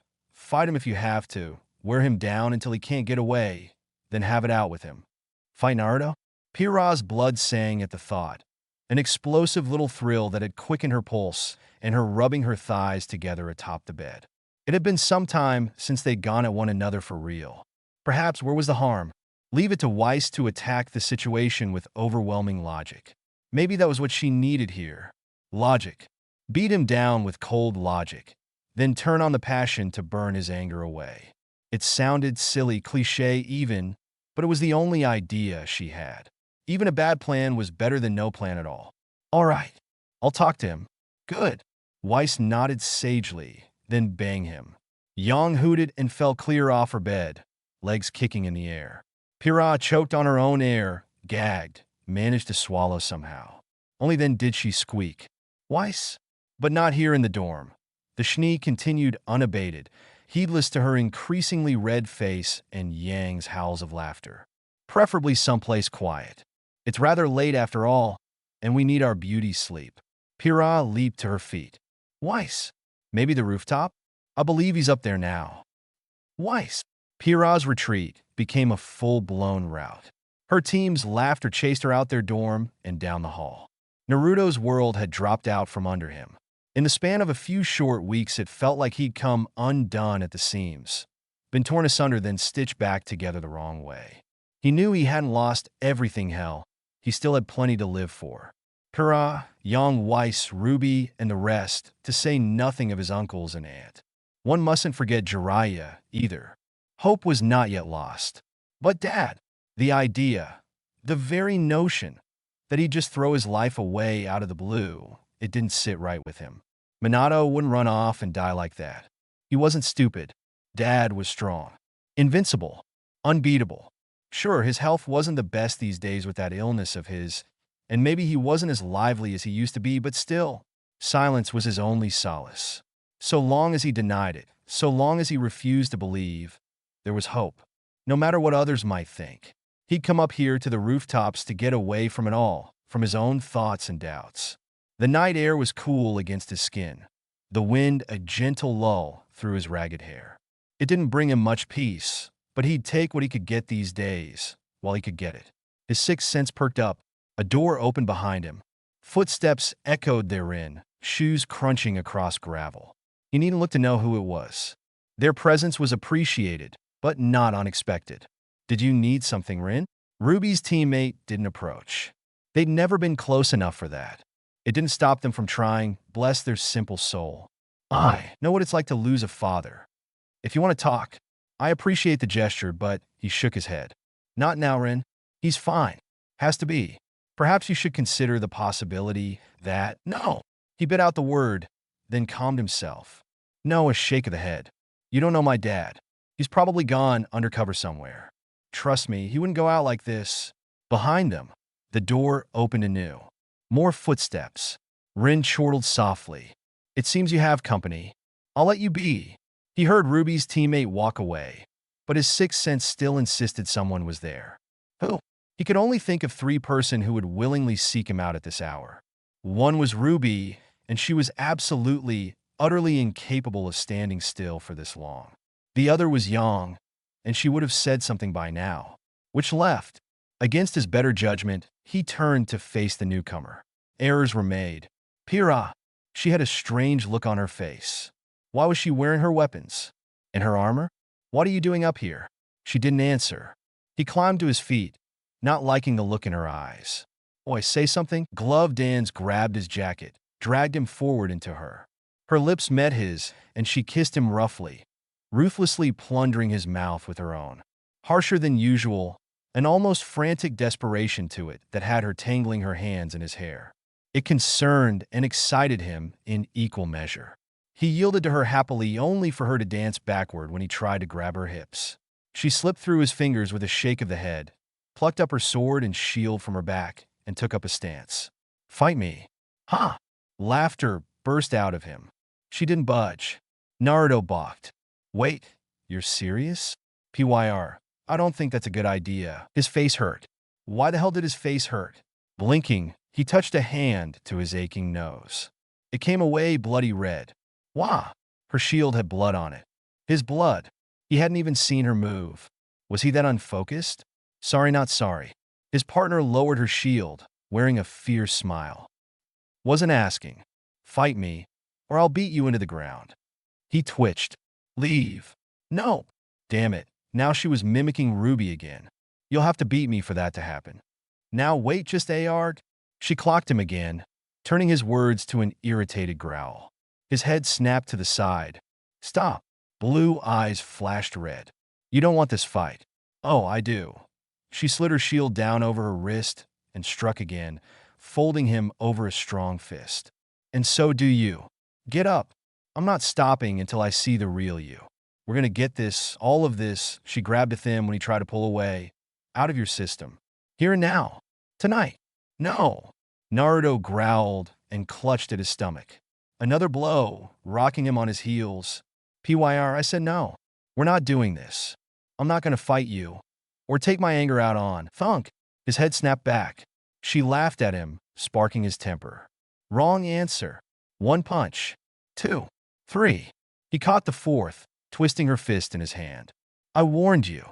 Green eyes sparkled with mirth. Had he just walked into her trap? Too late to do anything about it now. Pyryhha lunged at him. Finally, a slash in. GOW vibes at the end? Ah, young love. Ain't nothing like play fighting an F asterisk asterisk asterisk asterisk asterisk G with your crush in the same night. Feels good to get back to this. Now off to the doctors I go, for better or for worse, I don't know, hey, that rhymed. Wow, this stresses me out of my gourd.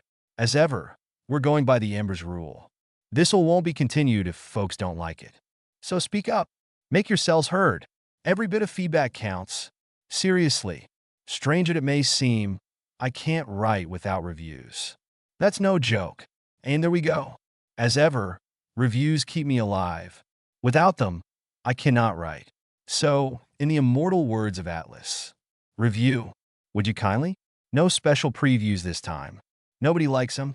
Makes me proper sad, it does. Crying face. Case in point, let's see if anyone likes this one. Preview. If you take this power, Miss Nikos, you could better protect him. Her eyes flashed. Do I look like I need your power? Yes. Ashbin's reply floored her. You do. I don't want it. All I ask is that you hear me out. R&R. Birds and burdens. A slash in. And season 9 is here. Hope you're ready because this chapter raises the stakes. Time for some March updates. I said I'd update more RWBY this month, and just had a look at the first two episodes of said season. Can't really say if they were good or bad per se. Not without seeing more, but objectively speaking, they were alright. Need to watch the third, but on to other matters. As my 15-year anniversary on this site draws near, I find myself reflecting on the little things in life. What was once a lazy pastime meant for me and a few friends really grew and evolved over time. There are days when I look back on the last 15 years here, and I wonder if anyone will remember me. If I made an impact, despite never making a single cent on any of these stories. Some days were happier than others, and some stories I enjoyed writing way too much, to the point where I'd stay up all night working on them. And of course, there are times when I look to the future and wonder what will become of things when I'm gone.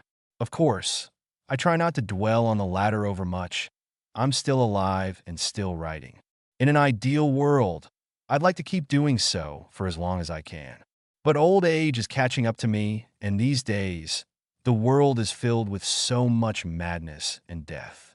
The recent earthquake in Turkey/Syria serves as a terrible example. Even before that, so many friends and fellow writers I once knew are gone now. Will I still be here in 20 years? 10? 5? It's a chilling thought. But for now, I'm still here, still writing. No questions this time. I think I've kept you waiting long enough. One again, a refresher for the team names. Remember WPYN, weapon equals Weiss, Pyryhha, Yang, and Naruto. RVRB, reverb, equals Ruby, Nora, Run, and Blake. Then we have Team Jamin, Jasmine, otherwise known as John, Miltia, Melanie, and Neo. Lucky bastard, that John. No questions this time around. I'll let the chapter do the talking for me. Alright, I've kept you long enough. I'll let the chapter do the talking for me. Hopefully everyone enjoys the return to RWBY. As ever, I own no references, quotes, memes, or themes. Not a wit or a one. Here we go. The all-out brawl promise between Naruto and Pyryhha. Let's see if Best Girl can snap him out of his funk. Minor verbatim from RWBY episodes here. Phoenix, you want an answer? Pyryhha, I'm lost. There! I said it. I've always been lost. Do you understand now? From the moment we met, I was already lost. Birds and burdens. Naruto was still holding back. The realization somewhat soured Pyryhha's excitement somewhat as she fought for her life. Cast a pall on what should have otherwise been a glorious fight between the two of them. It was her own fault, really. She'd come into this battle trying to make him angry, trying to evoke a response, snap him out of his funk. And she had, in a sense. But even with his anger roused, he yet limited himself, restrained himself. Even now, he refused to fight her as an equal. And the worst part of it all? He was still beating her into the ground. Every move was a blur she barely countered. Each block rattled her bones, and every time he landed a blow, she felt her aura scream. She had been with him for years now, trained with him throughout it all, and it was nearly all she could do to keep up. If it weren't for her semblance, he would have knocked her out long ago and been done with it. Naruto didn't have a bit of metal on him tonight. She, however, on the other hand, had seeded her outfit with bits of metal tonight for this very purpose after all. His fist whistled in at her face. She flared her semblance and forced her arm up with speed it shouldn't have possessed. She grinned and kicked out, driving her heel into his ribs, sending him stumbling back. He touched a hand to his side. Scowled now. Blue eyes narrowed upon her. He'd figured it out. Of course he had. He was a tactical genius when it came to combat. Polarity, the act of pushing and pulling that metal whichever way she wanted, gave her that much more of an edge in combat. More so now, when she could force her limbs to be where they needed to be in time. It was a trick she prepared especially for him, something she'd never used on anyone else. Against a juggernaut like Naruto, she needed that edge tonight, or he'd flatten her. It was both exhilarating and humbling, and terrifying. It was far too late to do anything about it. The die was cast, the words said, and nothing could take them back. She could only weather the storm of Naruto's anger and fight for her life. He was absolutely furious with her. Not the murderous sort. Pyryhha knew she couldn't handle him when he truly went berserk, but the cold kind. He'd gone well past fire and straight into ice. His mind ran cold, just as hers burned hot. She could see it in his eyes, feel it in the ruthless way he dismantled her at every turn, parried, riposted, and beat her down into the dirt. His skull kissed the ground. Aura flashed, flared now as she rolled away from a kick that would have surely knocked her out and given her whiplash besides. If only she had more power. The thought shouldn't have bothered her, but it did, knowing how far she had yet to go. She knew she was twice, if not thrice, as strong now as she would have been without him pushing her forward. She had surpassed her limits time and time again. Yet here and now, when he let loose like this, it reminded her just how large the gap between them remained. How could she close it? Milo whisked in at Naruto's head, her sword seeking his chin, and when he parried that, she smashed a kuo into his face. Naruto tanked it, and the shield buckled with a squeal of metal. Not missing a beat, she slung her shield on her back and swapped her sword to its spear form, driving him back in a storm of blows. He weaved between them all, a dancer on stage. Not a single strike touched him. He didn't mock her, didn't speak, or so much as say a word. When his counterattack finally came, Pyryhha barely got her guard up in time. His fist slammed into the butt of her spear and sent her skidding away. Her feet dug in, preventing her from flying clean off the rooftop, but only just. She raised her spear and grinned at him over it. "That your best." "Enough," he spoke at last. "This is pointless and you know it. Stop trying to make me clang." Angry, he finished with a snarl, catching her spear in his hand. "I mean it." She bashed her forehead against his. Aura cracked. He snarled and smashed a knee at her stomach, only for her to meet it with one of her own. The world dissolved into mindless violence once more. This wasn't a fight. It was a waltz, a savage rhythm that saw them blurring across the rooftop, their full physical potential on display, not a single movement wasted. It wasn't even a fair one at that. He fought on unarmed, while she had her sword and shield to hide behind. If he'd whipped out his chakra or clones, she knew she'd be in for a beating, but he never did. Even in his icy rage, he restrained himself. Pyryhha wasn't sure if she loved or hated him for that. Her answer came to her as his knee rocketed into her stomach. Breath burst from her lungs as she doubled over with a startled gasp. For anyone else, it would have meant certain defeat. But she'd been taught to control her breathing and righted herself quickly. Naruto slugged her in the chest for it. Ow! This time the gasp was a pained one as she recoiled. Right in the boob. Really? A spark of concern broke through his anger. Sorry, Pyr. Her temper sparked. No. No more apologies. She was so sick of that word. Sick of it. Stop that. She hollered and kicked him in the groin. He grunted in pain, stance wavering for a moment. She took full advantage, decking him with her lance. Once, twice she'd just missed. On the third sweep, Naruto dropped flat to the floor, allowing her javelin to whistle over his head.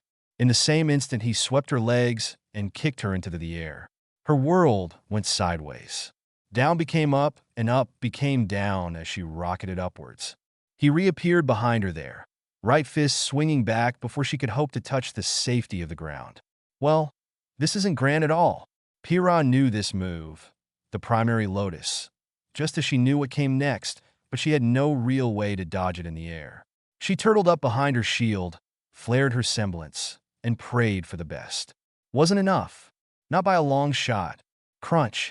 Naruto's punch ripped Pyryhha clean off the rooftop, slapped her out the sky, and filled her ears with so much wind. She couldn't see where she was headed anymore. He'd hit her that hard. That fast. Long locks lashed at her face, and belatedly, she realized his attack had ruined her ponytail. A proper huntress would have whined and cried about getting their hair dirty.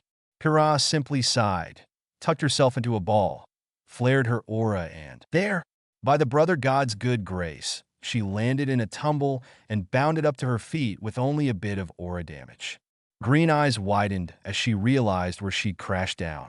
Naruto hadn't simply slapped her off the rooftop. He knocked her clear into Beacon's courtyard, near the fountain at the main entrance at the cliffs. This was the very place they'd been flown in by airship not so long ago. But where was? A shadow fell over Pyryhha. Against her better judgment, she dared to look up towards it. She saw Naruto above, silhouetted against the broken moon, one leg raised high. Her beloved fell upon her like a shooting star, a very angry star. A dozen voices fired in her head, one chief among them. Move, move, move, ooh. Pyryhha kicked off the ground and flung herself aside with a yelp.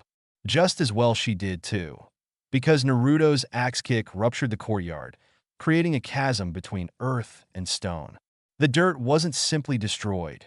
It burst, kicking up a growing geyser to blind her. She felt some of the cliffside crumble away into the sea and gulped a little. Forget being knocked out. If she'd been hit by that, she'd have a broken, well, everything. Do you understand now? Naruto ripped his foot from the dirt and glared up at her from the crater he'd made. You can't win. Stop trying to piss me off. She really should. He might kill her if this continued. And yet, nothing would change if she gave up, would it? He'd go back to being in denial, hiding his pain behind a smile. She couldn't bear the thought. She'd do whatever it took to save him from that pain, even if it meant she had to suffer a bit of it herself. Better to get all his frustrations out here and now, burn off all that negativity, and start anew. But how? Was? Naruto absolutely twitched. What was that? Pyryhha blinked, touched a hand to her lips. She'd said that, hadn't she? Well, infraline, as they say. I said you're being a wuss. She planted a fist on her hip, projecting bravado she didn't truly feel. Stop being a pansy about this. Man up and tell me how you really feel. Naruto exhaled slowly, a long, shivering breath. Don't call me that, Pyryhha. What a wuss. She forced herself to smile. Fine. You're not a wuss. You're being a pussy. Take your balls out of your purse and fight. Naruto didn't budge. All or nothing then. Hopefully he'd forgive her. She tilted her head and gave him the push he needed. Then I guess Minato was right about you. You really can't think for yourself. Naruto absolutely hissed. She dodged back the moment he did. It saved her life. She didn't see Naruto move, but she certainly felt what followed. An uppercut caught her chin and sent her flying through the air arse, over elbow. She rocketed back into beacon, crashed through one wall, another now, and a third still. Finally, she landed flat on her back, blinking black spots from her vision. She propped herself up on her elbows and blew a strand of scarlet hair from her face. Someone yelped above her. Pyryhha! Was it? She blinked black spots away from her eyes and craned her neck where she lay. Oh, hello? John, she mustered a bleary grin. I'm sorry. I'm not interrupting, am I? She most assuredly was if Neos' relative state of undress was anything to go by. Also, she was sitting on said blonde's chest and glaring absolute daggers at her. Pyryhha felt that last bit was worth noting. Right. Those two were together, weren't they? She had almost forgotten. And was that Melanie and Miltio over there? Maybe someday she'd ask how that happened. A crimson claw burst out the smoke and grabbed her by the ankle. She gulped. Don't mind us, ladies. You too, John. Naruto's voice was a low growl. We're just working out some relationship issues. His piece said. He whipped her back outside into the moonlight. All hell broke loose. You want to talk about my feelings? A furious snarl filled Pyryhha's ears as she struck the ground shoulder first. Fine. Have it your way. He was on her an instant later, raining down punches against her shield. It was all she could do to keep her arms steady and ward him off. Let's talk about my feelings. All my life I looked up to my dad, lived by his example. His fist thundered past her face, shaving away strands of scarlet when she didn't quite dodge in time. She ducked back and he gave chase, swinging like a madman. All pretense of strategy lost. What he would say, what he would do, what was the right thing, all of it. He wailed on her, and she took it, trusting in her shield to hold fast. I thought I knew who I was meant to be, but now he's gone and I can't. He reared back and punched down at her feet, cratering the earth as he launched her away. I'm lost without him. Pain pulsed through Pyryhha's left leg. She grit her teeth against it. Progress was worth a little pain. That's all right. She staggered upright, wiped a bit of blood from her mouth, and smiled at him. We can be lost together. I'll protect you. High above them, the clouds parted and the light of the shattered moon fell upon them. It didn't reach Naruto. He stood in the shadows still, head bowed, shoulders quivering. I don't want to be protected. The words escaped him in a hoarse croak of a rasp, and in that instant Pyryhha saw it, a spark of scarlet light rising from his stomach. I want vengeance. I want to find whomever made Dad vanish and tear them apart. I'll wring their neck, tear out their eyes, smash in their skull. Here at last he raised his gaze. His eyes were blue no longer. They'd gone slitted, scarlet. His gaze had become that of a beast. Dread dawned with it. No, no, no. No chakra cloak. Not here. Beacon wasn't ready for that level of power. Naruto, wait. Do you even now doubt what it's like? Pyryhha, his voice warped as he spoke, taking on a dark cadence that chilled her blood. To think you know who you are, only to realize your life's a lie. A single crimson tail of dark red light slithering into existence behind him. No. How could you? I helped you. I saved you. I plucked you out of that mess in Mistral. And you think you know me? That I want to be protected? Saved? This was getting out of hand. That's not what I meant. A sharp crack of sound was her only warning. Then he stood before her. Naruto's forehead touched hers, and scarlet chakra smolder against her aura, smoke spitting between them. You know nothing, Pyryhha Nikos. Don't panic. She had to calm him down. Quickly. I know enough. Trusting in her faltering aura to hold, she stepped forward and flung her arms around his neck. Drew him close now, heedless of her plummeting strength. Naruto stiffened. What are you doing? I know that will kill them, she whispered in his ear, crooning softly as she held him close. You, me, young and wise. We'll kill them all. Everyone who took Minato from us. But before that I'll get stronger. Not to protect you, but to stand beside you.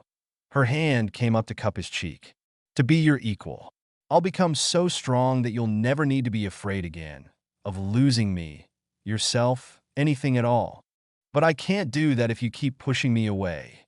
She drew back, holding his back with her other hand, grimacing a little as her gloves began to smolder. Let me in, Naruto. Let me help.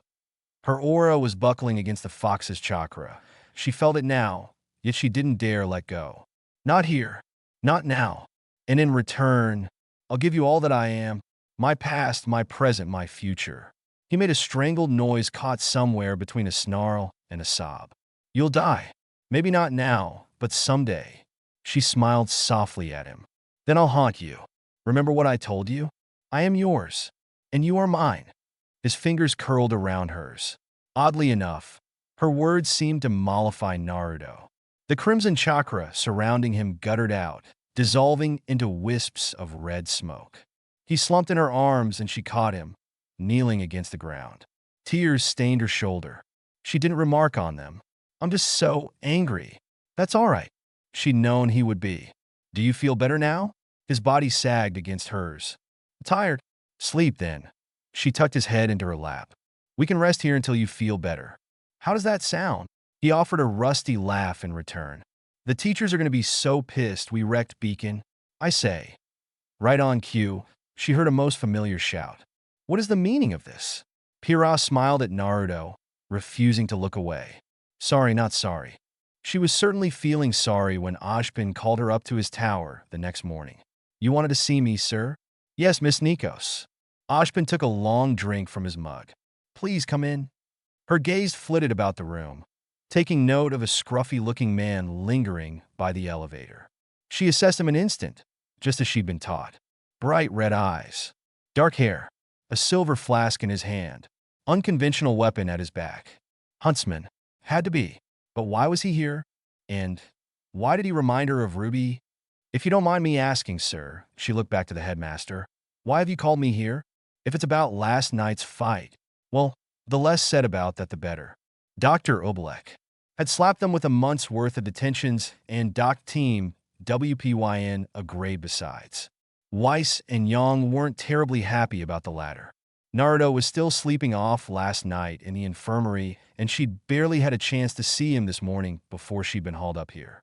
Ashpin beckoned. Take a seat. Reluctantly, she did so. Were they going to be expelled?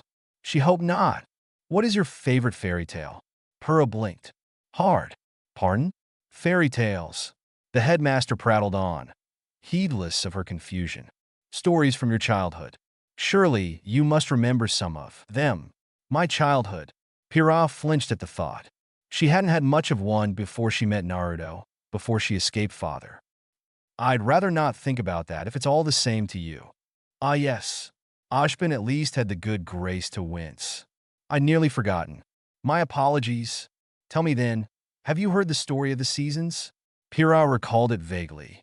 The one about the four maidens and the old man, yes? Winter, spring, summer, fall. The four maidens.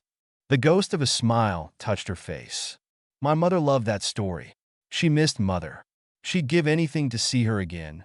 Better yet, to get her far, far away from father. Maybe someday she'd be well enough to live on her own again. The headmaster chuckled softly. Would you believe that story's been around since I was a boy? She quirked a crimson brow his way. Surely you're not that old. He couldn't be. Could he? Well, would you believe me if I told you it was true? His response drew renewed scrutiny and suspicion from her. What if I were to tell you there were four maidens in this world, beings of tremendous power, strong enough to control the very elements themselves? Pyryhha didn't like where this was going. Not one bit. Why are you telling me this? The headmaster steepled his fingers.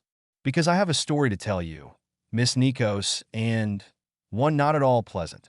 Against her better judgment, she listened. Ashbin told her the story of a girl named Amber. He told her it all. And at the end of it all, she reeled backwards. If you take this power, Miss Nikos, you could better protect those you care for. Her eyes flashed. Do I look like I need your power? Yes. Ashbin's reply floored her. You do. All I ask is that you hear me out. I don't want it. She did, even if she was suspicious as all hell about it. What were the chances? She'd been quietly craving more strength to stand beside Naruto. And just after they fought, she was offered this. The timing was too good to be true. And if it wasn't, this girl, Amber, what happened to her?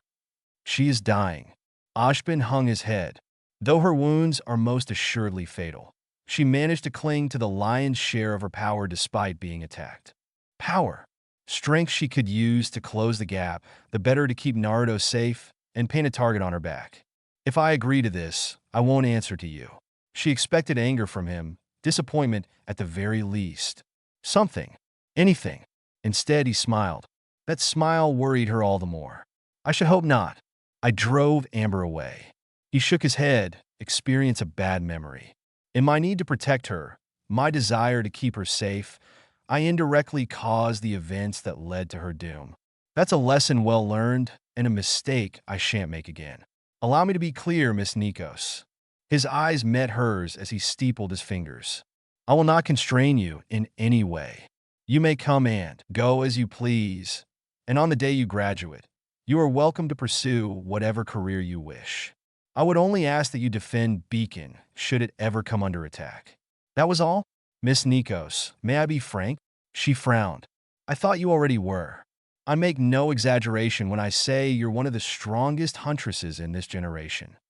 Up came the mug again for him to drink from again. It did nothing to hide his smile. You could likely give Crow here a run for his money. Huh? The drinking man scoffed. The kid's good, but she's not that good. Even if she did have that goody two-shoes Minato teaching her. Pyryhha snapped her fingers. Crow's weapon flew from its sheath and slammed into the ceiling, well out of reach. Hey, she glared at him. Talk poorly about him again, and your flask will join it. Why you little? Her right finger twitched. Crow heaved a sigh. Fine, fine. I'll be good. Cheeky little bird. I learned from the best. Pyryhha preened as she released his blade. And don't think I'm blind to what you really want. From there she rounded on Ashbin, eyes flashing. You don't just want me. You want Naruto. It was easy to see. They were a package deal. You couldn't have one without the other. I admit he would likely be inclined to help you, as would your friends, but no, my motives here are purely pragmatic. He seemed almost sad to say it. If there were anyone stronger, anyone better suited, anyone else of the proper age, you and I would not be having this conversation. Give it to Good Witch, then. She's strong. I cannot. She is too old. Would you rather suggest one of your friends instead? His verbal riposte caught her off balance. Many of them were trained at the Leaf Gym, and quite skilled. They might prove suitable should you turn this offer down. Pyryhha's jaw clenched. Ashbin had her. He absolutely had her, and they both knew it. Even if she weren't considering the maiden solely for the power boost it offered, she would now to spare Yang and Weiss, if not Ruby and the rest. Taking this strength would make her a target to be sure, but better her than her friends. She was the strongest among them. Had to be her. Someone else might just die. Can I have time to think on this? You can. Ashbin's nod filled her with relief. His words stole that joy away. I would prefer your answer in the next 3 minutes. That's all. Your little skirmish last night spooked the ones seeking this power. A second attempt was made on Amber's life only some hours ago by masked individuals. Professor Port gave his life driving them back. She recoiled, and he paused to let the weight of his words sink in. Whether they were truth or a lie, she didn't know, and the distinction worried her. Miss Goodwitch and Dr. Oblek is currently guarding her body, but we have no way of knowing whether there will be a third attempt. Time is of the essence. If we delay any longer, then we risk her power being ripped away right under our noses. Naruto would understand, surely. She'd sworn to become stronger for him, after all. Have you made your decision, then? She had. I'll become a maiden, but not your maiden. I suppose the distinction matters. He shrugged and reached across the table. Shake my hand. Pyryhha eyed his open fingers like a quintet of vipers ready to bite. It felt like making a deal with the devil. Honestly, must all Minato's students be so suspicious? The headmaster must have sensed her concern too, because he heaved a sigh. Be assured, I am not your enemy. I swear to you on my daughter's memory. That, too, was news to her. You have children? I did, once upon a time. His smile was small and sad, his eyes distant, lost in some awful memory. I would never use their names in vain. Oh God, she was actually considering this. If you betray me, I'll kill you. Crow squawked. Hey. Ashbin didn't react. He considered her for a long moment. I dare say you would do a better job than most. Shall we? She shook his hand. There was no spark, no tingle of power, no sapping of her soul, nor a blood oath sworn. Ashbin's hand was just that, a hand. She felt silly for fearing it in the first place. Excellent. Ashbin hopped to his feet and kicked up his cane under his arm. Come along, then. Pyryhha balked, made incredulous by his sudden declaration. Now, there's no time like the present, don't you think? Naruto awoke in his bed with a start. He looked left. Right now. Frowned. Where'd Pyryhha go? The human soul truly is a strange thing, isn't it? Many said aura was the soul. Perhaps it was. Perhaps it wasn't. Perhaps it was something else entirely, and everyone was horribly mistaken. Pyryhha couldn't claim to know either. Aura was aura. Soul was the soul. Nothing more, nothing less. Simple as. And right now, her soul was on fire. Power rushed into the pod. Into her, filling her every pore with liquid fire. Pain, pain, pain. It hurt. Agony unending. Torment unceasing. She'd screamed herself hoarse within the first minute, and still it didn't stop. Aura rushed into her. Power not her own, the last dregs of a dying girl with nothing left to loose but her life. She saw things she'd never seen, experienced memories that weren't her own, sights, sounds, and smells. A looming loneliness, so power she wanted to weep. Something brushed up against her mind, a faint, tired presence, little more than a feather's brush. And then she heard it, a girl's voice. So, Ashbin chose another. You're strong, if nothing else. She grit her teeth to bite back another scream. Who are you? The answer came to her a moment later. He'll use you as he used me. Amber's voice intoned. You've made a fool's bargain.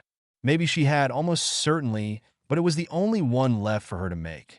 Pyryhha gritted her teeth and snarled. I am me. No one else. She would not be used. She refused as someone's tool. She was Pyryhha. No amount of foreign aura or memories could change that. She clung to her sense of self as her aura topped up and overflowed, using her own memories, her feelings as one might a raft in a storm sea. Faces, feelings, names. She began to chant them under her breath. Naruto, Weiss, Yang, now the others, muttering them one after the other like a mantra. a prayer to keep herself sane as the slivers of a slain woman's soul fused with hers. That's the way. Remember those names. Amber's voice, or perhaps her ghost, offered one last ragged sigh. Don't die alone, Pyryhha. Live, laugh, love. The haze faded, and with it, the lid creaked open. Pyryhha forced herself to grasp the edge of the pod, using it to hoist herself upright. Ashbin was waiting there with a neutral expression and a helping hand. She slapped it aside, refusing to rely on him, and stumbled out to freedom, gripping her former prison for balance. Goodwitch and Oblek awaited her only a stone's throw away, their faces carved from stone. No one spoke. No one breathed. She found her voice at last. Did it work? Crow raised his flask high. See for yourself, Red. Pyryhha glimpsed her reflection in the glass lid of the pod. The mirror held her answer. Her eyes burned with green flames. A/N. Ain scene. Pyryhha, Pyryhha, Pyryhha. What have you done? She's become a maiden on her own terms, yes. But at what cost? Feels good to get back to this. Now off to the doctors I go, for better or for worse, I don't know, hey, that rhymed. Wow, this stresses me out of my gourd. As ever, we're going by the Ember's rule. This'll won't be continued if folks don't like it. So speak up. Make yourselves heard. Every bit of feedback counts. Seriously, strange as it may seem, I can't write without reviews. That's no joke. And there we go. As ever, reviews keep me alive. Without them, I cannot write. So, in the immortal words of Atlas, review. Would you kindly? No special/long previews this time. Nobody seems to like them. Makes a tired old man proper sad, it does. Crying face. As ever, the traditional disclaimer. Warning, warning, warning. Spoilers await ahead. Ye be warned. Preview. What did you do? I did what was necessary to protect you. Naruto flung up his arms. By taking on a strange power you know next to nothing about? Because I wanted to. A bit of wind kicked up, scattering their homework across their room. Is that so wrong? She grimaced, touching a hand to her burning eyes. Forgive me, I'm still getting used to this. Yang whistled. All right, that is just bullshit. How come you get the superpowers? I quite concur. Weiss huffed. Do you even know how to control it? Mate? Does my little sis have a crush? Yang, Cinder absolutely hissed. The power stolen out from under her. Who had it? Who had taken it from Amber? She'd kill them, skin them alive. Fighting the White Fang, yeah? Sure, why not? Should be fun. Must you persist? Salem raised a hand, idly watching the limb. Regenerate. Come now, we've been at this for days. Shall we call a truce? No. Your body will give out. Her would-be victim chuckled. Will it now? He slapped the seal against her chest. And then there was pain. R&R.